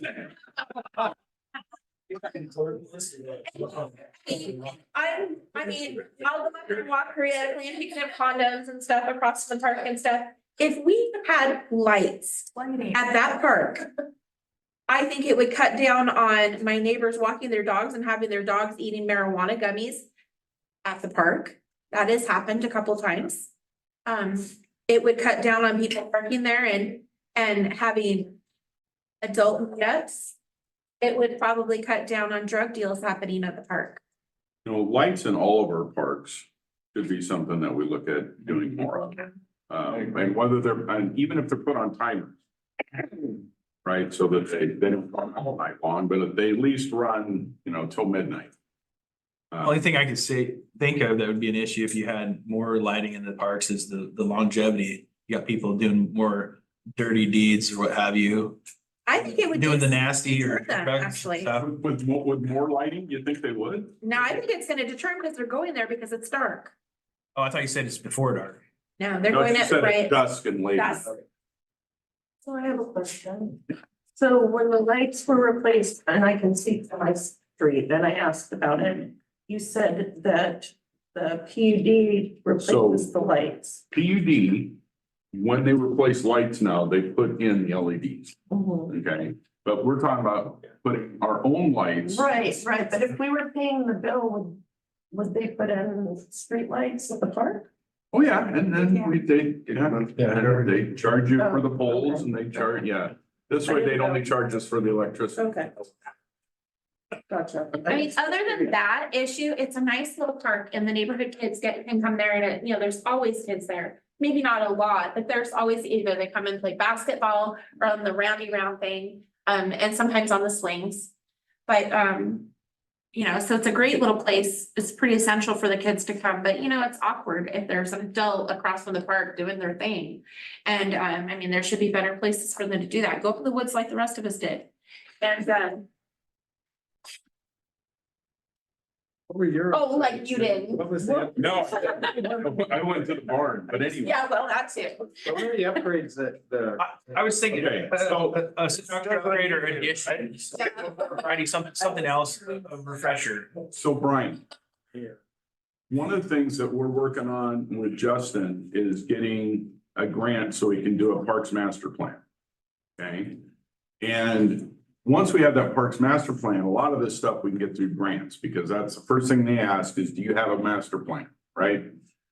Secondly, we have a bunch of kids up at the high school that want to help us go through all of our parks and tell us what they want to see in a park. And so the lighting to me would be the big thing for this next fiscal year. Because it's gonna take 8 months or so to do the Parks Master Plan. Once we have the Parks Master Plan, then we can spend some serious money then, and not just a little bit here and a little bit there. We can put, you know, instead of 50,000 into a toilet at Arcadia, we can put, you know, 150,000 across our entire city in parks equipment. So, I think Tracy hit on the thing that should probably go into this year's budget, and that's the lighting. For all of them. Because was it Yaquina Park? That's the one down in the 18th Street area. Yeah, that one. That's what I hear about there all the time is lighting. If we just had better lighting, then a lot of stuff, use the euphemism, stuff wouldn't be happening in that park. And I'll just leave it at that. Hate stuff. I don't hate stuff. It's fine in its appropriate place. Well, I was at the council meeting when the kids presented that, so I've taken note. Yeah. That too. And so I follow that up and talking with Justin, we need to get a parks master plan done. So that's supposed to be on his radar now. That would be a goal of the planning department. There we go. He's gonna advocate for in a moment. All right.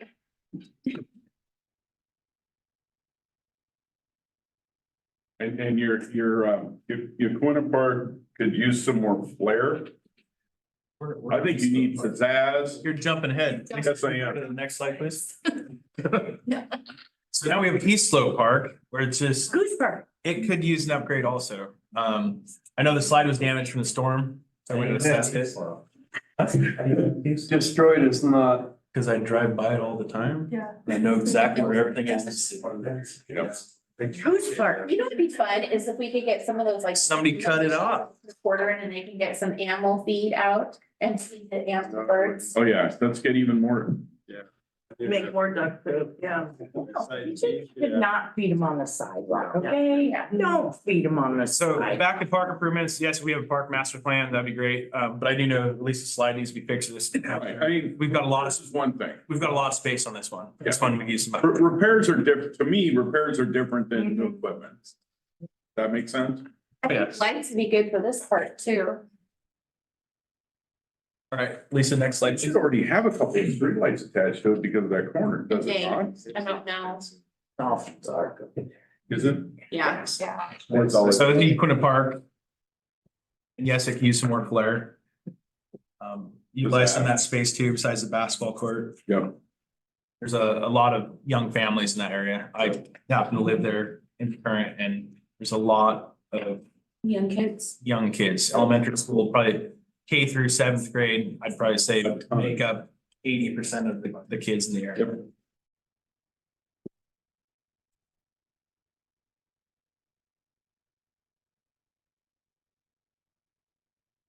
All right, on to Mill Creek line replacement.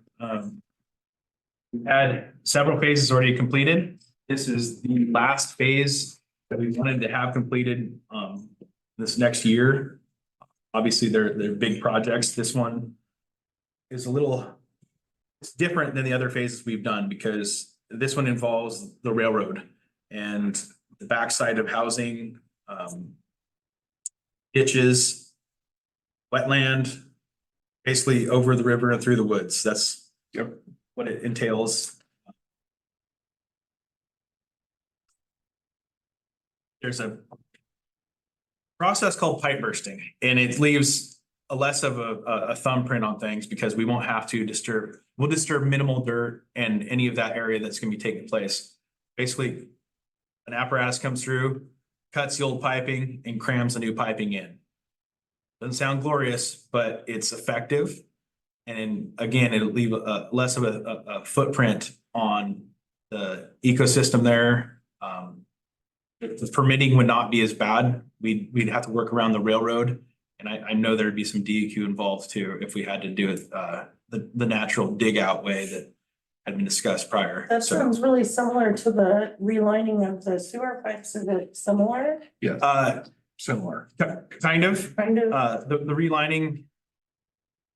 That'd be more like, you've seen the process when they make sausage, Mhm, it gets encased. mhm. So that's basically what they do with the sewer line. It's encasing it with, it's not sausage On the line. inside instead Yes. of the outside, yeah. This would actually be malling or obliterating the the existing pipe and making room for the new pipe to come in. So it'd be using it kind of as like a conduit. Okay. So does it do it from the top or like approaches in from one of the pipe inlets and does it all underground? It would have to be dug out. It'd be done underground, So it's like the trimmers animal going in and they're eating the other pipe and pumping out the new one. minus Kevin Bacon and Reba McIntyre, yes. Okay. Longevity on that is about the same as if you put in, you did it. Longevity of it, if we're using the high density polyethylene, the HDPE, it's the same pipe that we talked about using and we want to use and will use on fur. And that we have done the rest of all the phases of Mill Creek so far with this 12-inch HDPE. It's good stuff. Primo. Yep. So that's what, 50-year pipe? I don't know the HDPE. lifespan of it. is rated for 50 to 60. It's flexible. Yeah, that's the best part in our neck of the woods is that It it's is. flexible. The That too. next slide is kind of gives an overlay or overlook from point to point of except that's not the same one. All right, well, you see the little location beacon there to the right of the cursor? That just up above it, the white one that's the next tie-ins point that goes underneath the railroad. Up above there is Southeast Donnell Drive and the housing. In my backyard right there. But basically it covers 713 feet is what it would do. And that's the outlook of it. And where the building up there, that is actually the Mill Creek pump station that pumps the raw water from Mill Creek up to the water treatment plant. So that would finish out that phase and call it good for now.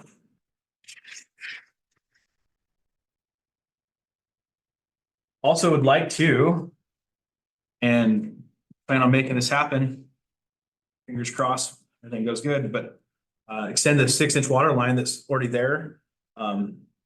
Comes to a head there's 3 yellow ballards at 1725 Northwest Business Highway 20 there. And we want to add another 940 feet extended out to almost just across the Highway 20 from the Dairy Queen. So Western Loop? No, not that far. In the city limits still, but basically to Henry's parking lot there. Okay. And it would, provide for future expansion, provide water to the businesses there that want it currently. And we'd also be adding more fire hydrants. So do those businesses that are not on city water, What's that? are those businesses Henry's Lot, they're not on city water? They are not on city water currently. Oh. They just wait for it to flood every winter and just bag it up or what?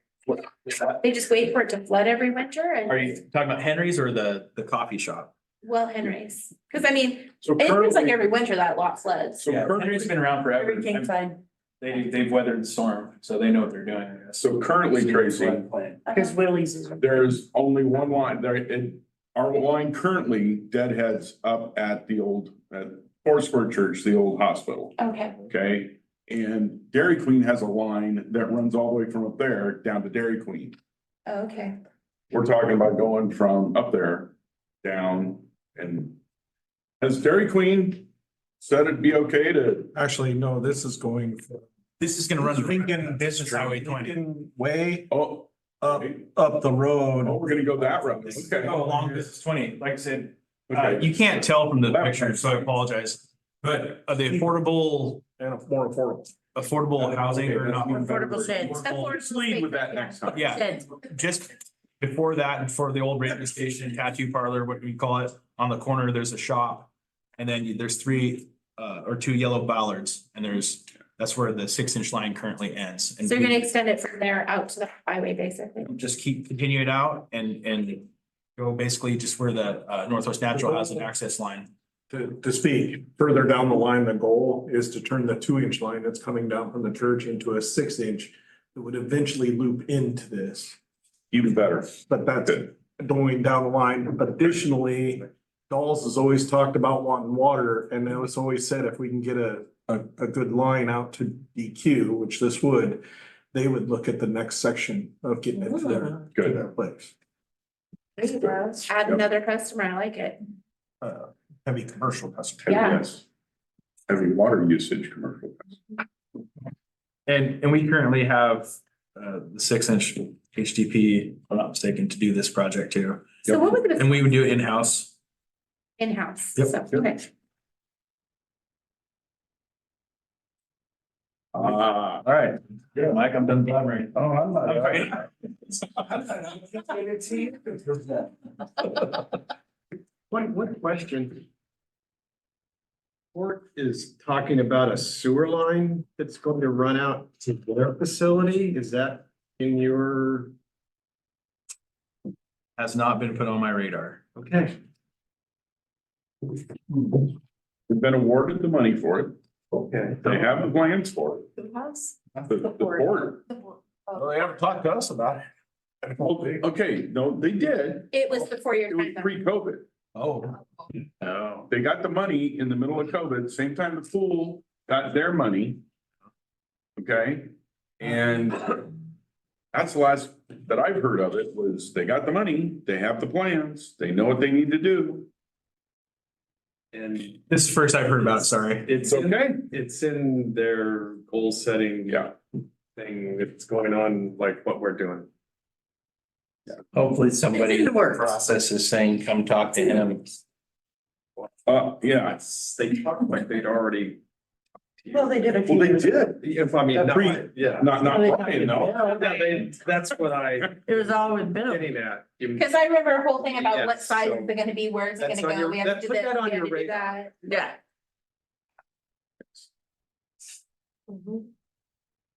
All right, if you guys have any more questions, don't have. All right, any- you two, ready? Mike Adams. Rochambeau, let's go. Or you want me to present it? No. That's that. I'll go Bo.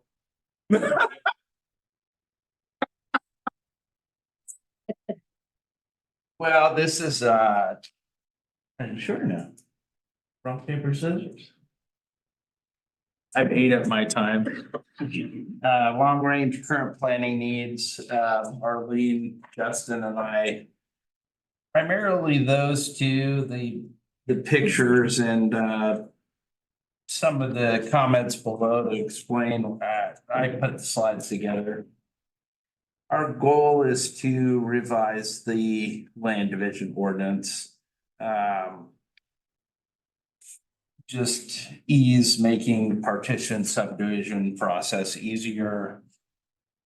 We got a land use procedures ordinance, TMC chapter 19 that Justin. Like the land division ordinance, the two of us will tackle it and be done. When you deal with ordinances and land use process, it's a lot longer process going through the state. There's a lot, it's a lot more involved than bringing an ordinance before council. There is a Uquina Bay Estuary Management Plan that with associated comp plan zoning ordinance amendments, the city of Newport, city of Toledo, and Lincoln counties, the estuary management plan as it's written is 1982. And so obviously both cities, the county really, you know, impacted by how old that is and how archaic that is. How much is, I can't remember the exact number of it, but the new FEMA rules that FEMA wants to impose, how much is that going to affect that plan going forward? You know. Okay. Roll the dice, Right. maybe significantly. Yeah, well, it's, I hope we can stay on top of that because the rumors that I've heard about what FEMA wants to impose on all these estuary management plans Are pretty significant. I will be perfectly blunt, is unacceptable. And as soon as they open their mouth, this mayor wants to know because it's unacceptable. Yeah, FEMA. So please let the council know when, if FEMA says anything. for those of you that haven't been following FEMA, one of the things they want to do is make it so anything in this estuary, anything that is possibly flooding, you have to have a permit to do anything. So if, say, Kim lived down by the water, if she wants to put in a flower box, she's got to get a permit to do it. And Okay. they probably want a flood survey before. I was gonna say, make sure that Exactly, flower box right, is yeah, not and there. all of it. So, yeah, it's Yeah. unacceptable. And- Oh, yeah, and if you're in the floodway now. Yep. Not the floodplain, but the floodway, so the actual water out in the, and. You know, the maps were created kind of overlap on the ground. Mhm. If you're doing anything in the floodway, you have to show zero rise. So Doug, Yeah, not even though long math ago, doesn't work for them. Oh, sorry, I did that. not long ago, the port ran into a problem where they had ended up having to spend a whole bunch of money for a study because they were taking out 3 posts and putting 2 back in, and FEMA wanted to make sure that it wasn't gonna cause the problem. Yes. Meanwhile, Remove 3 regret- piling, And it was, put back 2 piling, it was and like. FEMA wanted a $10,000. $12,000 study 10, 12, yeah. to show that it wouldn't raise, it was like, are you nuts? Can you do math? And it was Justin and I and the city staff, city manager that were having to tell the port the bad news. Because when we adopted the FEMA, manages the National Flood Insurance Program. And so when you don't comply with the And that's what floodplain, they're trying to use floodway as leverage. regulations, they will pull a city out of that and your residents won't get flood insurance. Right, that's the leverage that they're trying to use to So- blackmail everybody into signing So, up. so when we adopted the new FEMA floodplain maps, that shows floodplain, floodway. The new FEMA maps, they're a lot more accurate than they were, right? We're using, compared to the maps from the 80s. Where people are just drawing something on a piece of property. And so there's a lot of unintended impacts Yes, with. yeah, so, moving along. Yeah, next slide. Lisa, please. You're already there. So the Parks Master Plan.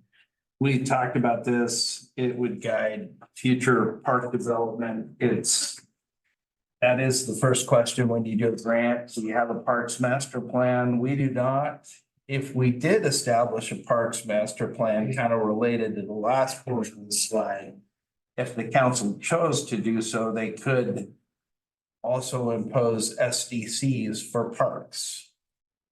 That would be a funding source. System development charge. System development charges like we do with water and wastewater on new development and stormwater. Those 3, there's usually some, if you're gonna build a house, new development, you're gonna pay those SDCs as part of the cost of building the house.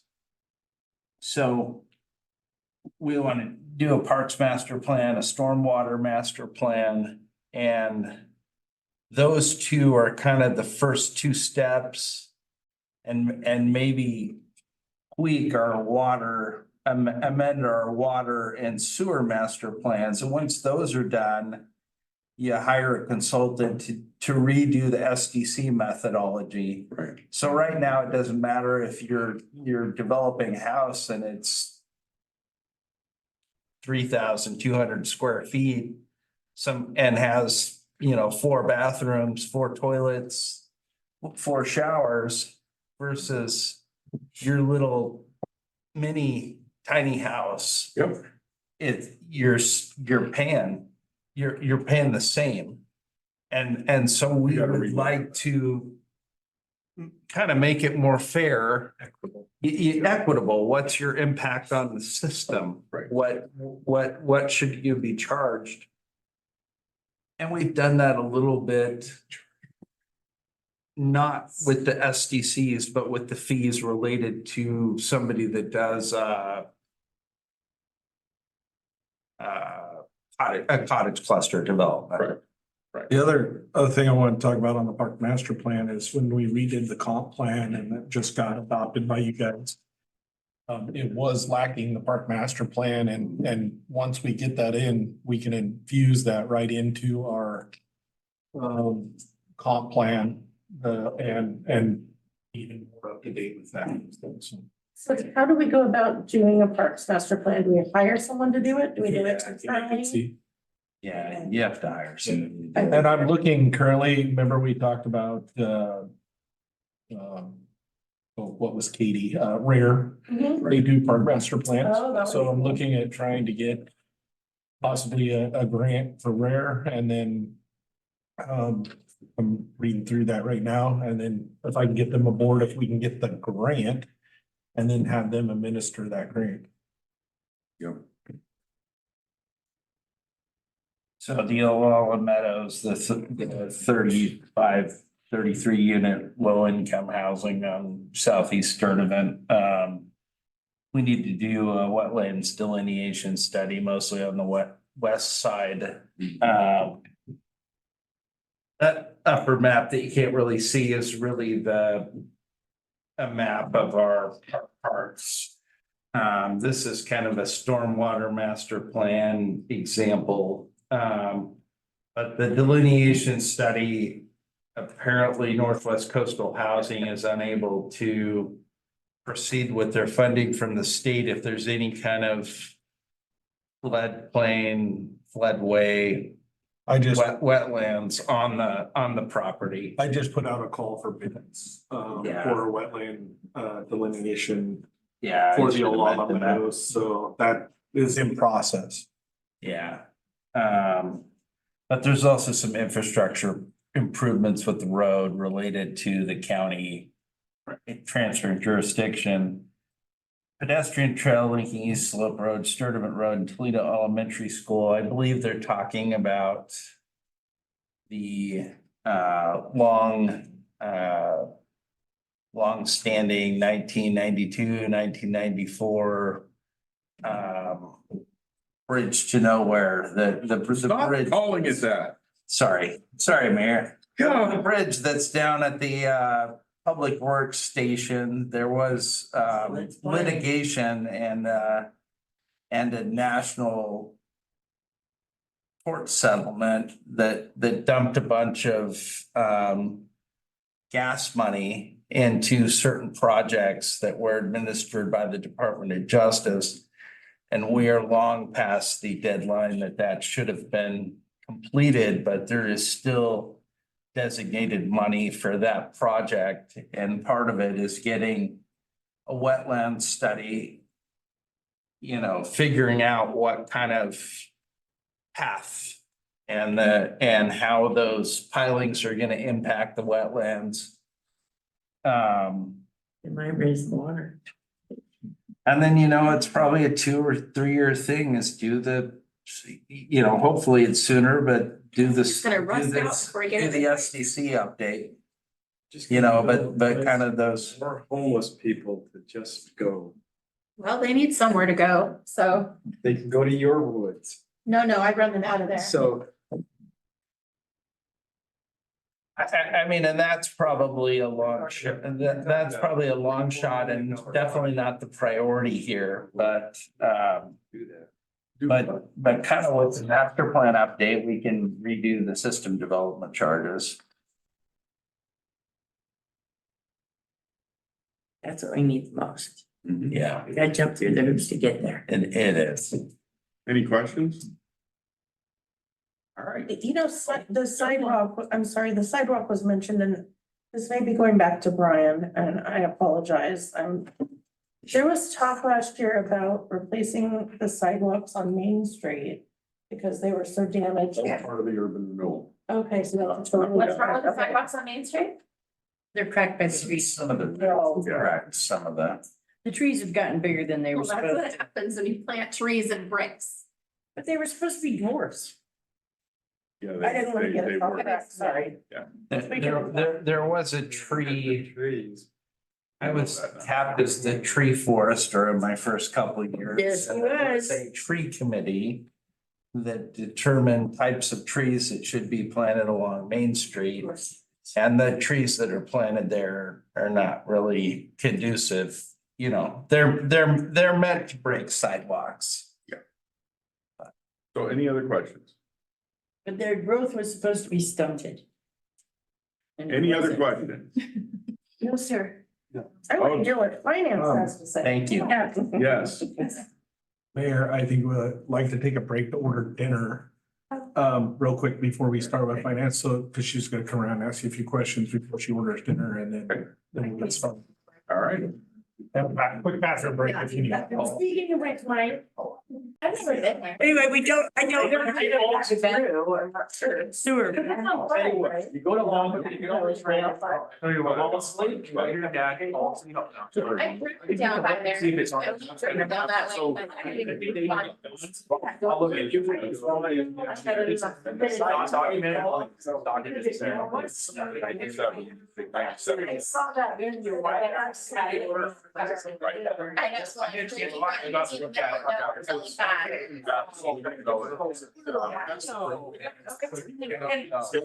Traffic way. Yes. I'm not even where I live, fire. It's pretty much. You ready? Surprised where they are. Oh, I know.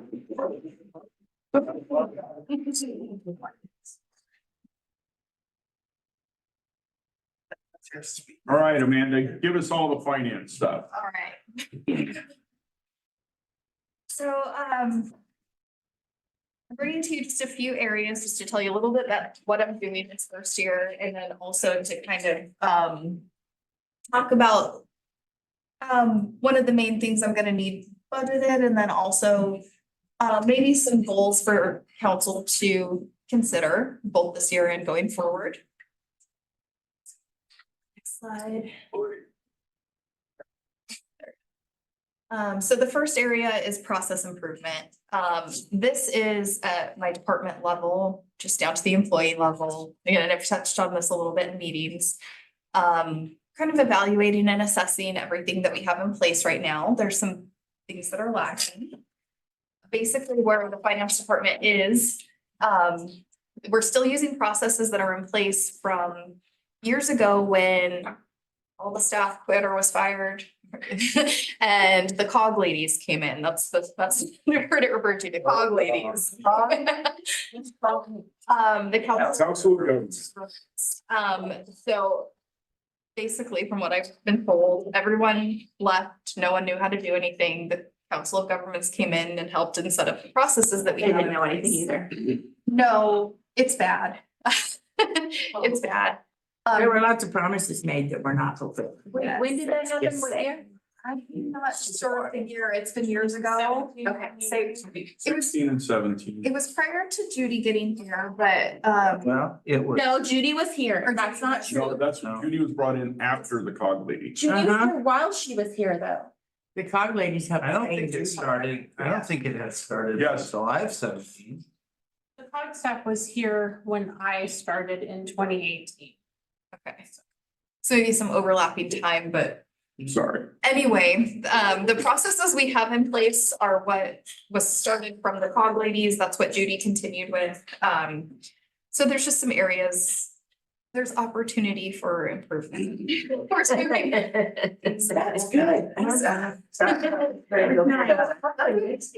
I love this stuff. So I have, I pursued my first degree in accounting, got into the business world and found that so much of what we do is driven by business process. So I actually completed my bachelor's in business analysis and business management. So I love this. I'm very excited to have the opportunity to help update what we're doing here. So process improvement in finance and accounting, it focuses on enhancing the efficiency of various financial processes within the organization. So here at the city of Toledo. These improvements can be achieved through a combination of technology, automation, standardization, and optimization of workflows. Trying to look at all of that and use those. The main objective of finance process improvement are to reduce errors, increase processing speed, lower costs, and ultimately better support the decision-making, better numbers for the city of Toledo. That sounds great. Do that. Doing well so far. These are the reasons. Right now, current challenges. Right now, we have a lot of manual labor intensive processes that are a lot on paper. Even though we have a system, we're doing a lot outside of the system, a lot on paper, and then just having to manually input. So leaves a lot of opportunity for errors, inconsistency, fraud, all kind of things can happen. Slow processing time for critical tasks. When things aren't automated, it takes an awful long time to put stuff together. High costs associated with the inefficient processes. So when we're using staff to manually do all this work, it costs an awful lot of money. And then difficulty in maintaining, let's see, should have printed out bigger slides for you. Maintaining compliance, just we're working a lot harder than we have to. Just to be up to date. It's like, all right, so when we do these process improvements, the implementation strategies are first to analyze the financial processes, which I've been doing since we've started here. Involve your team, bring your people in, talk about what we need to do. Embrace automation, which everybody is on board with. Very much so.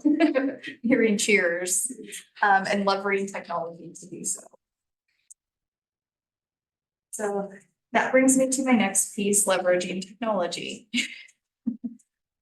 This one, this affects not only the finance department, but the city as a whole.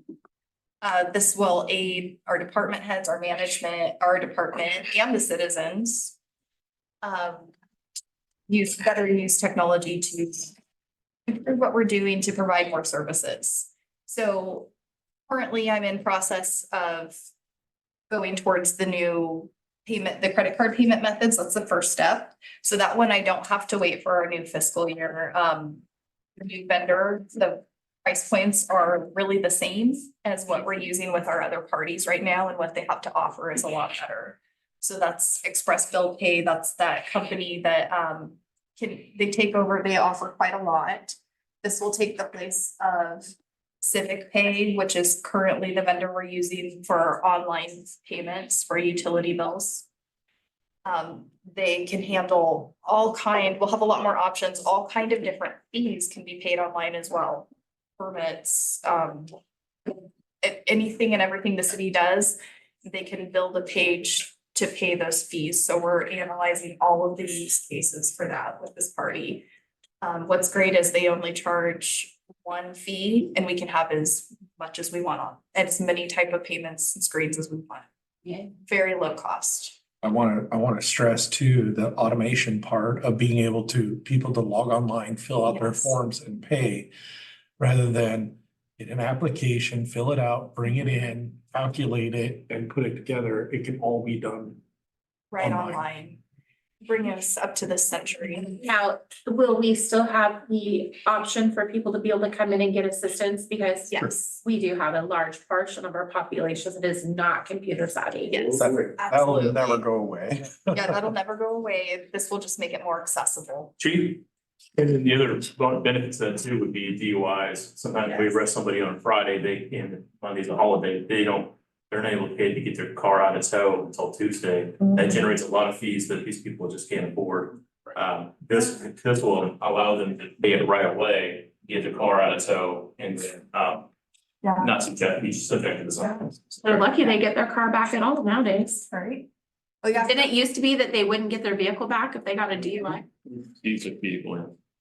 After, yeah, I think after 3 DUIs. Oh, I think at one time, if you got a No, it's DUI, in the county of Lincoln, it would. One DUI, they take your car. yeah. I always thought that was good. I don't know why they don't do that anymore, but. In the county of Lincoln. In the county's ordinance. In the county of Lincoln, because the home rule authority, in the other counties, there is no forfeit your car. Really? Yeah. So, one question I had. So there's a feature at the PUD that I absolutely love. It's the ability to go online and pay ahead. Yes. Our customers, will we be able to do that? So are you talking about prepaid? Yes. So we won't have prepaid billing per se. However, they will have a lot more options when they go on to pay their bill. Okay. So they can both just do one-time payments. Or they can set up an account, log in. You can schedule payments for future. You can set safety amounts. So if they want to go in and pay flat amounts, they can set up on auto pay so that if they want it to automatically draft, they can put in a flat amount and schedule dates, or they can let it pay the amount of their bill. They can put in a cap. So if there was a water leak, for example, and all of a sudden they had $1,000 water bill, it wouldn't just automatically draft it out of their account. They could put a limit of, say, $300, $500, whatever they feel comfortable with. And their auto pay will not draft for more than that amount. And they will be notified first of the $300 payment as an example. And also that there was a bill in excess of that, and notify them of that amount. So they'll know something's going on and they can contact us. Or find the teenager. Without having to wait till the end of the month. Yes, Yeah. yes. Really liking it so far. Yeah, there's a lot. They also, once we have history with them, our customers will be able to view 24 months of billing history. Sometimes they need those statements for taxes, for example, for landlords, for assistance for low income, things like that. And currently they have to contact the city to get copies of those bills. So with this vendor, they will be able to go back and pull for the last 24 months, any bill statement they wish. They can download it as a PDF, print it out. Will that only be the time that we've used the vendor or statements Yes. prior to that? Okay. It'll- See, I had a feeling that that might. So it'll be from as soon as we go live with the vendor going forward. And where there'll be a gap in period, I mean, will we be able to remove one, take one down and have the other one up and operating the same day? Yes. These all work hand in hand with our finance software, Springbrook. It's a different vendor, but everything works in conjunction, so they'll time it where we'll have the one go live and then remove, so there will be no interruption to accessibility for citizens. Are they gonna have to all re-input all their new payment information? Yes, and I anticipate a little bit of gripes about that. They will have, if they're currently on auto pay, they will have to recreate an account, re-sign up. So that will be a one-time thing. It will have to. I survived the dull switch over. I'll survive this. They can handle it. I have faith. This is also much more intuitive, much more user friendly. Much easier to understand and use. Another thing I just wanted to point out on this that she's not saying right now, that is gonna help us on the processing side is right now with Civic Pay, when those are paid, we get a printout and then we gotta manually enter them in. Well, that's a different type. A Yeah. different type of payment. On the utility payment. That not. No, not that one. That's the other one. Yeah. Okay, Yeah, I never know. mind. Yeah. Sorry, I got She's excited. helping, yeah. No, there's a lot, that's right, there's a lot of great functionality. So for like what police was sharing, for example, with the ability to create other payment pages, we'll say it that way. Police or different departments can have an admin login on internal. They can both take credit cards if need be, so library could be set up to take cards for materials. Oh. Fees. I know that's been an ask for a long time. Yeah. Oh, yeah. And we will even have the ability to lock it down so the library only sees the form, the page for library, nothing else.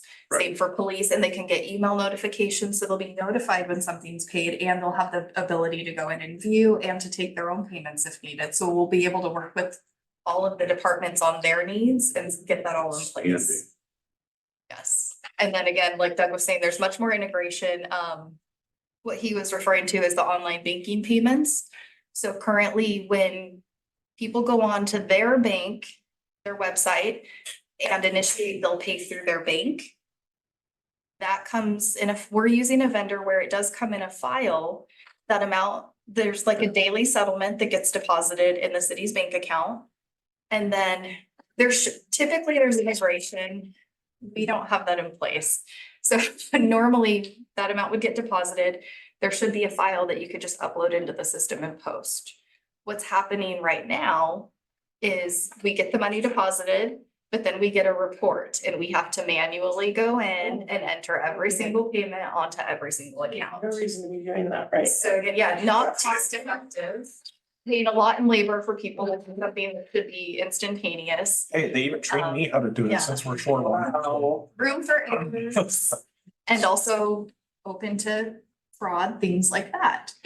So that's something that will be automated. Everything will just automatically, it's integrated with our financial software. It will all automatically post to the customer's accounts. If there is any issue, for example, if the person used the wrong account, for example, when they paid their bills, which happens all the time, maybe they fat fingered it or they have an extra digit. Because it integrates with the software, their team can look it up themselves and correct it and mask that file going forward. So even if the person continues to send it an error, it will go to the right account. So less staff time dealing with those type of issues. It's fantastic. A lot of services available. So that one is going to be up and running. They just sent me the DocuSign, so we're looking at putting that in place as soon as possible. They said there's typically a 6-week lead time. I expressed that we are in a time crunch and asked for we can be bumped up the list. They said they would try and get us in, so we're looking at maybe a month to go live. So we're looking at having that in place soon. Excellent. And that will help. That vendor, again, it is the IVR, the phone system where people can call in and make the payments. All of the payment modules will be handled by this vendor. The technology going forward, the other piece of improvement I'm looking for that I want to be budgeting for this upcoming fiscal year will be upgrading Springbrook, which is our financial software. So I wrote a little bit about leveraging technology to standardize finance process, to help implement these process improvements. So looking at the way we're doing things, a lot of that comes into play with upgrading our software so we can be doing things appropriate. So do we not upgrade that software every year? There's not every year, and what we have right now, it's more of a patch, I'll say, than an upgrade. It's not changed any of the functionality. Yeah. There has been for quite some time, the new version is cloud-based. That's what they're putting all of their development into, all of their upgrades, all of the abilities is in this new version. We're still on the old version. And we can't access some of their new technology because we have this version. And not only that, the version we have has many things that are turned off that we're not using, which would be extra charge anyway, where you get the whole, like the package on this. So what will, and just out of curiosity, if you know, if you don't know, that's okay. Do you know what that upgrade's gonna cost? Yes. So right now we're paying, I already got the quote. Yeah, go to the next slide. So this is a snapshot right now of our current blue screen that we're using. This is the old clunky version of Springbrook. It's very dated, very clunky. Things don't flow between modules very well. You're having to manually input things here, use drop-down menus, go to another screen, manually input things here. It's not too far from DOS, is it? It's not a whole lot above it. It is above DOS. Yeah, you could I've been attest to that. So go to the next one, please. So the new package, this is just a little bit about it from their website, but again, yeah, it handles all of our needs, eliminating all the manual entry. There's a lot more efficiency with their new system. So where it would have taken us 5 or 8 steps to do something now, it's 1, 2, 3 steps and it all happens like it should. Lots of transparency. What I really like are the updated internal control and audit trails. Those are greatly enhanced and improved. So we'll have a lot of visibility of what's happening. They also have really good reporting. I don't know if anyone's familiar with Tableau. It's used a lot in data analytics. It's a tool for visual reporting. You can get a lot of really great graphs, data analytics automated basically. This comes with the new version. They have built-in reporting, which will live information into reports, and we'll also have access to build our own. You can use the data in Springbrook as well as outside of it. So this will give us a lot of use. So this is, you can't see it very well. This is their new version that I'm looking to go to, the financial suite. That little snippet right there, that's like a screenshot of more what their landing pages look like. That's a little bit of the Tableau, some of their reporting, I think, but I've done 2 demos now with the software and it's the same company, but their new version, which we should have been on a long time ago. What's nice is the data on that dashboard is as up to date as the It's data you real have. time. It's real time data. You go in and change one number a penny and you're updating that graph that quickly. We can also schedule those reports to email out to council, for example, management, things like that. And so that, Dan, the Springbok you're looking at now, that was the update you did back in the early 2000s from DOS. That's what the Windows 7 screen looked like. I'm just saying, we were in Dawson Union in 2017 when I took the job there. So, and we upgraded. Whoa, Yeah. yeah, I heard words about the original Springbok. So currently, we are paying around a little less than 10,000 a year for our old version of Springbrook. The quote I just received from our rep for converting to the new version. There's a one-time implementation fee, of course, which is 19,000, a little less than $20,000 is what he quoted me. Now, this is all of their staff converting all of our data into the new system, all of their support. And what's great is we get a project manager for each individual module, the subject matter expert, which will train us on all the processes in the new system. And we will have recorded training. So when we have new employees come on board, we have training from the vendor on how to do all of these processes. That's all included in the setup. And then, of course, their support, and they're the ones doing all the work to migrate us to the new system. And what will it be the cost per year? So the cost per year is around 14,000. So we're looking at about 5,000 more per year than what we're spending on the old version. So a one-time $20,000 implementation fee and then a $5,000 increase every year. Does that implementation fee include the first year? That 20K, is that the first year? No. Is it also That's 34 the than the first year? Yes, 30 for the first year. Okay, gotcha.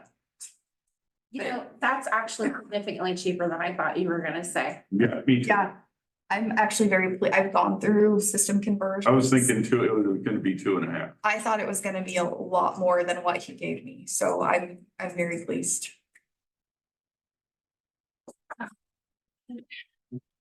And so that's what I'm working on department and city level.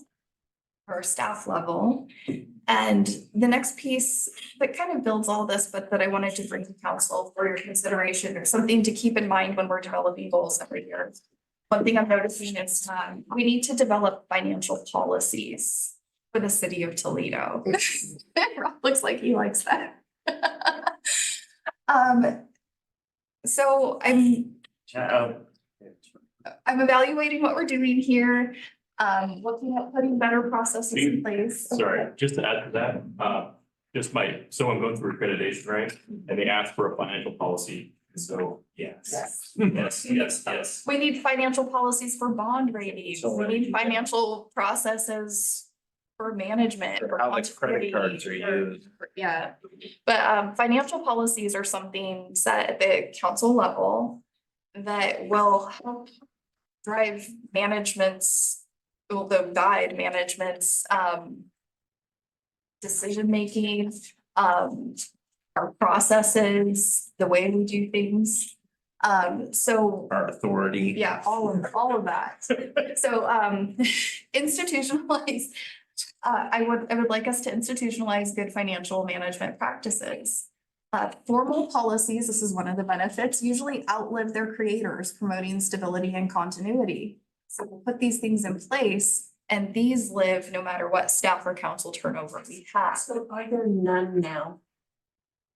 We have a purchasing policy. I We can have- tell you, there's a few policies that are pretty old, and then there's a lot of memos. There's more, it's more, yeah, like resolutions. but Yeah, it's and a not like few city resolutions, level- but it's not Okay. It's not formal. policy. Okay. Steve? There are some OARs that govern the way we do the budget process. This, I just found this out because I had to find all this stuff from my big creditor. So there are some OARs that deal with the budget process. There is a ORS that deals with how we have to have an annual audit. And there was something else that you sent me. Purchasing. Purchasing, that was the other one. Yeah. But as far as the policy that my creditor wanted, I had to make that up. Yeah, policy. Not make it up, but I had to develop it. So policy, there are laws that govern what we do, but policies are something that we will develop I don't. to guide our decision making going forward. That's great. Yes, so they also, yeah, they will help us become more efficient in the long term too, because then we're not reinventing our responses every single time the situation comes up. They're going to clarify our strategic intent for financial management. They define a shared understanding of how the city will develop its financial practices and manage its resources. Promote long-term strategic thinking. The strategic intent articulated by many financial policies demands a long-term perspective, so it will force us to take that into account, which I really like. And then most importantly, manage risks to our city's financial condition. That's an important one. A key component of governance accountability is to not incur excessive risk in the pursuit of public goals. Next slide, please. I threw together a couple of categories. There are more than this. I'll list everything here. This isn't the time or place where we're going to develop these or decide these. But just some basic categories of these type of policies are general fund reserves or reserves in our other funds. So those would be policies governing the amount of resources to be held in reserve and the conditions under which we can use those reserves. We've needed this for a while. Yeah. Yes, thank you. Debt, policies that govern the use of government debt, including permissible debt instruments, conditions under which debt may be used, allowable levels of debt, compliance with continuing disclosure, all of that. So we would evaluate our needs. What type of projects are we gonna pay with long-term debt versus with rates or tax revenue, things like that. And we can incorporate some constitutional and statutory restrictions on that. Yeah. And because we do have some statutory limits that we do have to abide by, which is pretty much all we have to abide by is just the ORS. So that would take it into account, but yeah, we would develop Yes. a policy and then we would adhere to that when we're making these decisions. Investment policies that provide guidance on the investment of public funds, including permissible investment instruments, standards of care for invested funds, and the role of staff and advisors in the investment program. Go to the next slide, please. Risk management and internal controls. This is a good one. Policies that address traditional views of risk management and internal control, as well as more modern concepts of enterprise risk management. This comes into play with citywide, all of our departments. I wrote some notes so I wouldn't forget. So the more traditional concept of enterprise risk management is looking at it risk management for the whole city from the top down. It's used to identify and assess and prepare for potential losses. So this would be not only financial, which would be my concern, but also any type of loss or hazard the city may face and looking at it as a whole. Traditional risk management leaves decision-making siloed to each department and they're not taking into account the other department or the needs of the city as a whole. So we can incorporate that. And having a successful strategy in place can help mitigate loss. Procurement, we do have a purchasing policy. I don't know the last time it was updated. I haven't. 17. Yeah, it was Yeah. like 16, 17.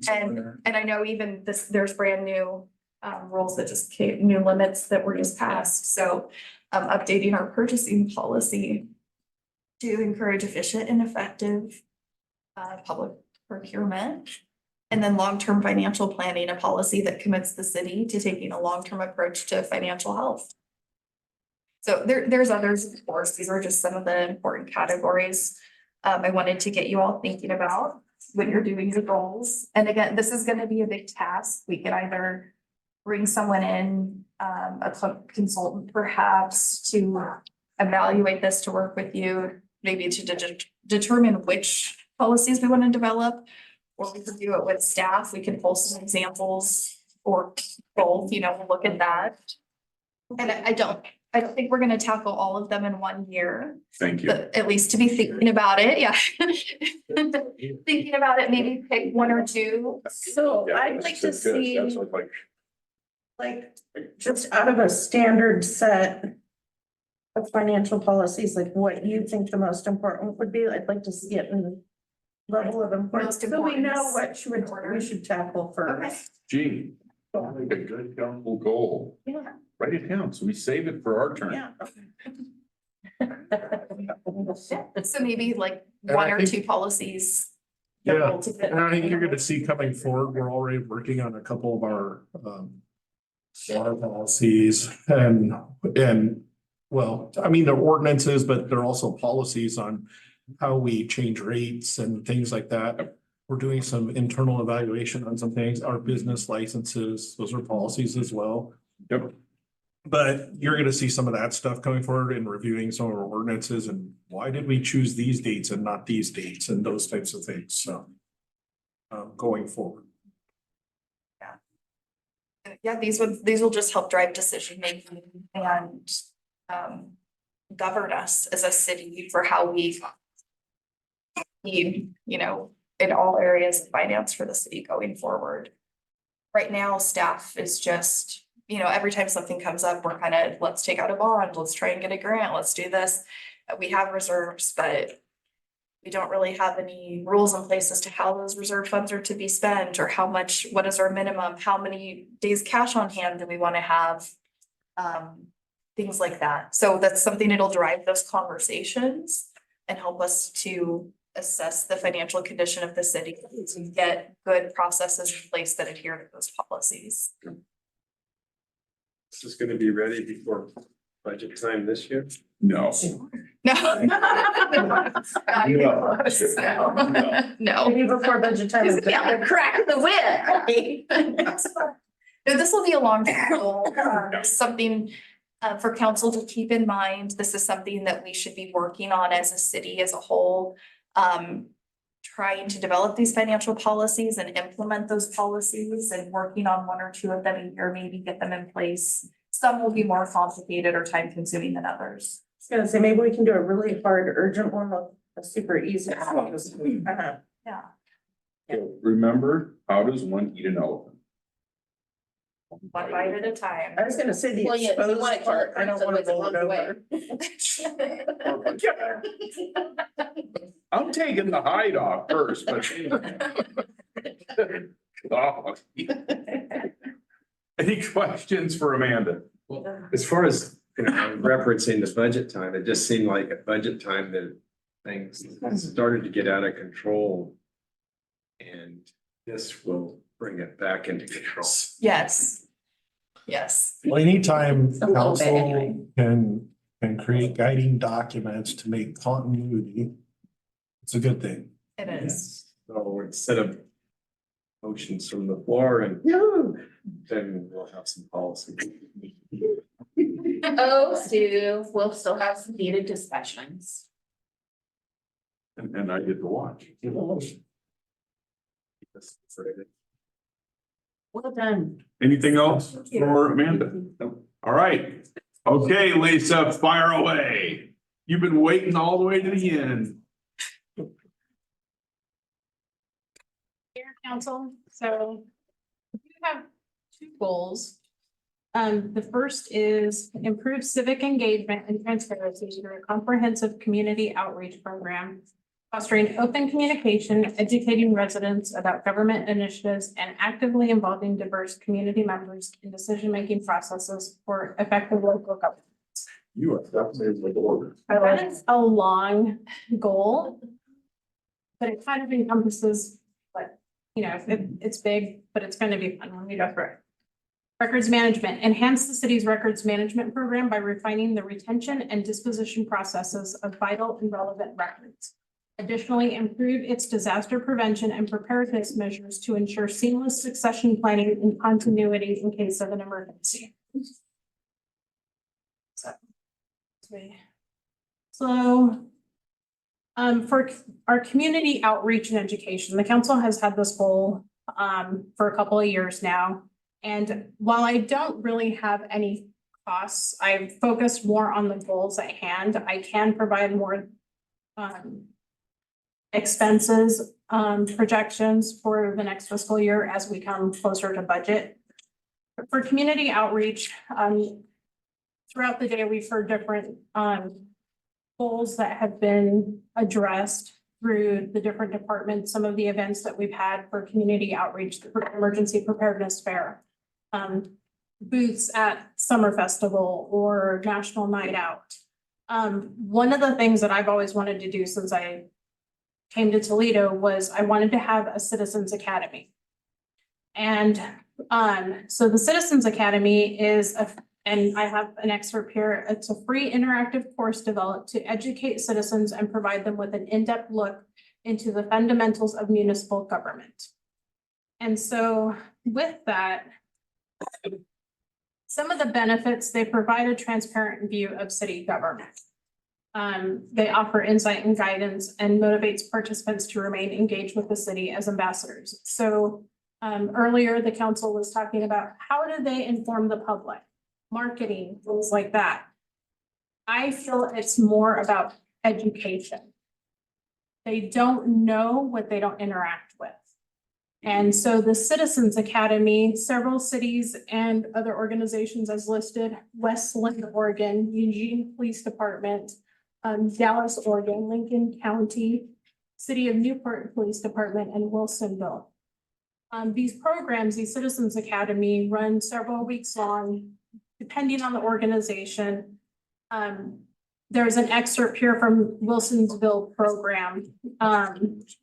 They have, and during their meeting, their second meeting, they have history of the city, conversation with elected officials, overview of the city boards and commissions. I know when new council members come on board, I do an orientation. It's maybe an hour and a half long. But there's still so much more. That's just the tip of the iceberg for counselors. Meeting 3, building and permitting, city planning. One of the reports from the city of Wilsonville on the LOC website,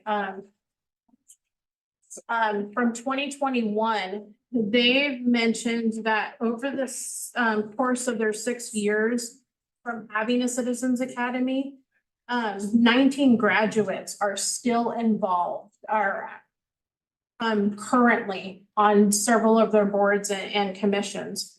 And with the Citizens Academy, I think it will engage people a lot more as far as the vacancies that we have on the council or any of our other boards and commissions, because they don't understand the involvement. They kind of think that the planning commission is the same as the council, or they don't understand the roles and responsibilities. Maybe through the Citizens Academy, they can understand the needs of the different departments, such as the police department, and understand why the new public safety building is imperative. And so in addition to Citizens Academy, other activities, like we said, emergency preparedness fair, the community pop-ups. Those are something that we're going to start this year. And instead of the regular work sessions, it'll be like a game night for counselors with the public. It'll be a movie night, which we do have the movie nights during the summer. We've had them for the last couple of years. But maybe we'll do one at the library, or, it could be a craft night. It could be something different to where you're just engaging with the public on a personal level. Some other examples that I've seen, they've said other cities have had advocacy workshops. And so what they do is they'll take the attendees in the workshop and they'll provide them a scenario, and it's a decision-making process. And they'll say, for instance, you have a water line break, you have $10,000, how are you gonna fix this? None of this. And so it gets people engaged in how to understand the decision-making process. Online engagement, we can create forums online specifically, maybe, Counselor Mix, if she wants to do the tax thing through the library, she can do one night where it's just an online community forum. And so people have a safe spot that way. We can have art talks. We can do different kinds of engagement with that. I would like to see maybe one city fair, kind of like a volunteer fair where we show all the different organizations and people can understand all the services and things that are provided within the city. We can also use augmented reality or AR. So a lot of you have probably heard of the game Pokemon Go, where you use your smartphone and you go collect Pokemon. Well, augmented reality is used in so many different ways. We can use it for historic preservation. There's another game called Ingress, and that was the same developers as Pokemon Go, but that revolves around arts and landmarks and stuff. And so we can use that to our benefit. Kind of using the site as the across the street on the deck where somewhere in time the movie was filmed, we can have, pictures come up through their phones, give people a different experience, not just for the residents here, but for people who come into town. I mean, sometimes a great notion. Yes, thank you. I translated in my head. I did somewhere in time. Oh. And other ways, there's a little picture of City Hall Selfie Day from 2017. There's an organization, this is an event that happens annually, and there's tons of competitions that day. And this was the most famous one because it was the entire cast of Law and Order SVU in New York, and they did a City Hall selfie. So that's fun. Yeah. And so going back to marketing the city to the public. So we use marketing, but as I mentioned a little bit earlier, it's more about educating and informing the public. And so one of the things that I've done in the past was in a previous city, I created a communications team. And so while every department has a voice, we do have to create a unified voice. And so that way, any information that goes out to the public has a similar tone. And what we would do is we would meet monthly. And then it was usually following a city council meeting. And so anything that came out of the city council meeting, we would either, if it was public works and there was a project that was approved a street project and we knew that the street closure was going to come up, we started preparing for that ahead of time versus kind of like waiting until the last minute.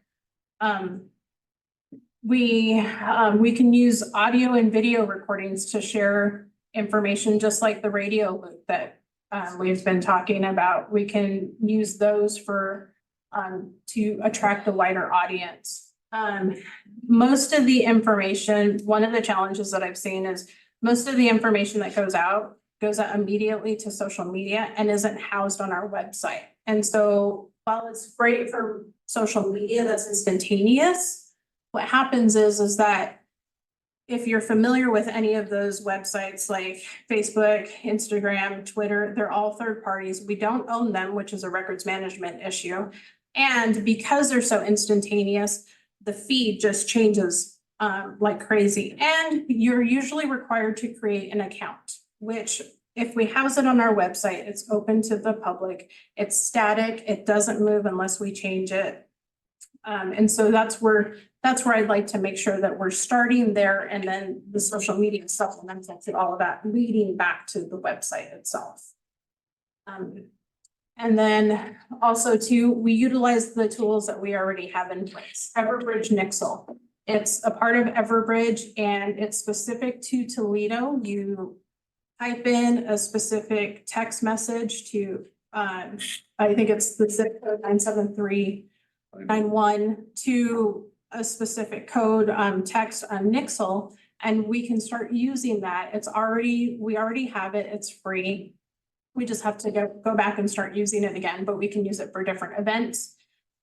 Notifications through text or email, and it's not the emergency alerts, it's separate from Everbridge itself. And then one of the things I wanted to do for this calendar year, but it's not going to happen, is create a city calendar.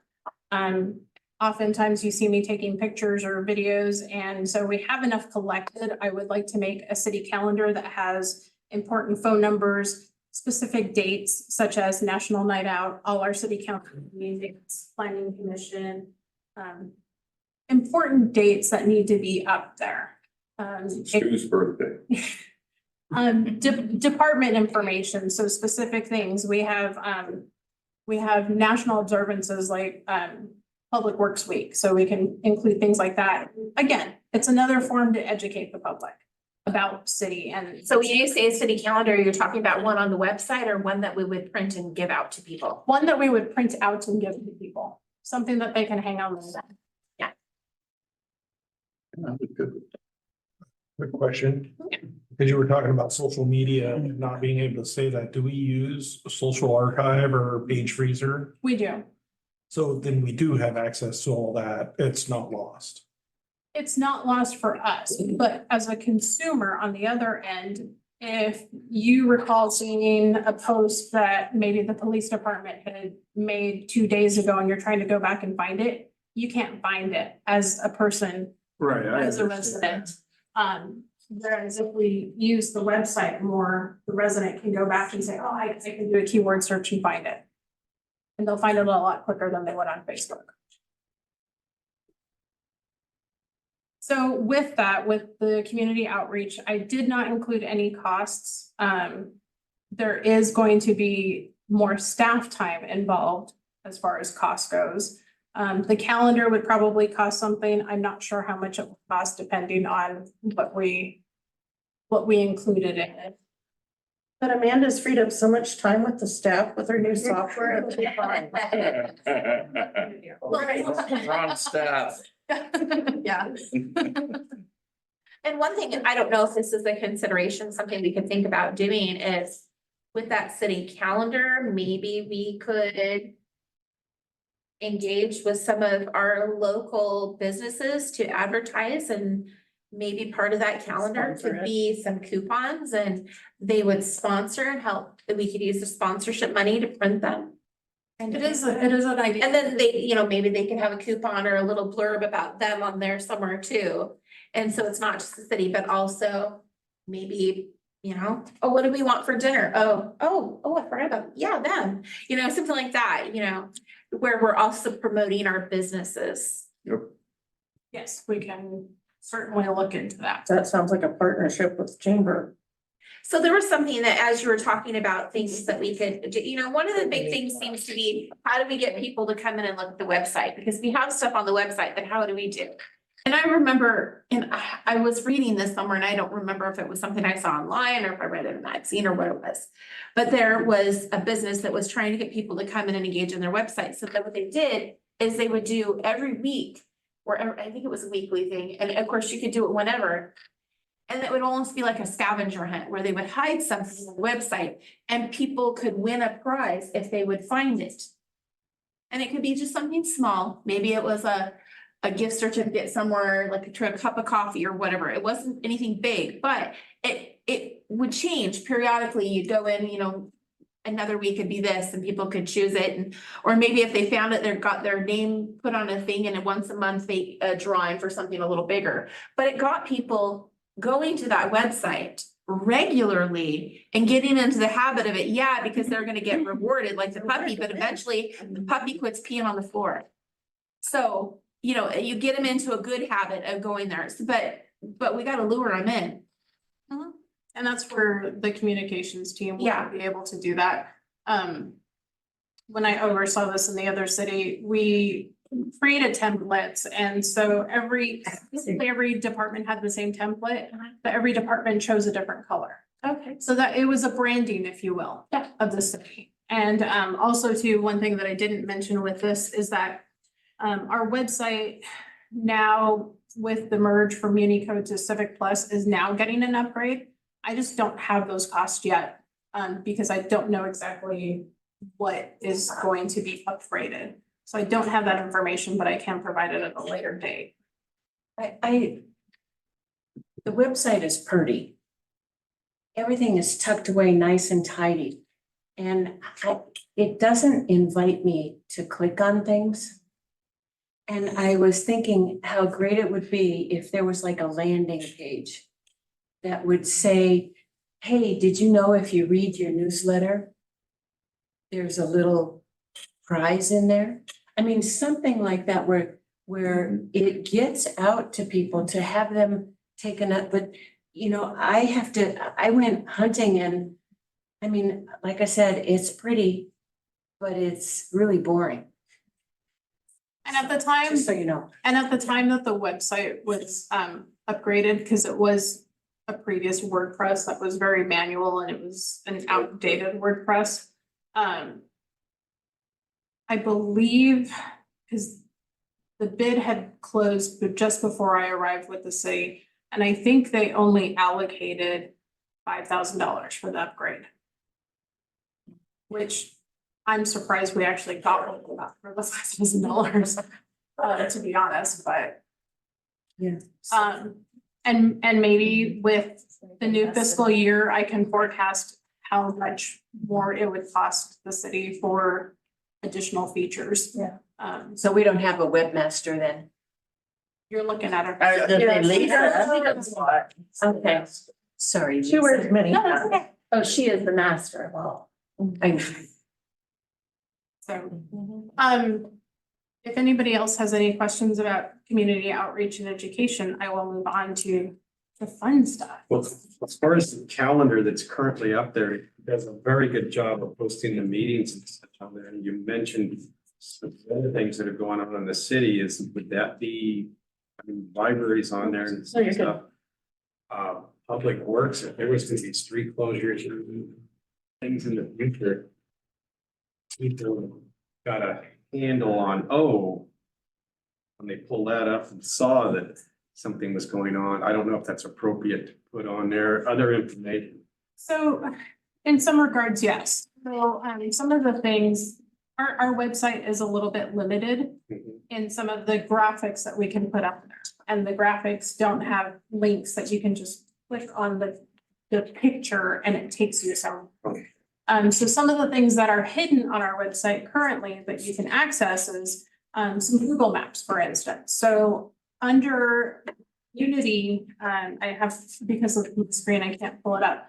But under the community tab on the website, if you actually go in there, you'll see a Google Maps. And so for anyone coming into town, they can access this Google map with a whole bunch of resources listed on there. It has every eatery, every restaurant, every grocery store listed on there. It has where the laundromat is at. It has where all the parks are listed at, and you can filter it by resource, whether it's recreational or a service or whatnot. You know, I never thought about going to a city's website to look for those things. Probably not. Should. But we did, because of Lisa. And so for it, and we also have a Google Maps just listing all the parks. And so from time to time, that's where some of those pictures go. You don't always see them posted on social media, but they go in other places. So they show up periodically. But there's other things that I would like to do as far as educating people and really well. And I'm hoping this next fiscal year I can do more of that. Not just externally, but internally too. So I'm going to move on to records management.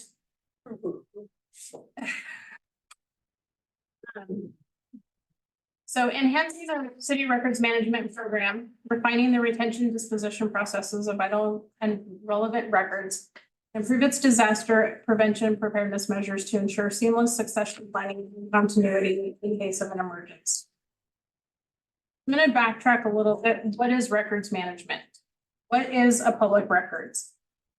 So according to Oregon Revised Statutes, ORS, it is prepared, owned, or used, retained by your state agency. So it is a text message, it is an email, it is a a DVD, a podcast, whatever is created, even if it's a third party. So if we hired Civil West to do a master plan, water master plan, that master plan is a public record. And so with records management, some of the keys to managing those records is, what is it? How long should I keep it? How should we store it? And also, where should we store it? How many copies are there? And we will talk about that in a little bit. What format is it in? As you well know, technology keeps improving and some formats are obsolete. Who remembers zip drives and Well, floppy disks? You just went back to zip drives? Yeah, floppy disks. Floppy disks. Yeah. I still use zip drives. And I'm thinking the zip drives that are not the flash drives. They're the zip ones that were about the same size as a floppy disk. And Okay, no, I'm not that antiquated. No, I'm not using those, but I have some, because Paul kept everything.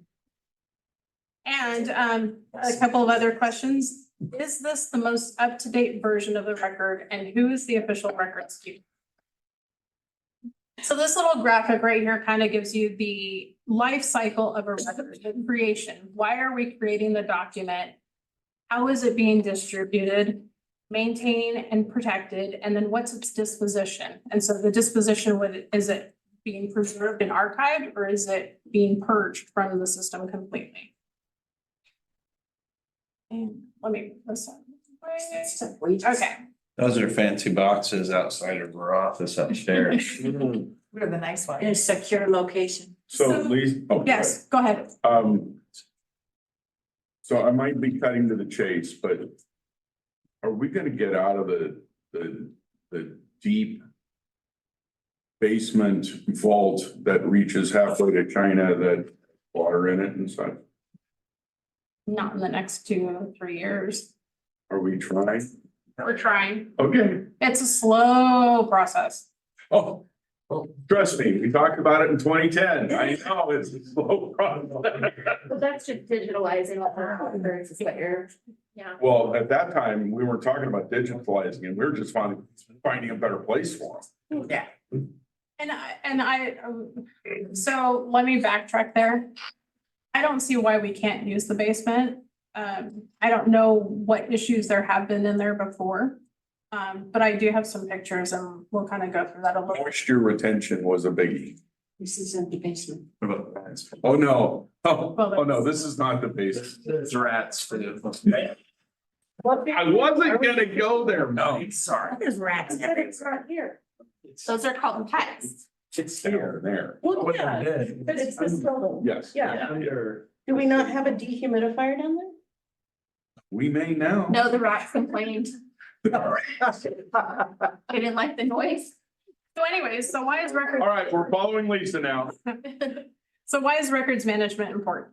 Storage and time spent looking for records can be costly. So I can say for a fact, I myself have looked through, and I'm talking not just electronic records, but paper records as well. So electronically on our network, I could sit there and do a search for a document and I'll use the keyword water. And I'll do the search 2 separate times and come up with entirely different documents. Also too, records management is important because sometimes they're labeled incorrectly. And so for instance, there's folders on our network drive that are called poly. And 10 years from now, no one's gonna know what significance poly has. And so it has to be by position and not person. Oh, my God. So Well, back then the position was poly. yeah. Yeah. So for instance, for example, for me, I'm not gonna be here forever. So from the moment I create a document, I'm in that mentality and I'm that office nerd, so I'm already in that mode anyways. Not everybody here has that thought process. And so when I index a document for saving, there's different filing types. Some are alphabetical, some are numerical, some are dates. It all depends on the different departments. And so that's where we're gonna have to go into this records management system. There is increased liability with over retaining or under retaining records as well, which could lead to litigation or settlements and can become quite costly. And it also too, with searching for these records, that's costly in staff time because we don't know which document we're looking for. When records are finally found, duplicates are created for easy retrieval. So you've all been familiar with some of my methods. So when you send out a document to have 10 people look at it, what do? You email it to 10 people and then they email it back. And so there's 10 copies floating around. But in the last couple of years, oftentimes I will send you a link to a Google form where everybody works on that one form itself. So we only have that one form instead of 10 copies, not knowing which one is up to date. And so that creates efficiency as well and in production. And so these boxes here, these are actual archival boxes. They're acid-free, which decreases the deterioration and dust and mold on records. And those labels, the labels are actually GHS labels that Avery now has. And so they're chemical resistant, sun resistant, they're tear proof.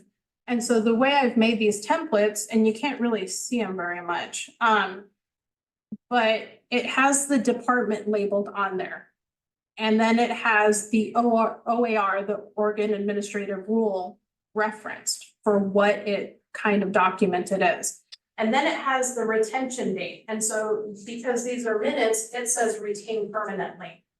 And then it actually has what they are, the description of the record and from what date. So these are council packets. So they're from like 2011 to 2012 or something like that. So that's what those are. Is there a reason we need to keep a paper copy if we already have it saved digitally? Not really, but some documents do have to be retained permanently. Ordinances, resolutions, and that's where we're examples of long-term records. So destruction records. So if we purge anything, I have to keep a record of that for 25 years. Contracts, collective bargaining agreements or the records have to be retained for 75 years after the contract expires. Oh, good Lord. So that's forever. So essentially permanent. Yeah. Payroll records, pretty much, or registers, pretty much the same thing. Urban renewal project records, 25 years after the district sunsets. Legal opinions, permanent. Oops. And then, so there's different contracts, like project contracts are 6 to 10 years, depending on what kind of contract it is. These pictures right here that I have, this is the basement. Whoops. This is the basement, that bottom right corner. So there are boxes there. They're handwriting. I don't even know what they say on the boxes themselves. The books, they look like they're old financial or minute books. I'm not sure, but they're exposed. They're out in the open. This top picture up at the top has mold already on the box. It's a paper box. And so the records are probably going to deteriorate in there. Also too, on that bottom picture, you can't see it very well. There's a carousel of slides in there. And so when I pulled them up, they're actually historic photos of Toledo, of Main Street. And so those are sitting there out in the open. And it's been like that since I got here. And I don't know how long it was like that. Immemorial. God, and slides are so flammable. That's And- scary too. And also too, the format that it's in, we have no way to view those because we don't have a projector for Have those. we, just speaking of the slides themselves, have we taken them down to the library and have them archive it? I have no idea. And that's another piece of the puzzle is the staff time. It's costly because I have to go through all these records. Yep. We have to go through all these records and determine whether or not we already have them scanned or not. There's not an index. These records here are, oops, can't see it from that. Some of those records are out in the open, and when I looked at those are upstairs by my office and the city attorney's office. And some of those records are actually permanent records that should be stored properly in the right temperature. Some of them, I have actually gone through some of those shelves before, and we've had studies and stuff of the counties. They don't even belong to us, and they were 15, 20 years old. There were numerous copies of the draft budget from like 2015, 2014, 2012. There was 6 or 7 copies that we didn't have to keep them. And why are we retaining those? So some of the challenges, inconsistent retention, which is not in compliance with record retention laws. Improper or no labeling, as I mentioned before. Duplicate copies on the shared drive. We have no idea which one the new one is or which is the most up to date. And because copies are kept on personal drives versus the actual shared drives, we're not using the right form, and you know, that could be not in compliance as well, because with the changing laws of like payroll or BOLI or things like that. So it also impedes the ability for production and continuity, as we've heard before, because we end up having to rely on one employee who has the institutional knowledge. And that shouldn't be it. The institutional knowledge should stay with the institution.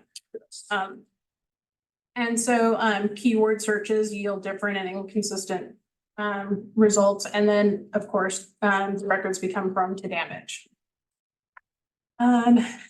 These files right here are in the back on the main floor. And these are records that I would actually consider historical records. Many of them have ordinances and resolutions, which I know for a fact are not all scanned into the system. And because they're not fireproof, if a fire came through, we're losing historical documents. And also too, some of them, I mean, when you go through some of those ordinances, it's really cool to see them handwritten and stuff. I mean, some of these are over 100 years old. They're pretty awesome. So here's a thought. Does it have to be somebody on staff, or could we say, because I know next year we want to get, well, this year we want to get a rare student to do the Parks Master Plan. Could a rare student do this? A rare student cannot, because most of the rare programs revolve around economic development. Okay. So they I'm could. just trying to think of, Intern or something could, I've done that. in yeah, the I'm past. thinking of finding a way to get a low cost intern, somebody with government knowledge to be able to come in and do that for, 9 months and knock a lot of it out. If we did that, I would prefer one of the organizations that previous cities have worked with, or a retired clerk. Yeah, no, that's fine. I just didn't know. Rare was the only program I knew of. Yeah. So that's why I guessed that. And that's something that I can look into and bring back to the council. Because that would be, it would be worthwhile to actually get 9 months worth of progress or a year's worth of progress made in 1 year, rather than trying to add more to your bucket list after seeing the first part of you're already gonna be still up to your eyeballs.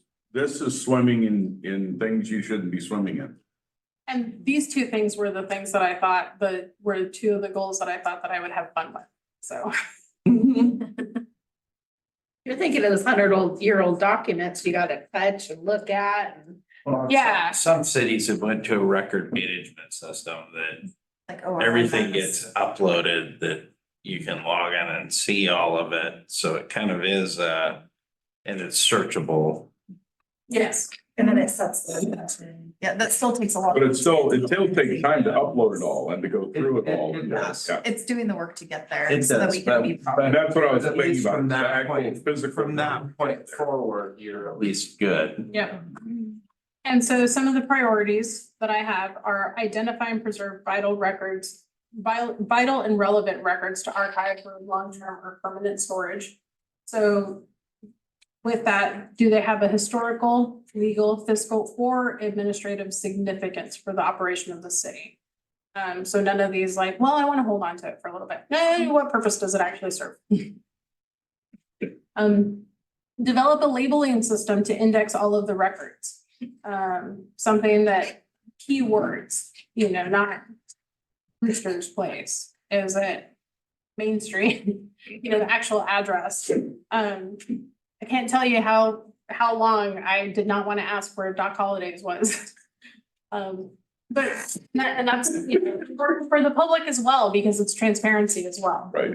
And then find a records management system or an RMS that can index, store, retrieve, and dispose records in every department.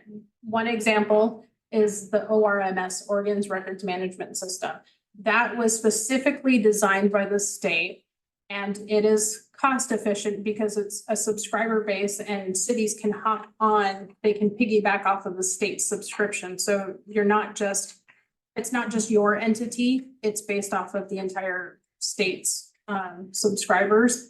And that one, because it was specifically designed for the state legislature, the laws are actually built into the software and they're updated as the laws change. And so that way, when you do need to dispose of records, you'll get a report. You can create different users, different permissions, and it has an audit trail within the software itself. That would be ideal at some point. Whether it's like phase 3 or phase 4, whatever, that's ideal, but there's things on the ground that need to be done first. Yeah, we have to do all that cleanup to get there. Yeah, we have to do all the cleanup. Exactly. And so some of my objectives really quick, phase 1, for instance, this next fiscal year, I can meet and work with each of the departments, one representative, to identify those vital relevant records within the department. And I would like to start purchasing some supplies for the preparation of those vital records, some fireproof filing cabinets. On the next slide, they'll have the cost.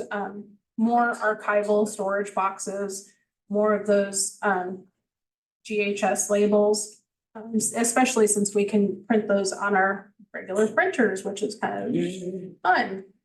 This last picture right here is the basement. Shelving will be needed at some point. But one of there's so many records down there. I mean, I don't even know where to start. And this isn't an issue unique to Toledo. It's been in every city I've been in. One city previously, I went in on a weekend and for like 7 hours straight, all I did was purge because they were hoarding stuff that they didn't need to hoard. Documents that were from the county or brochures or something. It's like, if you don't need it, don't hang on to it. And so I do have on here, purchase supplies, 2 to 3 fireproof filing cabinets, which approximately are $4,200 each. Purchase numerous archival boxes. Those come in packs and I can provide a better estimate for the council as we move into budget season. Archival gloves, some of those supplies to handle some of the older records that we have. The chemical resistant labels. Adequate shelving to store the archive boxes that we will have. And then also we can start, this one will not be done in this next fiscal year, but review, my little thing is in the way. Review the amount of vital records that are not scanned into the network and compare costs to scan the records for electronic preservation. So whether the in-house cost versus contracting out. And then transfer long-term records from off-site departments to City Hall for preservation. And then phase 2 in fiscal year 25-26, upon review of progress from this next fiscal year, purchase additional supplies, seek a request for proposal for record scanning, indexing costs, and or Oh, I missed that one. For an electronic records management system, add more shelving. So I don't have specific costs this time, and let me see, what else do I have? Yeah, and that's just a couple of pictures of what some of the filing cabinets look like and the storage boxes. Those fireproof cabinets that I found, I like the flexibility that you can either have lateral or letter files in together and you can mix them around. I have a question. Is there a sump pump or whatever you call it down in the basement? If it floods that it, I don't know. you haven't. I don't have that answer. I was just wondering, because it sounds to me like we need to put a dehumidifier down, like that would be the fastest. I just, Lisa and I differ on our opinion here, but. And mainly because I've been through it, Yeah. is I do not like storing records in the basement. And the reason being is not for water coming in. You got all your piping, everything is above. When it breaks, which I've had, we ended up losing, well, we didn't lose records. It flooded, it sprayed all the boxes, they all got wet. Yeah. We had to pay a company to come in. We hauled them clear out to North Carolina to a special drying bin. They got dried, then we turned around and we just put them all in, we had them all scanned and made them digital. It was a $30,000 to $40,000 project. This was 15 years ago. So, So now we're looking at 100. and this was not much more than we've seen right here. So that's where I differ about putting things in the basement, not so much humidity and stuff like that. It's, if a water breaks up here, where's it Yeah, and going? I did see those pipes and that made me concerned. And that's my big worry. I'm not saying it's gonna happen, but You've been through it. I've been through it and those are my big worries. Plus, if we clear out the basement, I can have it for an office. Right. No, that's IT. Oh, Now Doug can tell his story. It sounds like. That is an alt. I was just sharing with Lisa, so I was the public records officer for PUD for many years, and I've also, I was co-chair, I formed the Northwest Public Power Oregon Utility Records Group, and we did training throughout the state, and I've also been on the advisory committee. We actually just redid all the state retention schedules, and I've worked closely with those guys. So I know, state archives, will take cities or any government agency, you can turn your permanent records over to the state archives and they will store them for you. So you do have to relinquish the records to them. They take responsibility, but it would get out of our. So they take responsibility for all the hard copies. Yeah, well, permanent records have to be their original form. Right, that's what I mean, not hard, Yes. but, you know, Yes, they will safely store them, archive them, and be responsible for them going So forward. how much does that cost? It's compared- free. Oh, it's free.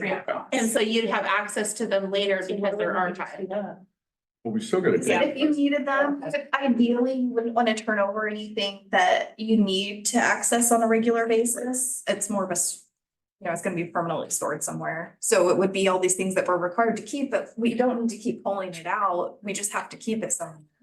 I think that would be something to explore. I have an empty room. Yeah. Totally empty. Well, besides the city, doesn't the police and fire have their records that they're storing on in their places? Yeah. Yeah, it sounds like we need a place to put all that, just exactly what Doug was saying, is that if there was ever a And you disaster. can store in a basement, but then you gotta look at waterproofing in some way with humidity and waterproofing. You know, waterproof plastic containers, things like that, you just start talking more money, but it's, like I said, if there's a way to get it out of basements and, I mean, you're never foolproof because you go up to the top, you got leaky roofs, so, you know, which it can help, it can hinder you that way too, but I'm gun shy of putting all my records in the basement. Well, perhaps if we freed up space by turning over some of those permanent records to the state, that would free up space for other records we need to have on hand. Do we have to store them in each No. on site? No, they don't have, we just have to be stored Okay, it's like you're. in a saying, secure location. Archive, hard copy, something very safe, that would be a whole lot better. Yeah. Especially if there were any fire departments and all. And again, we are allowed to, the ORS dictates we can digitize anything with a retention of 99 years or less. So essentially anything not permanent is what it comes down to. We can scan and digitize and designate the digital copy as the record and destroy the paper copy. So that would be part of You can, Lisa's work to. you can also digitize your permanent stuff. It's just not the original copy. You just can't destroy it. Right. But you can let the state have that. Yes. But you can digitize it and then let the state, Have the, Yeah. have the hard copy. Yeah. And then if we needed to, we could get back out there into one of the boxes. right, it would probably be, you know, a couple weeks turnaround at minimum, but still. Better than There are, nothing. like I said, there are companies that That's- they literally send in they send you a semi truck, you fill it up and they take it off and they digitize it and send you back the digital copies Yeah. and the paper copies with it. Or you can have them dropped at a, We still have to go through everything to figure out what. Yeah, And it's down in the- organizing it. Yeah. It's the work. And down in the basement, there are tons of maps. I have no idea they're all yellow. From like planning. Yeah. They're all and- planning apps. And there's And tons of some of them planning could be apps. historic and some of them might not be. I'm sure there's stuff back from when we were the county seat. Yeah. I mean, there's gotta be some historical stuff there that, Oh, yeah. there's gotta be some cool stuff. I find historical stuff on tunnels.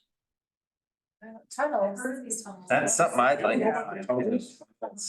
All under Main Street. All under Main Street, under the Elks, I mean, I found Eagles. the They're old still there? set of Yeah. maps. A lot of them have been bricked up. Yeah, a lot You of can't- bricked up, but not, How do you Public get to Works the- runs into them all the time well, when they're. I know at least two you can get through the bottom of Timbers. But I found the old set of maps when the pool was built and it was an outdoor pool. you turn it into a. Here. Yes, please. Yeah, we did. Portland has their tour. So really quick Oh, talking right. about. Yeah. So really quick talking about one of those fun moments that I like to do. When I was in Silverton, one day we got to, I believe it was. I want to say it was maybe like the 110th year or something anniversary of the very first ordinance, and the very first ordinance appointed the treasurer, the chief of police, and the city manager, city administrator. And so what I did was I took a picture of our current team at that time and I posted it to Facebook along with a picture of the ordinance. And then just to get some engagement and interaction, I showed it to people and said, if you like and share this post, you'll be added to a drawing and by the end of the day, you'll get some city swag. And so that was like one of the largest posts that the city got that day. It was a fun way to educate the the public. So we could do more things like that on social media, use it for fun little contests and drawings. And include records management with it too. Are we ready for a break? Oh, yeah. I think so. All right. Yeah. Let's see.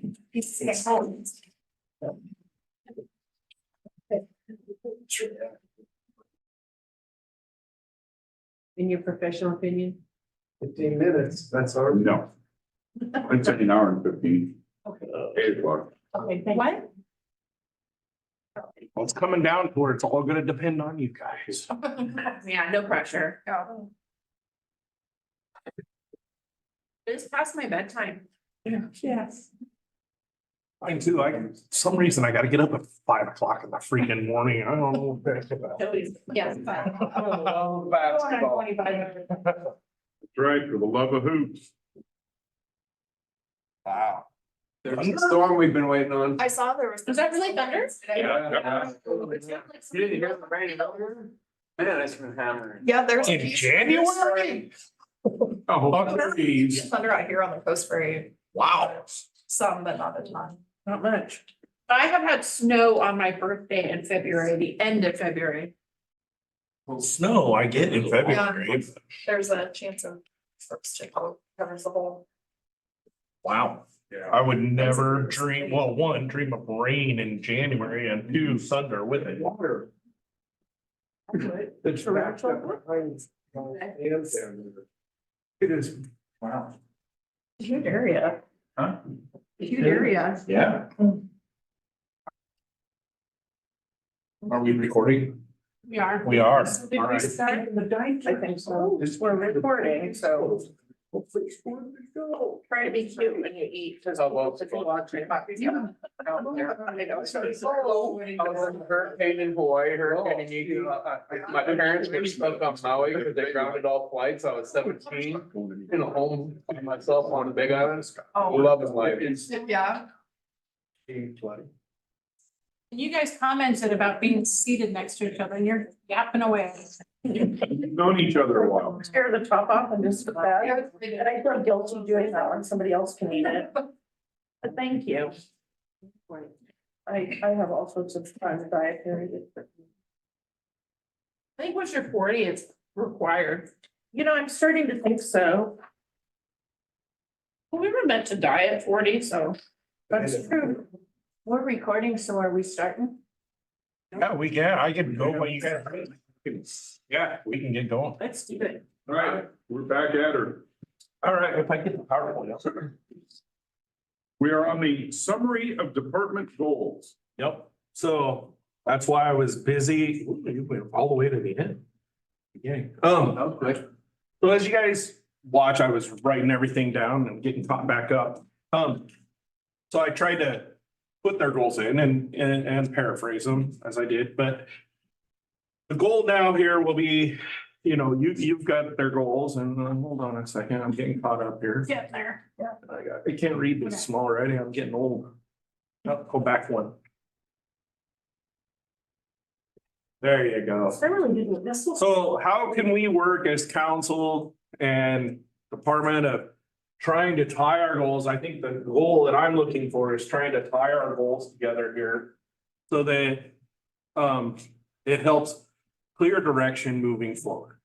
And so what works, what doesn't? When you look at the goals and you've heard from your department heads, what goals do we like? What do we prioritize? You've kind of heard from them what they think and what doesn't work.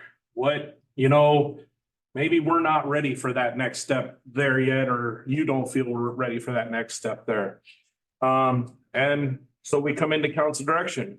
Can we meld the department head goals into one so that with the goals of the council, so that we come forward with a unified message for our citizens? That's what it's about. Could our council goal just be to support our department heads? One goal. Yeah. Everything, all set. How about our first goal be continue to maintain and improve public infrastructure? Sounds awesome. I agree. What's that? Continue to.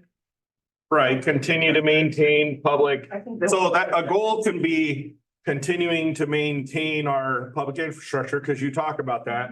But maybe we need to list some of the objectives that we're gonna use to measure that. Because continue to maintain really isn't measurable. I mean, I can go and sweep the sidewalks and that's maintaining public infrastructure. I don't know. So maybe we put some benchmarks like, hey, we're gonna try to accomplish a benchmark for that would be, you know, we're gonna get, you know, First Street done and we're gonna look into a park master plan and Mill Creek, the next phase, you know, identify a couple objectives to measure whether we've accomplished that goal throughout the year. So I would put as those sub points, I would put park master plan. Yep. Stormwater master plan. So that the following year, we can move into the new SDC survey. Okay. What? The system development charge, because once we get a park master plan and our stormwater master plan put together, then we have all of our master plans. We can then look at what we do with our system development charges to make them more equitable across the board.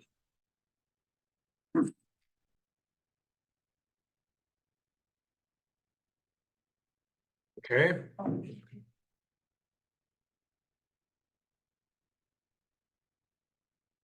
Maintain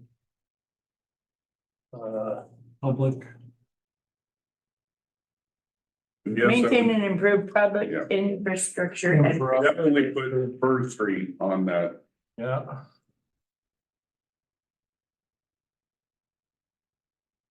Infrastructure. And facilities. So one thing I want to add that I did not bring up because I was kind of leaving mine at the back, at the end to work. One thing I know, and we budgeted for it this year, and I don't know that we didn't do anything with it. But I'd like to see, city hall updates. And when I say city hall updates, I'm looking at phases. A couple things come to mind for me at City Hall. One, security for our employees. And two, efficient use of our space. So, I don't know that we meld together with the departments we work closely with. And I'll use, for example, he's my executive assistant, city recorder. He's upstairs, I'm downstairs, furthest apart in the building as we could be. You have a city attorney / planning executive as well. You have the planner and the public works director side by side, which goes. But you got an attorney who's as far away from them as he be, and he probably needs to be tied in with those guys. Our finance department's together. So that's good. So I'm looking, when I say facility updates, before we can get these things together, we need to work on our office space to get it so that it can work together. And that means creating security, creating offices, and light remodeling on the inside is what it's gonna take, because we're gonna have to move heating around, electricity around, and do those. So when I look at the facilities portion, I hope you guys consider that moving forward, that we're gonna be able to do work at City Hall at trying to get some updates done around here, which will help even on things that Amanda touched with getting things more streamlined and more efficient for what we could do. So that's just my take. I've talked to almost all the managers in the thing.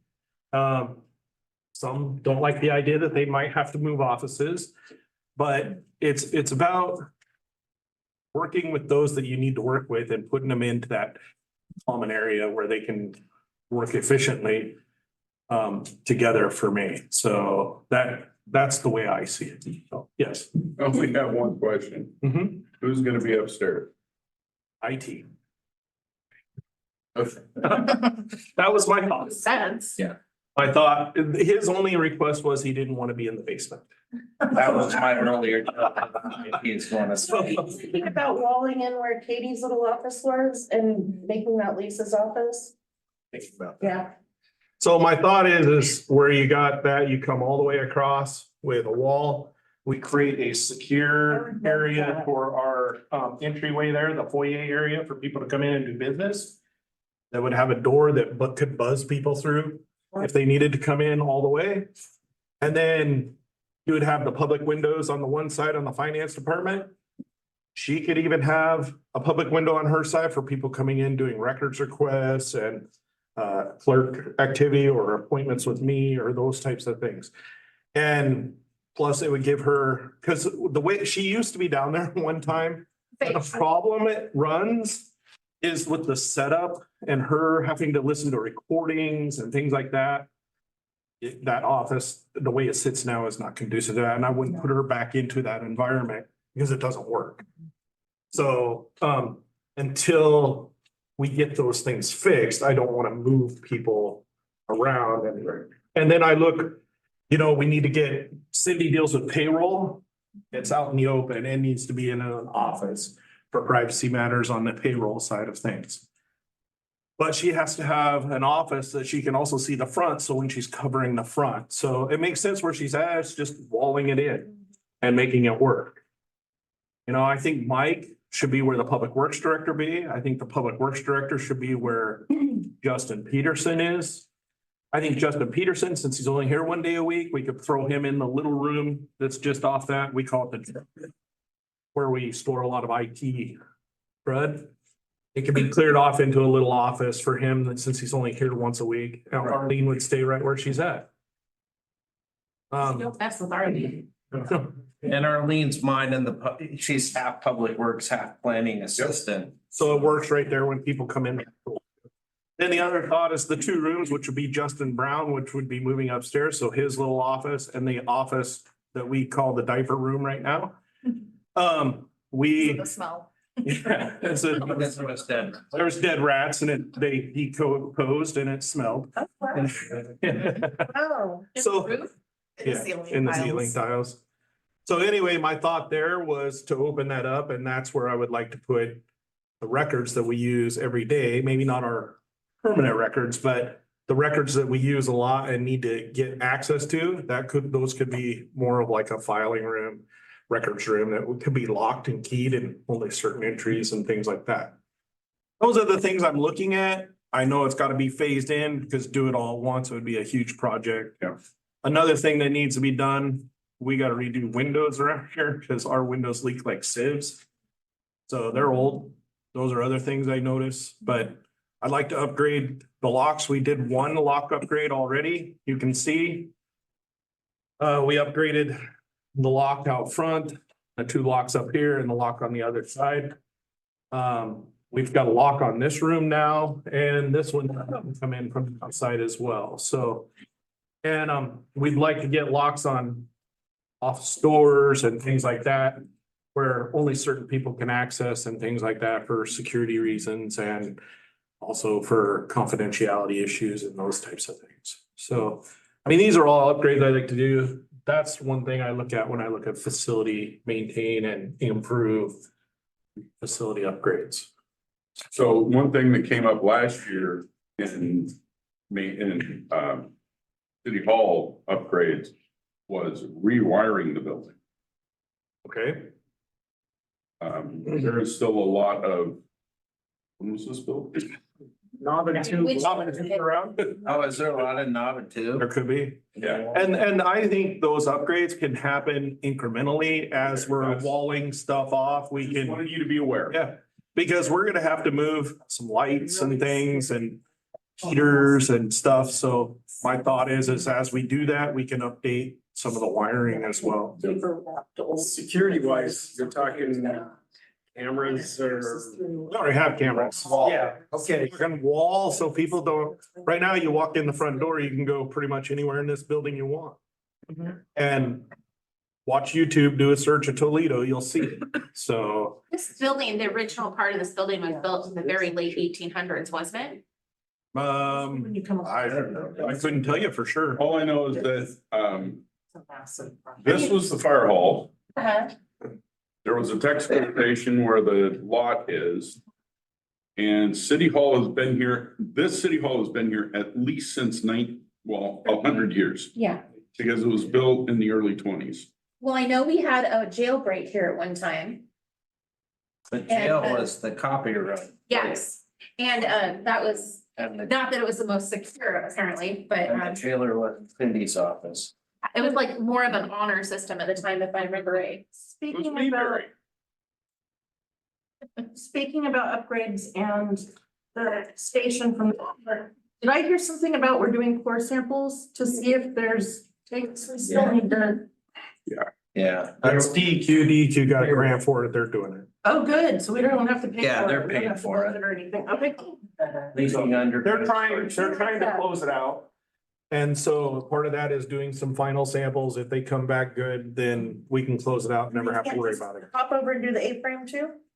That's county, talk to them. Oh, I believe the tanks are still in the ground there, so that's the problem. The tanks are out here, so they're just doing some pulp up stuff. Okay. So we have to close the parking lot, move everybody out for a couple days, and then so they can come in and do their samples. Cool. Okay. As long as we So don't. anyway, that's what I asked for on that as well, but I don't know how you guys feel. I think we should add it. Oh, no, I was. yeah. back before we got on City Hall. Oh, no. Do you think we should add city hall to the list? The master plan for the storm. Would you put City Hall on there? Yeah, sorry. I was clarifying SWNT for her. She was like solid waste. I'm like, no. So, The thing is, when I look at this list of what the department heads have given us, yeah, I don't see anything we should be putting off. I feel like all of this stuff, now, some of them are gonna be longer term projects that we will just start this year, maybe the Right. planning process or whatever. But I feel like our job as a council is to look at these projects and do everything in our power to support you guys in doing them. sure. So as we're making our goals, what I want to do is like this, we've crossed that off, we've crossed that off in our goals. And Fir Street, I mean, he's got numerous streets. He had Fir, there's no way we're gonna be able to do all those. Why not? Money. SDC review. I mean, Fir Street in itself is a $200,000-300,000 project. That's gonna be the biggie for the year. Yeah, yeah. So, So I guess we'll come up with a list of importance and like First Street will be at the top and. when we- I know we could throw in, the railroad tracks. He's With a got thin that one. water line. And the water line that goes up to. Well, the Mill Creek water line and the water line to Henry's. Yeah, Because those are gonna be, Well, and Lisa. here's something that I'm always, and people have been around me long enough will understand when I say this. We need to stay ahead of I. Yes. So, you know, how many more manholes can we get lined this year? How many more, What's I? inflow and infiltration? It's that wonderful thing that happens when you have a crack pipe and the water that you just heard coming out of the sky goes into our. That's Mill Creek / Business 20. Yeah, that's the water line here. Did Lisa? This is business I 20. don't know. Lisa, did you still have a question? Oh, I see. I was just gonna There, follow I up help you. with Counselor Mitz's comment about why can't we do all of them?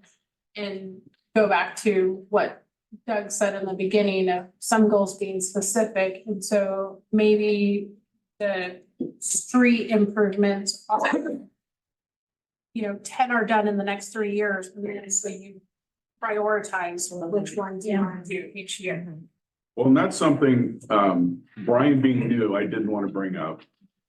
So next year, we used to have a list of street priorities.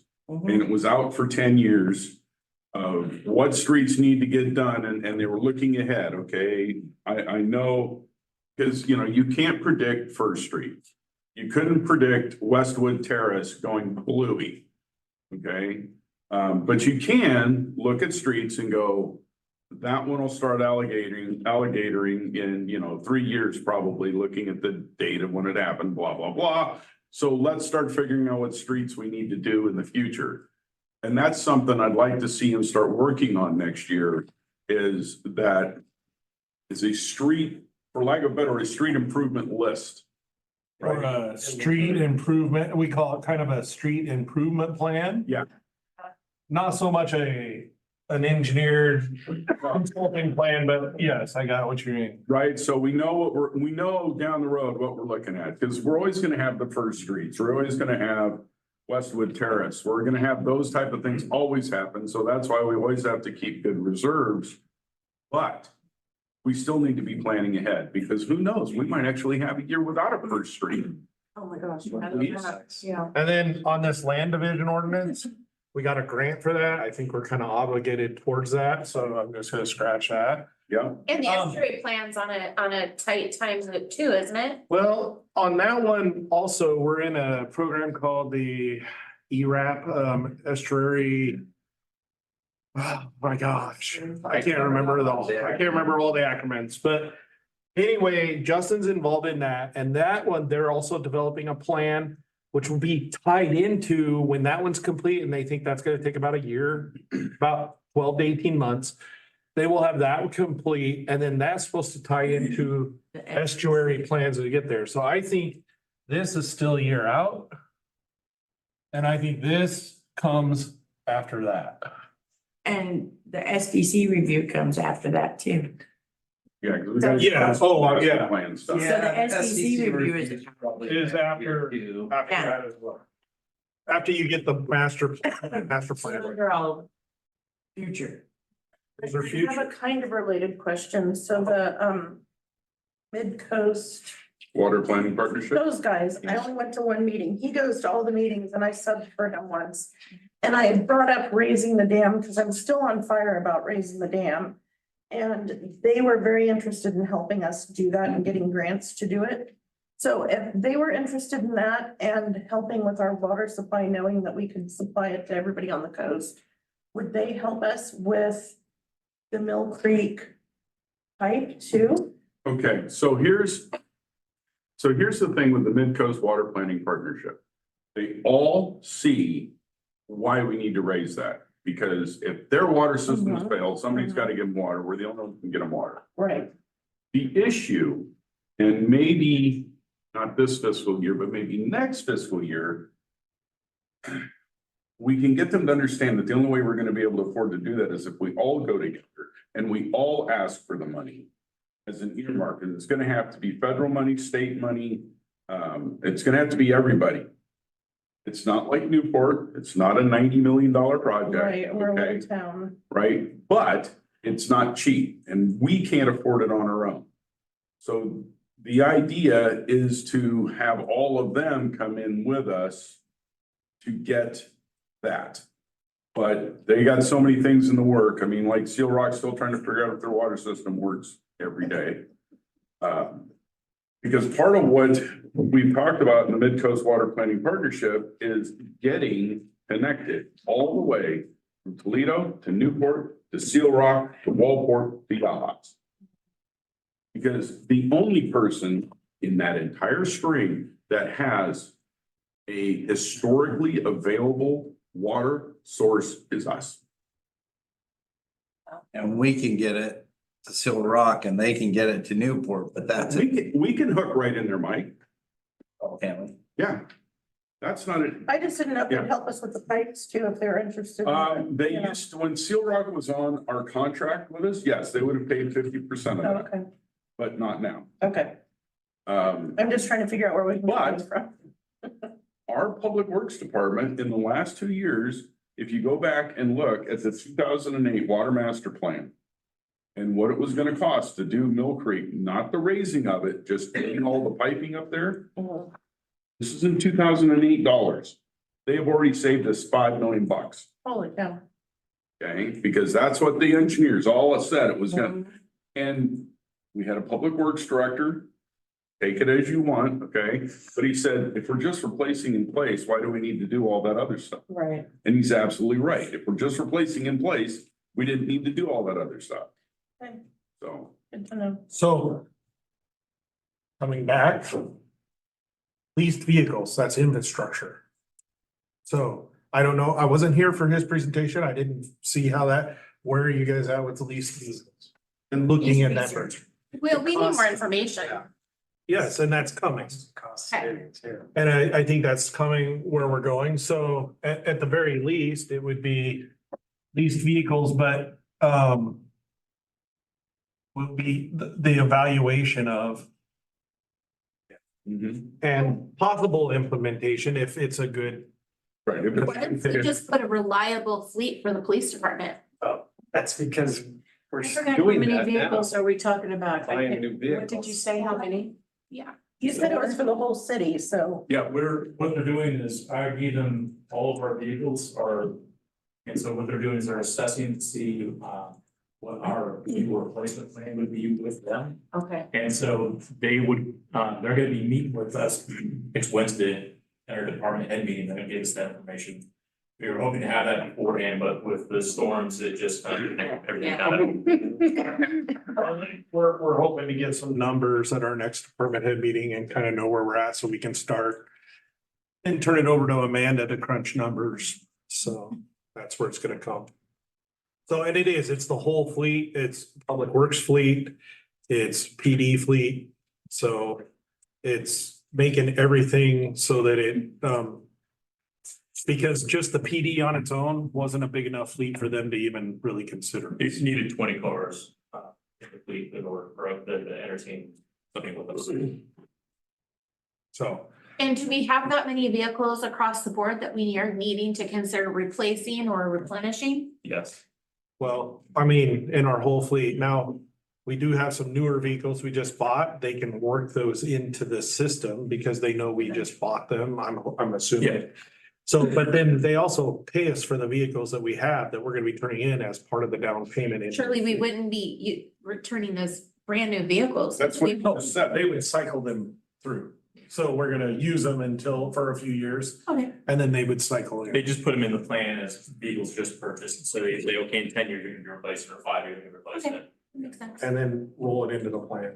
Okay. What about the fire building updates? Can we back up? Oh, sorry, yeah. What else is on his, On who? on the police? Yeah, employee retention and hiring process and stuff like that. So, that would probably be, I don't think that fits under infrastructure. What person. didn't get put on his list, and maybe it's on there, is the thing about that CAD. Yeah. Oh, I didn't see that. Okay. It wasn't part of my initial submitted presentation. Gotcha. Got brought up. No Yeah. problem. That's fine. Like I So said, I missed his because I was in that other meeting. I think, it sounds to me like the training site improvements and the building updates, these aren't big items that are really gonna be costly. They sound like they're more gonna be labor intensive. And so I don't see any reason why both of those wouldn't go on our list if they can both be implemented this Well, yeah, year. if the volunteers put in the original little river and everything, I mean, I'm assuming the volunteers are gonna take everything out to put in the bench, it's just. I mean, we're assuming that. Yeah,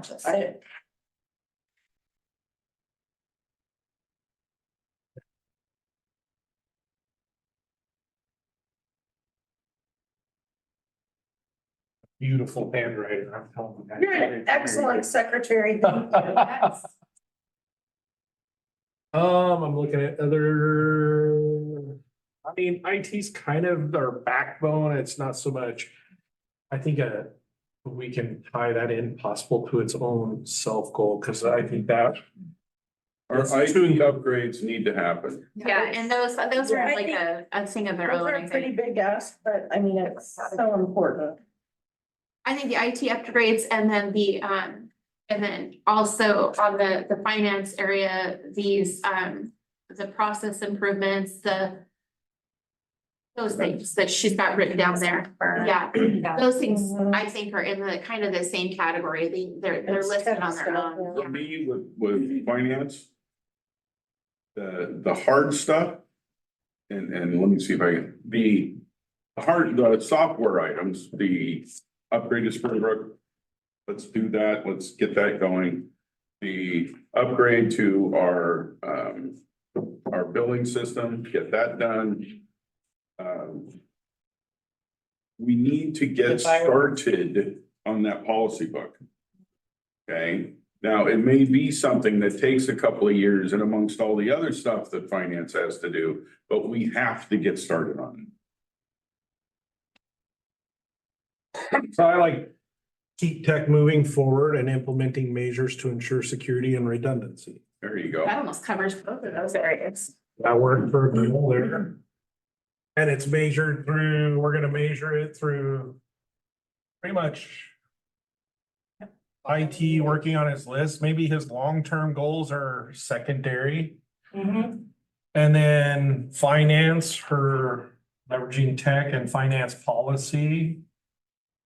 I want process improvements kind of catches all through there. Yeah. And records So management. does for the record recorder. management. Management as well. Kind of captures all of that. And what about the fire department billing? Because he's talking about training That would people be in order Oh, to That's what I wanted to streamline ask that Larry. process. Billing. Yeah, Billing. billing for. So Amanda, have you checked with Walton Valley? No, well, Larry was supposed to be reaching out to other agencies, Okay. getting ordinances or fees. If there's anybody in this state that knows how to squeeze money out of anybody, it's Walton Valley, Okay. okay? Just reach out, those folks are amazing. I just saw on the OCCMA board too that they were talking about billing on fire on there. And there was a big run on it, but Ontario, Ontario. yeah, they're doing it Yeah. as well. Okay, So on the records management, we need to decide if we want to store it here, if we want to send it off. I think right now it's kind of figuring out what we got, right? Yeah, that's gonna be the first step. The second. well, And maybe some fireproof storage. I was gonna say, then that'll tell us how much fireproof storage we need, because do we need to put it in fireproof storage before we send it off to the state, or do they worry about that? Once it goes to the state, they'll worry about That's it, theirs, but while yeah. we have it here. Right. we Right. could consider Right. it. so I would like to see an item in the budget for 3 of those fireproof safes. So that we can start getting things in there in the right spot. And how big are those? Those are 4-drawer cabinets. Yeah, corridor, yeah. Okay. So it'll hold a bunch. Yeah. Then those boxes. Were they? And, you know, whatever it is on boxes, right? Labeled. Labeled. Yes. But all those labels are here, right? They just have. Yeah, they're just the blank labels, yeah. Can we temporarily use the vaults? If the, Hours or Something like that. Yeah, it was really small, but it was a high temperature. oh, they're using for evidence already? Oh, I don't know one. No, the old No, one. They use I it mean, for no, evidence. the new one. Oh, the new one coming out. They've got Chief? everything. Least vehicle eval. Could we temporarily borrow one of your vaults at the new public safety building? Yeah, at least Record? That'd be in your. Yes. Oh, I got you. Thank you, sir. There it is. Evaluation. So Jackie. We made it. Went out. Lisa, one? Lisa, Fireproof. fireproof, secure storage. Chief is gonna let us use one of the vaults up at the new PD for temporary storage so that we can get the crap out of the basement. So maybe as you sort through and make sense out of it, you can start putting it neatly in there. And it Well, can she go, could- yeah. Yeah, she could sort it into there. Exactly. Because they're big. Yeah, both That of was a them are. brilliant idea. Yes. Bravo. You get cookies. I was gonna tell you too, there is a safe in my office if it had dial. You can close the doors, but. And it's. Combos Yeah, and. we've got all that. Yeah, no, it's not, we're not gonna put you in there and leave you there forever. Not me, but. Oh, I'm not going to that building, man. So I think we've encapsulated that one pretty well. So now we gotta talk about, From the library though, there. Employee recruitment and retention. so you got bilingual employee. Okay, but we already approved and budgeted for the But there- bilingual, right? The halftime position. The halftime. There was something in the library that can go in the. She wasn't here text. for that presentation, so. Sorry, I wasn't here for the beginning. Yes, you weren't here. I was playing hooky. Deb was saying that she's been unable to get anybody to fill that position. No, they were gonna get tablets, Oh, they were gonna get tablets? but that's in the tech moving That's in the forward. tech moving forward. Oh, okay. Yeah, No, see, I was thinking of something along the lines of to create a great place to work. What am I looking for? how you are Come on, sleuthers. citizens. Diverse, inclusive working environment, welcoming. Cookies every day, free coffee, Great donuts Wednesday through Thursday. there you go. To create and maintain. Only when I'm off time. Yeah. Otherwise, I just have to go. So creating a inclusive and welcoming work environment. But we also need to come up with ways to retain these employees that we get, because Well, that's where we're gonna try to, we're gonna encapsulate and retain employees. Creating connections. that's between people, that was meant for create connections with the community. Right. Well, it could be both. Okay, all right. Yeah. We can find it, I don't care. It could be both. Watering down, you know, those are, I mean, we heard what police chief gave in his report about Oh, you can't give people, Correct. and because of the disparity in the wages and that. Oh, yeah, wage. And everything that he's up against. I'm gonna speak from experience because my son's on the force. I understand we have a wage discrepancy compared to other forces. I get that, okay? But here's the reality that you have to see, okay? College graduates. Okay, working at a, for lack of a better, big box store. Okay, 2 of them working full-time. Making less money than what he's making as a police officer. Okay, and they're not the lowest paid people on the totem pole in that store. The reality is yes, when we compare the transient room tax people or a city of 50,000, yeah, we're gonna come up on the short end of both of those there, because there's no economy that says we're gonna be able to keep up with them. The problem is that there aren't enough people, period, that want to be cops right now.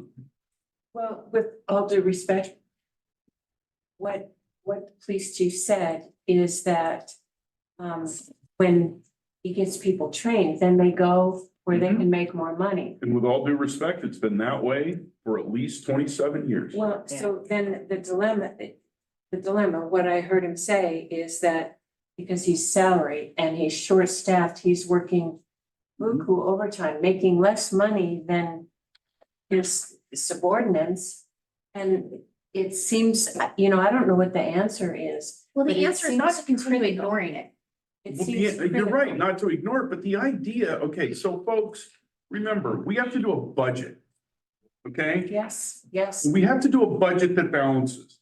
So if I want to pay chief what I'd love to pay chief, and if I want to pay the officers what I want to pay the officers, and I want to pay all these people in this room what I'd like to pay them, we're dropping at least 1 department and maybe 2. And he also talked about how much extra his people are earning in overtime because of being short-staffed. And that's why we upped the overtime budget last year, because we knew we were going to be short. There's not enough people that want to be an officer right now. Well, Chief has not asked for 1 penny more for the job that he's doing. He's asking for ways in order to be able to get officers to come here. And we've got to offer something. We're gonna have to step up our game. Okay, Mike, go ahead, real quick. Yeah, so the only thing that I asked was that we consider doing a wage salary Yes. benefit assessment. And then I said that if it comes out that hey, where we're at, then I'll deal with where we're at. But who do we compare with? The last time we did one was 2020. Yeah, With the last, and I think that was incorporated into the TPSA agreement. I just pulled it up.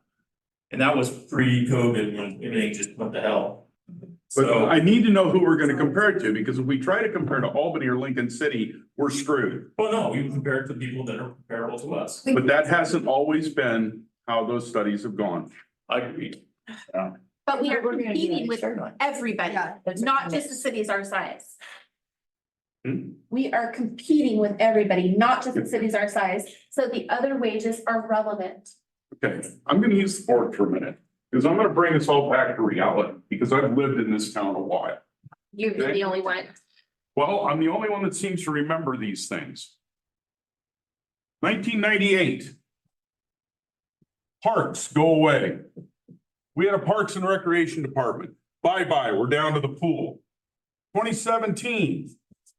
We can't keep up anymore with the pool, and it's not because we couldn't, it's because we can't keep up with everything anymore. Because our prices only go up 2.5% a year is what we get extra in property taxes, while everything goes through the roof. So we lose the pool.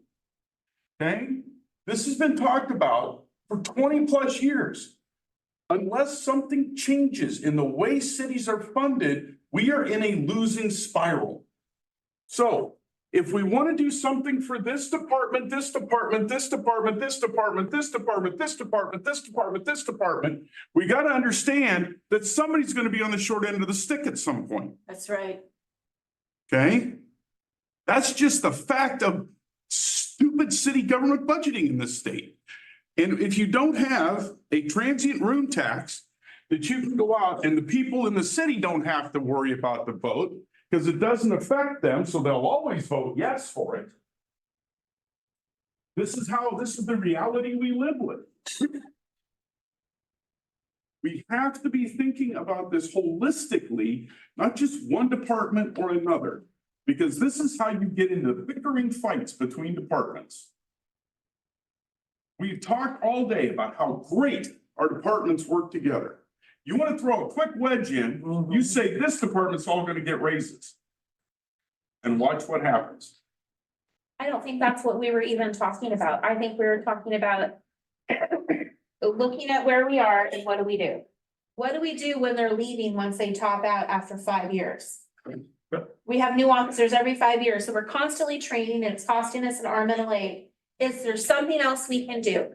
Maybe it's not a wage increase. Maybe there's something else that we can look at to offer them.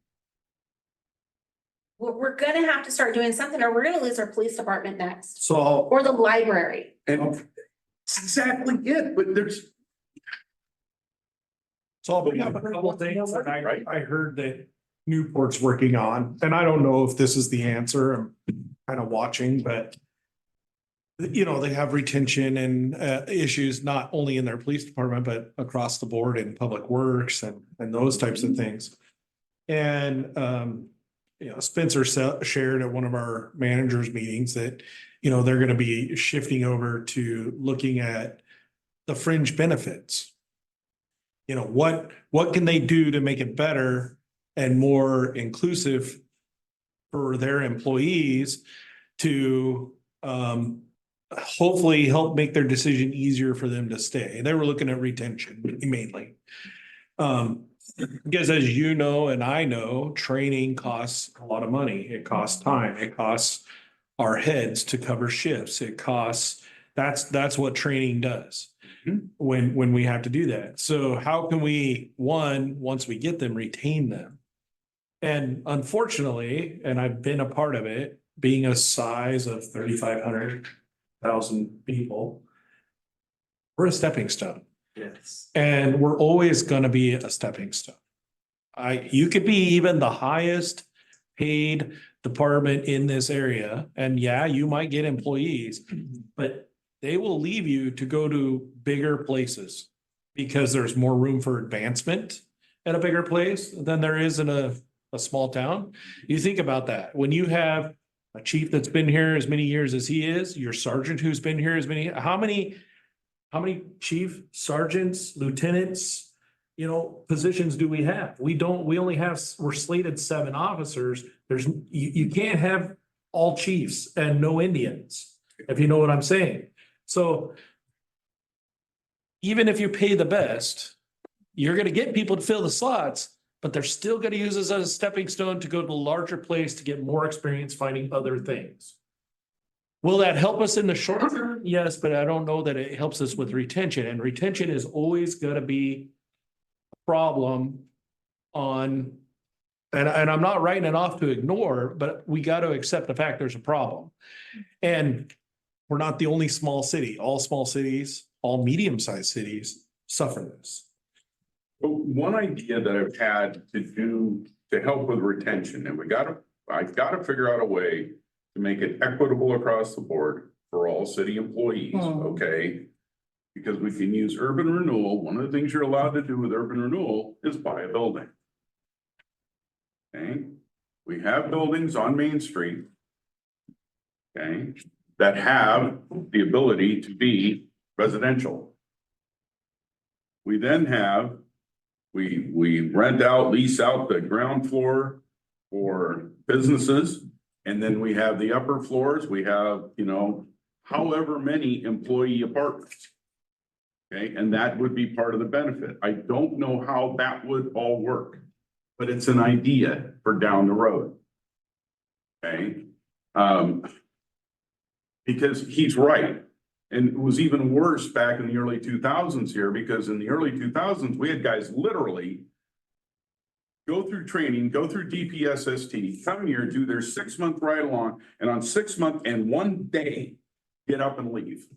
And we're stuck with the bill for all that training. Mhm. At least we got that changed. So now whatever agency takes them, they have to pay us back for the Yeah. training. It's prorated. All of it? But here's the thing. It's prorated, but it's up to 3 Prorated, years. But here's the thing, it doesn't deter them because it's cheaper to purchase them. Yep. Rather than throw them through all the training to get them. And then they don't have to wait all those 6 months to have it, Right, they have it right. ready, They're made already- right there. They're certified, we're on the road. They probably go through some internal FTO program and they're, FTO. yep, and then they're out on the street on their own. So Mike, do all the people that apply, I mean, and of course, I don't want any specifics, but in general, do most of the people that apply for these jobs, are they untrained? Do we have any people that apply for these positions that are already police officers someplace else? We've got people in the past, we've got Daylin right now that used to be a sheriff's deputy, we had, Sean, that used to be the Oregon State Trooper, and he's retired, so he came back to work for us, I mean. But when you get those people that have retired, you get the retired on duty people, you know, people that are really going to be that motivated to go out and do things that. Looking for the small pound. or- I mean, I would love to have more Daylins, people who actually want to be here and who love doing this. Well, credit to Mike, you don't find in the small towns a lot of young chiefs. Usually you find the old retired guy that came from Portland, is on his last few years, gonna get some PERS and he can sit here and eat his donuts or whatever he's gonna do and retire out in the last 4 or 5 years. You don't see young chiefs in, or Mike's position as a younger chief. I didn't realize it was that young. I thought it was just really good face cream. No, really, It's hard living.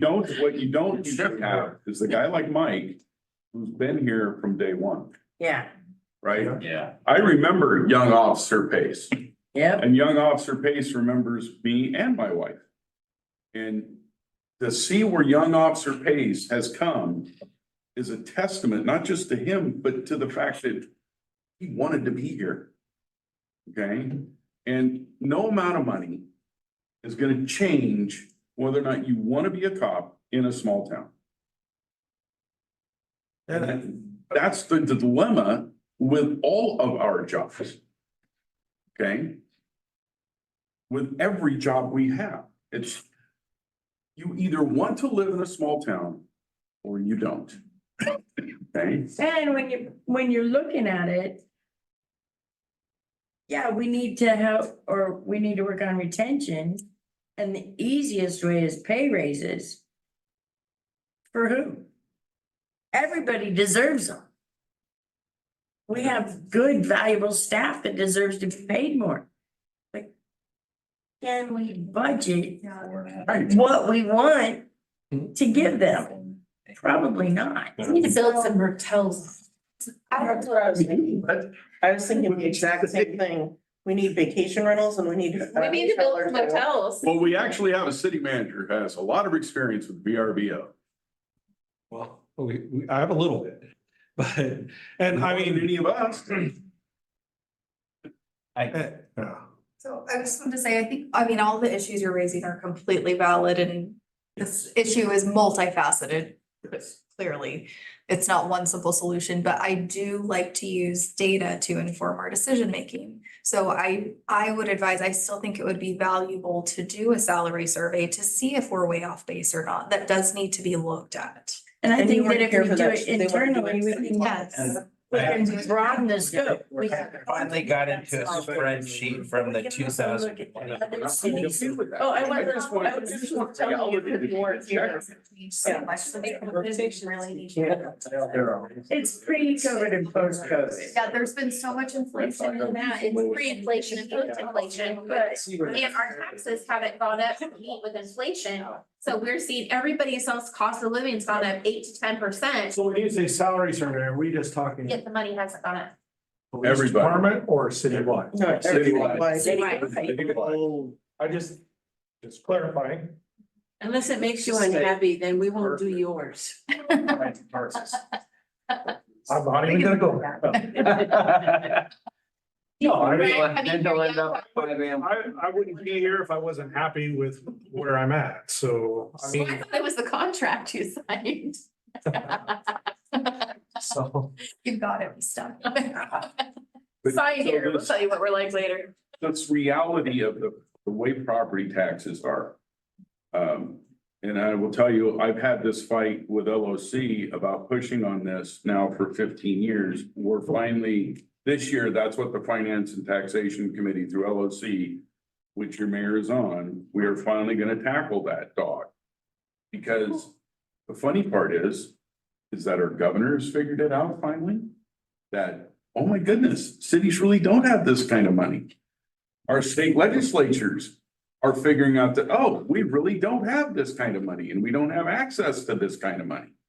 And so there's finally push at the state level, like, well, what can we do? Because especially since COVID and all the crap that's happened with COVID, because that just put it on hyperspin, right? That 2.5%, all of a sudden, You want me to try? oh, but inflation's going up 15, 16, 17%. That's what I was just saying. Right. Inflation's gone up, taxes haven't, but the cost of living has, so no matter what, everybody's feeling it. Even if they Yep. were making a good living, if they had a good wage before inflation hit, now they're not. Now they can't afford to buy milk tomorrow. And It's the first one. it really is creating a difficult environment for Yep. cities and other businesses to keep up with. Because, you know, you've got an employee that maybe was, you know, doing great at $17 an hour, but now they can work at McDonald's and have no skills and make more. Yep. And how is anybody with a small business or even the city business in this case? I mean, you look at it, we're a small business, really. We Yeah, have a we few more are. employees, but our resources are small comparatively. And we're still having to compete with these others. And it's gonna come down to the dedication of our employees and how much they feel appreciated and how much they feel that they can make it work here. So I guess when I come back to this and we'll circle back, we have to go on probably talking about this for a full council meeting. But 3 or more. Yeah. When I come back and circle here, a measurement is, we're gonna get a salary survey done. We're gonna continue in our management Change that. meetings. Working, just a second, we're gonna continue working at trying in our management, meeting, come up with ways that we can, you know, bring ideas to the table of things that will work for retention or bringing people in. I don't know. Back in the day, and I don't know how it is now because I haven't done it in so long. But I don't know if we attend like OSU job fairs. Things like that. I don't know if those work at all. I know back in the day they did. I don't know that they're a big thing now. You know, even at the high schools, they do that kind of thing, though. I know when I was at PUD, we would go in and they do it. And I think going into the high Around schools is a good thing. I've seen those too, where you get in and you get those kids before they're trying to decide what they want to do. You know, meet the cops. Hey, let me tell you all the exciting stories. And I guarantee you, at that age, when they're in high school, you'll be one of the busier tables because everybody, you know, what's everybody's dream growing up as a kid, a boy mostly, we're firefighters and policemen. I mean, we all, or, you know, wanted to squirt a fire hose or shoot. So that's, I wanted to be a fur trapper. I like it. yeah. So those are things I think major salary surveys. I think it also relates back right here to what she has, civic engagement and getting the word out there.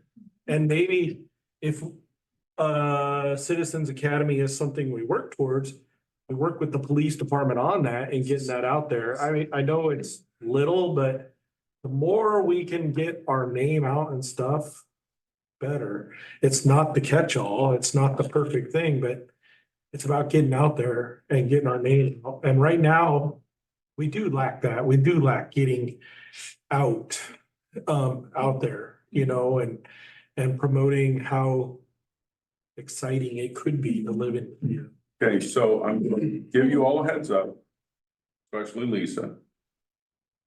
LOC is going to be reaching out to you, if you're the recorder. Okay, going to be reaching out to you because we're definitely going to be a city spotlight in either the LOC magazine or the OMA magazine or both. Okay, one of the things, and like I said just 10 minutes ago, what did we hear all about today?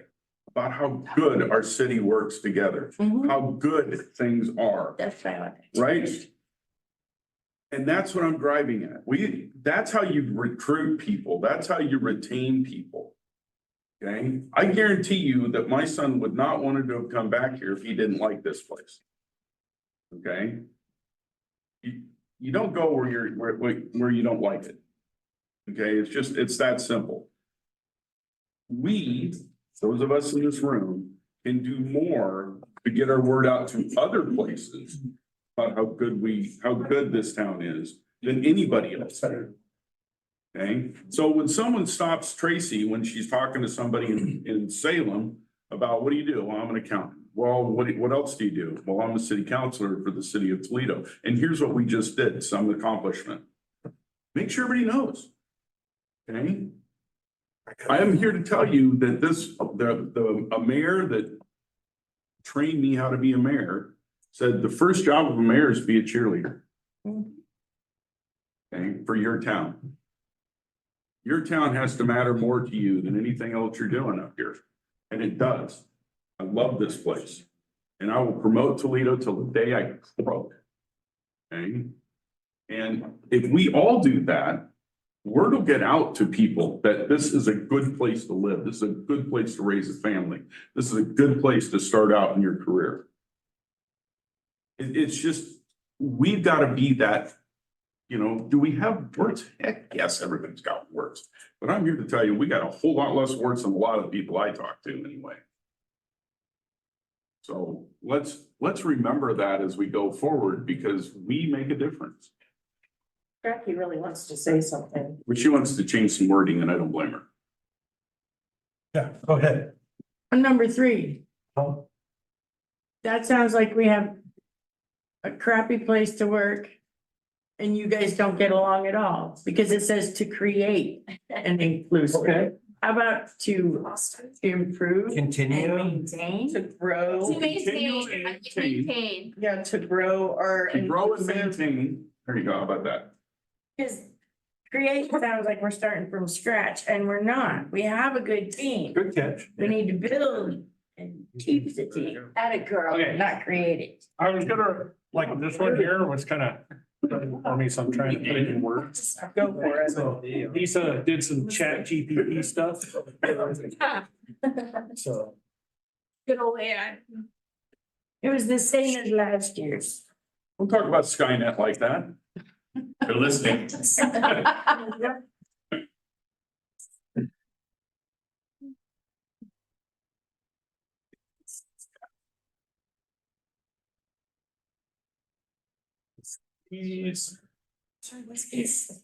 Enhance and what? Sustain. Sustain, sorry. I like that better than continue to maintain and improve.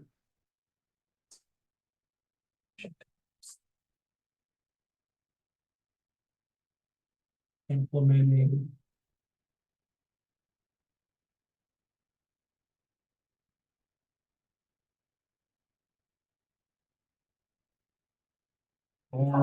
I've done it about a Master plans. That's why that still had caffeine in it, because, yeah, I'm like Ken, we got up at 5 a.m. Didn't get home. Fence. 6:30 yesterday. Dark at 5. It is. I got up early. I'm on 95. It was dark at 7:05 when we came out of it. Evan didn't. I started 12 hours ago. You have no idea how happy I am that I didn't have to go to the game in Toledo. Yeah, I might need more coffee. 11 straight years, I went to every. So I basketball think our next goal based priority. has to do with outreach, public outreach and I went to all the rest. service. So, Do you want me to reread the goal that I had? Now you're for that one, only doing football, Well, basketball? would it tie in with the library? No, The libraries, I mean, go ahead and reread your goal. Let me. You have a lot of big words in it. Not a lot. Yeah. Okay. I could drive from here to Gold Beach, Grab it. probably with my eyes closed. They come here. That's here. Actually, I don't know if you got it. I can't tell you how happy it was to see that, and that Brandon's coming here too. Yeah, I know. Yeah, but you gotta go to. The salary survey. Yeah, that's the one away. Where is that? Almost to California. California. Oh. And it's almost all the way Yeah, south that's to what I mean. California and then east a little ways. The way they were. I've Googled all the different places he's going. He's like, Dad, that's so far away. I know, but. And they don't stay the night when they go to places like that. They go all the way down. Go and then down they and come back. sleep. They'll be back at like Just 3 o'clock in the as long as the morning. bus driver's safe and drive. They usually do 2 bus drivers. Oh, One getting down, one gets back. Lisa, I don't know how. Sorry, when there's background conversations, we do have somebody online, so it kind of. Sorry, person who's on. Sorry, person online. Okay, so the goal that I have, Counselor Mix, is improve civic engagement and transparency through a comprehensive community outreach program, fostering open communication, educating residents about government initiatives, and actively involving diverse community members in decision-making processes for effective local government. yeah, like that one. Beautiful. Are we gonna get a PDF file for, That's why she's file for all these gonna- things on email, so they can look them over again? We can, yeah. Please, at least me. Please. Not in Doug's handwriting, but we appreciate you, Doug. He's an excellent secretary. He is. Oh, yeah. You like my shorthand? Mhm. My own. Hey, you used to have an actual executive secretary. That was one of the things that went away. We did? Yeah. Yep, So you had whatever, I'm not gonna. Yeah, I'm working on the executive secretary worked put for what the Lisa in-house said. attorney and the city manager. Yeah. Mhm. What That's a name. What was yours? Concept. You like that? I like that. it. Yes. I knew you like it, but too bad we don't have it anymore. At least I share Arlene with public work. Okay, That was the first one that left, so 98. we got 4 goals, it sounds like so far. That was Teresa. What else is important to council to address? I think. Recirculating. I believe. We've gotten everything kind of addressed in the goals broadly. And we know how to relate those as far as how we're gonna measure them. Yes. I think we should pull 2 that we had last year. Okay, improve emergency preparedness and promote development of housing resources through programs such as rehabilitation loans, nonprofit projects, and lower barriers for private development. I think that that is something that we need to still keep Ongoing. ongoing. These aren't some, I mean, we can measure progress on them, but the truth is, both of those are gonna be ongoing, long-term. Yep. We're always gonna be needing to do both of those. I still think we need a mascot, whatever we decide, an emergency preparedness mascot. Bucky, Sabine. Right, so. Boomer. And The boomer, there you go. PSAs and do outreach in the community about different things. The last could possibly be a URA goal. What's that? The last Oh, one could possibly be a URA goal. That's- yeah, it could be. So on that one, Tracy, what I wanted to do is what about facilitating goals 3 and 5? Because they kind of mix together. One addresses housing, one's addressing businesses, but put them together as one, like. Okay, Big- yeah, yeah, See no, that? I think that's good, yeah. With the emergency preparedness, I would like us to actually have a plan in writing by the end of the next fiscal year. So At put least plan a after that. draft plan to work from. I sure as. We have a heck draft like plan, but we have a- Tsunami zone. Yeah, I know, it's Sign. I'd like it. You just want update. updated. Yeah, there we go. And usable. So the coop is what we would be using to do that, and we could definitely do that. The coup, Yeah, it's, I don't remember what it stands for, but it's one of the FEMA wants us to put together, we. Oh, that one, okay. We have access to it. They just sent me a survey from the last. Something. thing we Yeah. went to and when you Yeah. say coup, I think COUPE. Like a And car. I was like, did you get a new rig? I think it's. I think it's something operations plan.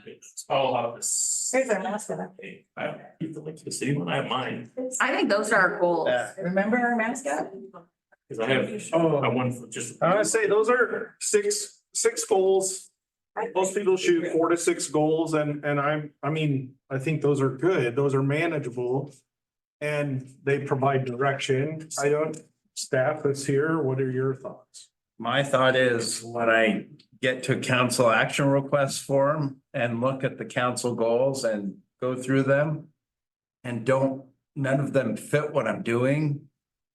I think what we do can fit into that. Does that make sense? Yeah, we should be able Our to. goals last year were too Vague, broad. specific, broad, vague, that it was hard to fit. Some were too specific and some were too broad. Yeah. And there were a lot of RCA's we had that didn't fit anything, because when I was searching through that, I couldn't believe we had more RCA's that were going through that did not address goals than did, and I thought that was kind of sad, but I think that's because the goals didn't encapsulate everything. Well, I also think, we're not gonna be able to, 100% of what we do is not gonna address the goals. We are gonna have things come up that we are gonna have to address that maybe aren't gonna be in those goals because we didn't know we were gonna have to deal with that. So, that's just life. Hopefully it's not more of it than less. You combine goals 3 and 5 to make that last one, right? Goals 3 and 5 from Oh, the previous year. previous one, so it's both business and the next one.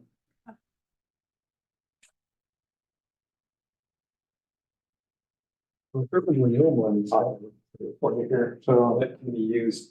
Right, and so we need to see, and that's why we need to come together as the urban renewal directors about what are we going to do? Right, you get our guidelines. So how much money we spend for this, and how much are we doing for the other?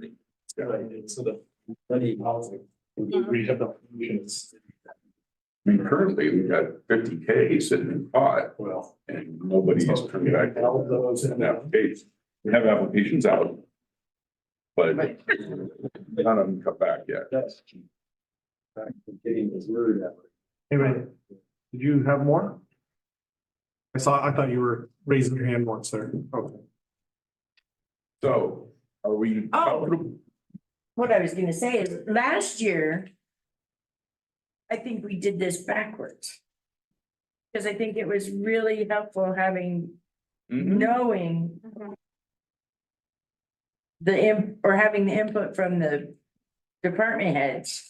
Because the way that we did it last year and the year before that, and the year before that, is we come up with the goals, and then the staff came up with the objectives. Right. That's how they made their goals fit, and we didn't hear any of that input, or not much of it. I like that. Until I felt like the budget do committee. anything last year, and I feel like we're really getting stuff done this year. I think that I think this was more educational and informative than us making goals. This is what we want to see for the city, and then having them jump through the hoops to try and figure out what they wanted and where it fit with what we wanted. I think it's better doing it this way, where we hear their ideas and then come up with ours. So anyone else have anything before we go home? Can I tell them about the? As far as the goals and such on there, does that incorporate? Like, I know, Tech was talking about the firewall, and I think that's very important. Yes. And that's, Yeah, so it's in that gets Number 2. incorporated And in the sometimes finance some of director, the that's, it all is gonna fit in.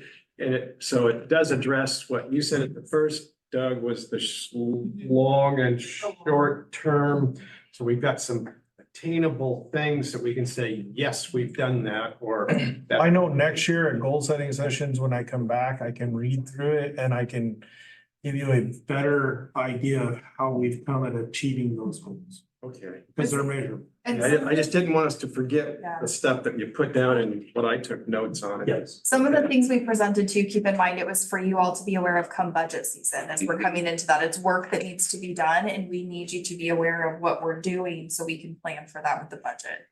So it doesn't mean it won't be. I don't think that was lost on me, and I very much appreciate it. Yeah, the goal wise, exactly what you were saying. It's great to hear from staff So that we It's can- nice to have in it our before the minds- budget. Yes, exactly. I Yeah. really appreciate that. Yes. Mike, do you have something real quick? Yeah, just real quick, I just wanna say thank you for listening to us, coming from department head and meeting with present. Like you said, we've done this different ways in the past, and I think this is the first time that I know I've felt heard about my problems with my department. And I know they were able to illustrate what the problems they were facing too, and you can see some pride in the things that they were saying about the things that they had accomplished and projects that are coming forward. And And I they think should it's be. important that city council gets to see that, you know, you get to see a different point of view, so. Thank you. Well, and as part of the goal thing, because we always got the department head input at the budget meeting. It's a little late for that. Not always, not always. There was a couple years We there used where to. we had a department head just basically say, give us money, and he wouldn't tell us what he thought we wanted to spend it on. And Yeah, I remember that one. that was not pretty, and he was gone very shortly after that, but, and that was an insult to the city manager we had at the time and everybody, because that was difficult, and that was right on the tail of us not seeing anything done. So, I will, Sorry. and I'm gonna get to Frank. Lisa. Thanks for this story. I think, and I mirror what Chief Pace said, but I think also too, it's doing a disadvantage to the budget committee. Maybe we should have considered inviting them to attend this meeting. Granted, the video will be available following the meeting, but maybe next year, make them aware, because they don't have the background information that the council gets. And so they're going into the budget season blind. And Good so idea. they're having the questions or the discussions that you've already had at this table. Good thing to consider. We did invite them a few years ago. Mhm. well, aren't they always welcome to come to these meetings? I mean, obviously, we didn't specifically say you should come, but.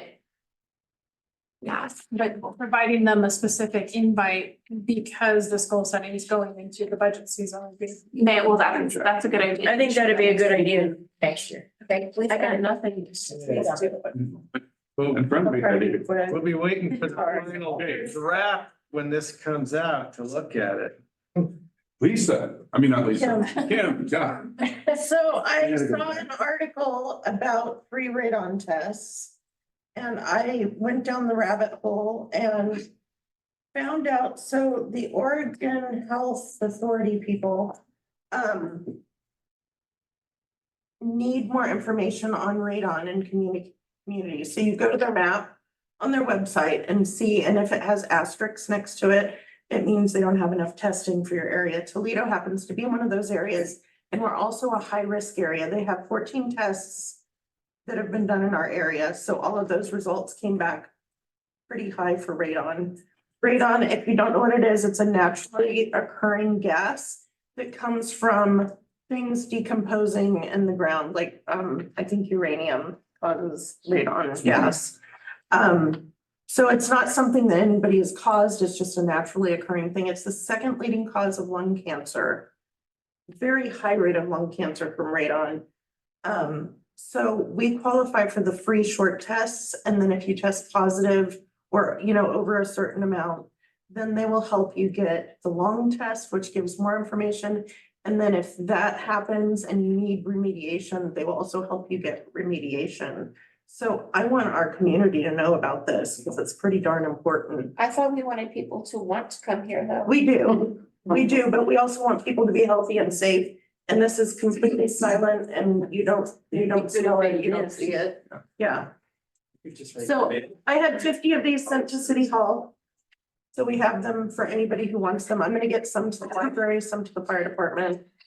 So not goal setting, but important.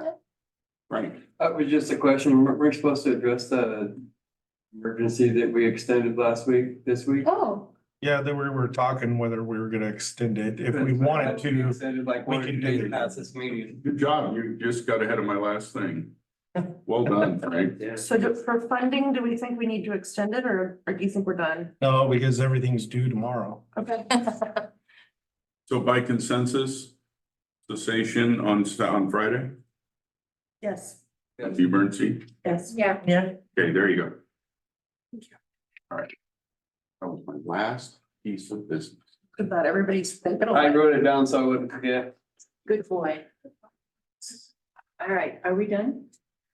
I want to make sure that everyone understands, I would love to pay everybody in this room a heck of a lot more.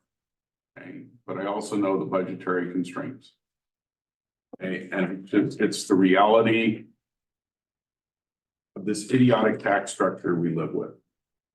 And something's got to give, and hopefully things will start moving.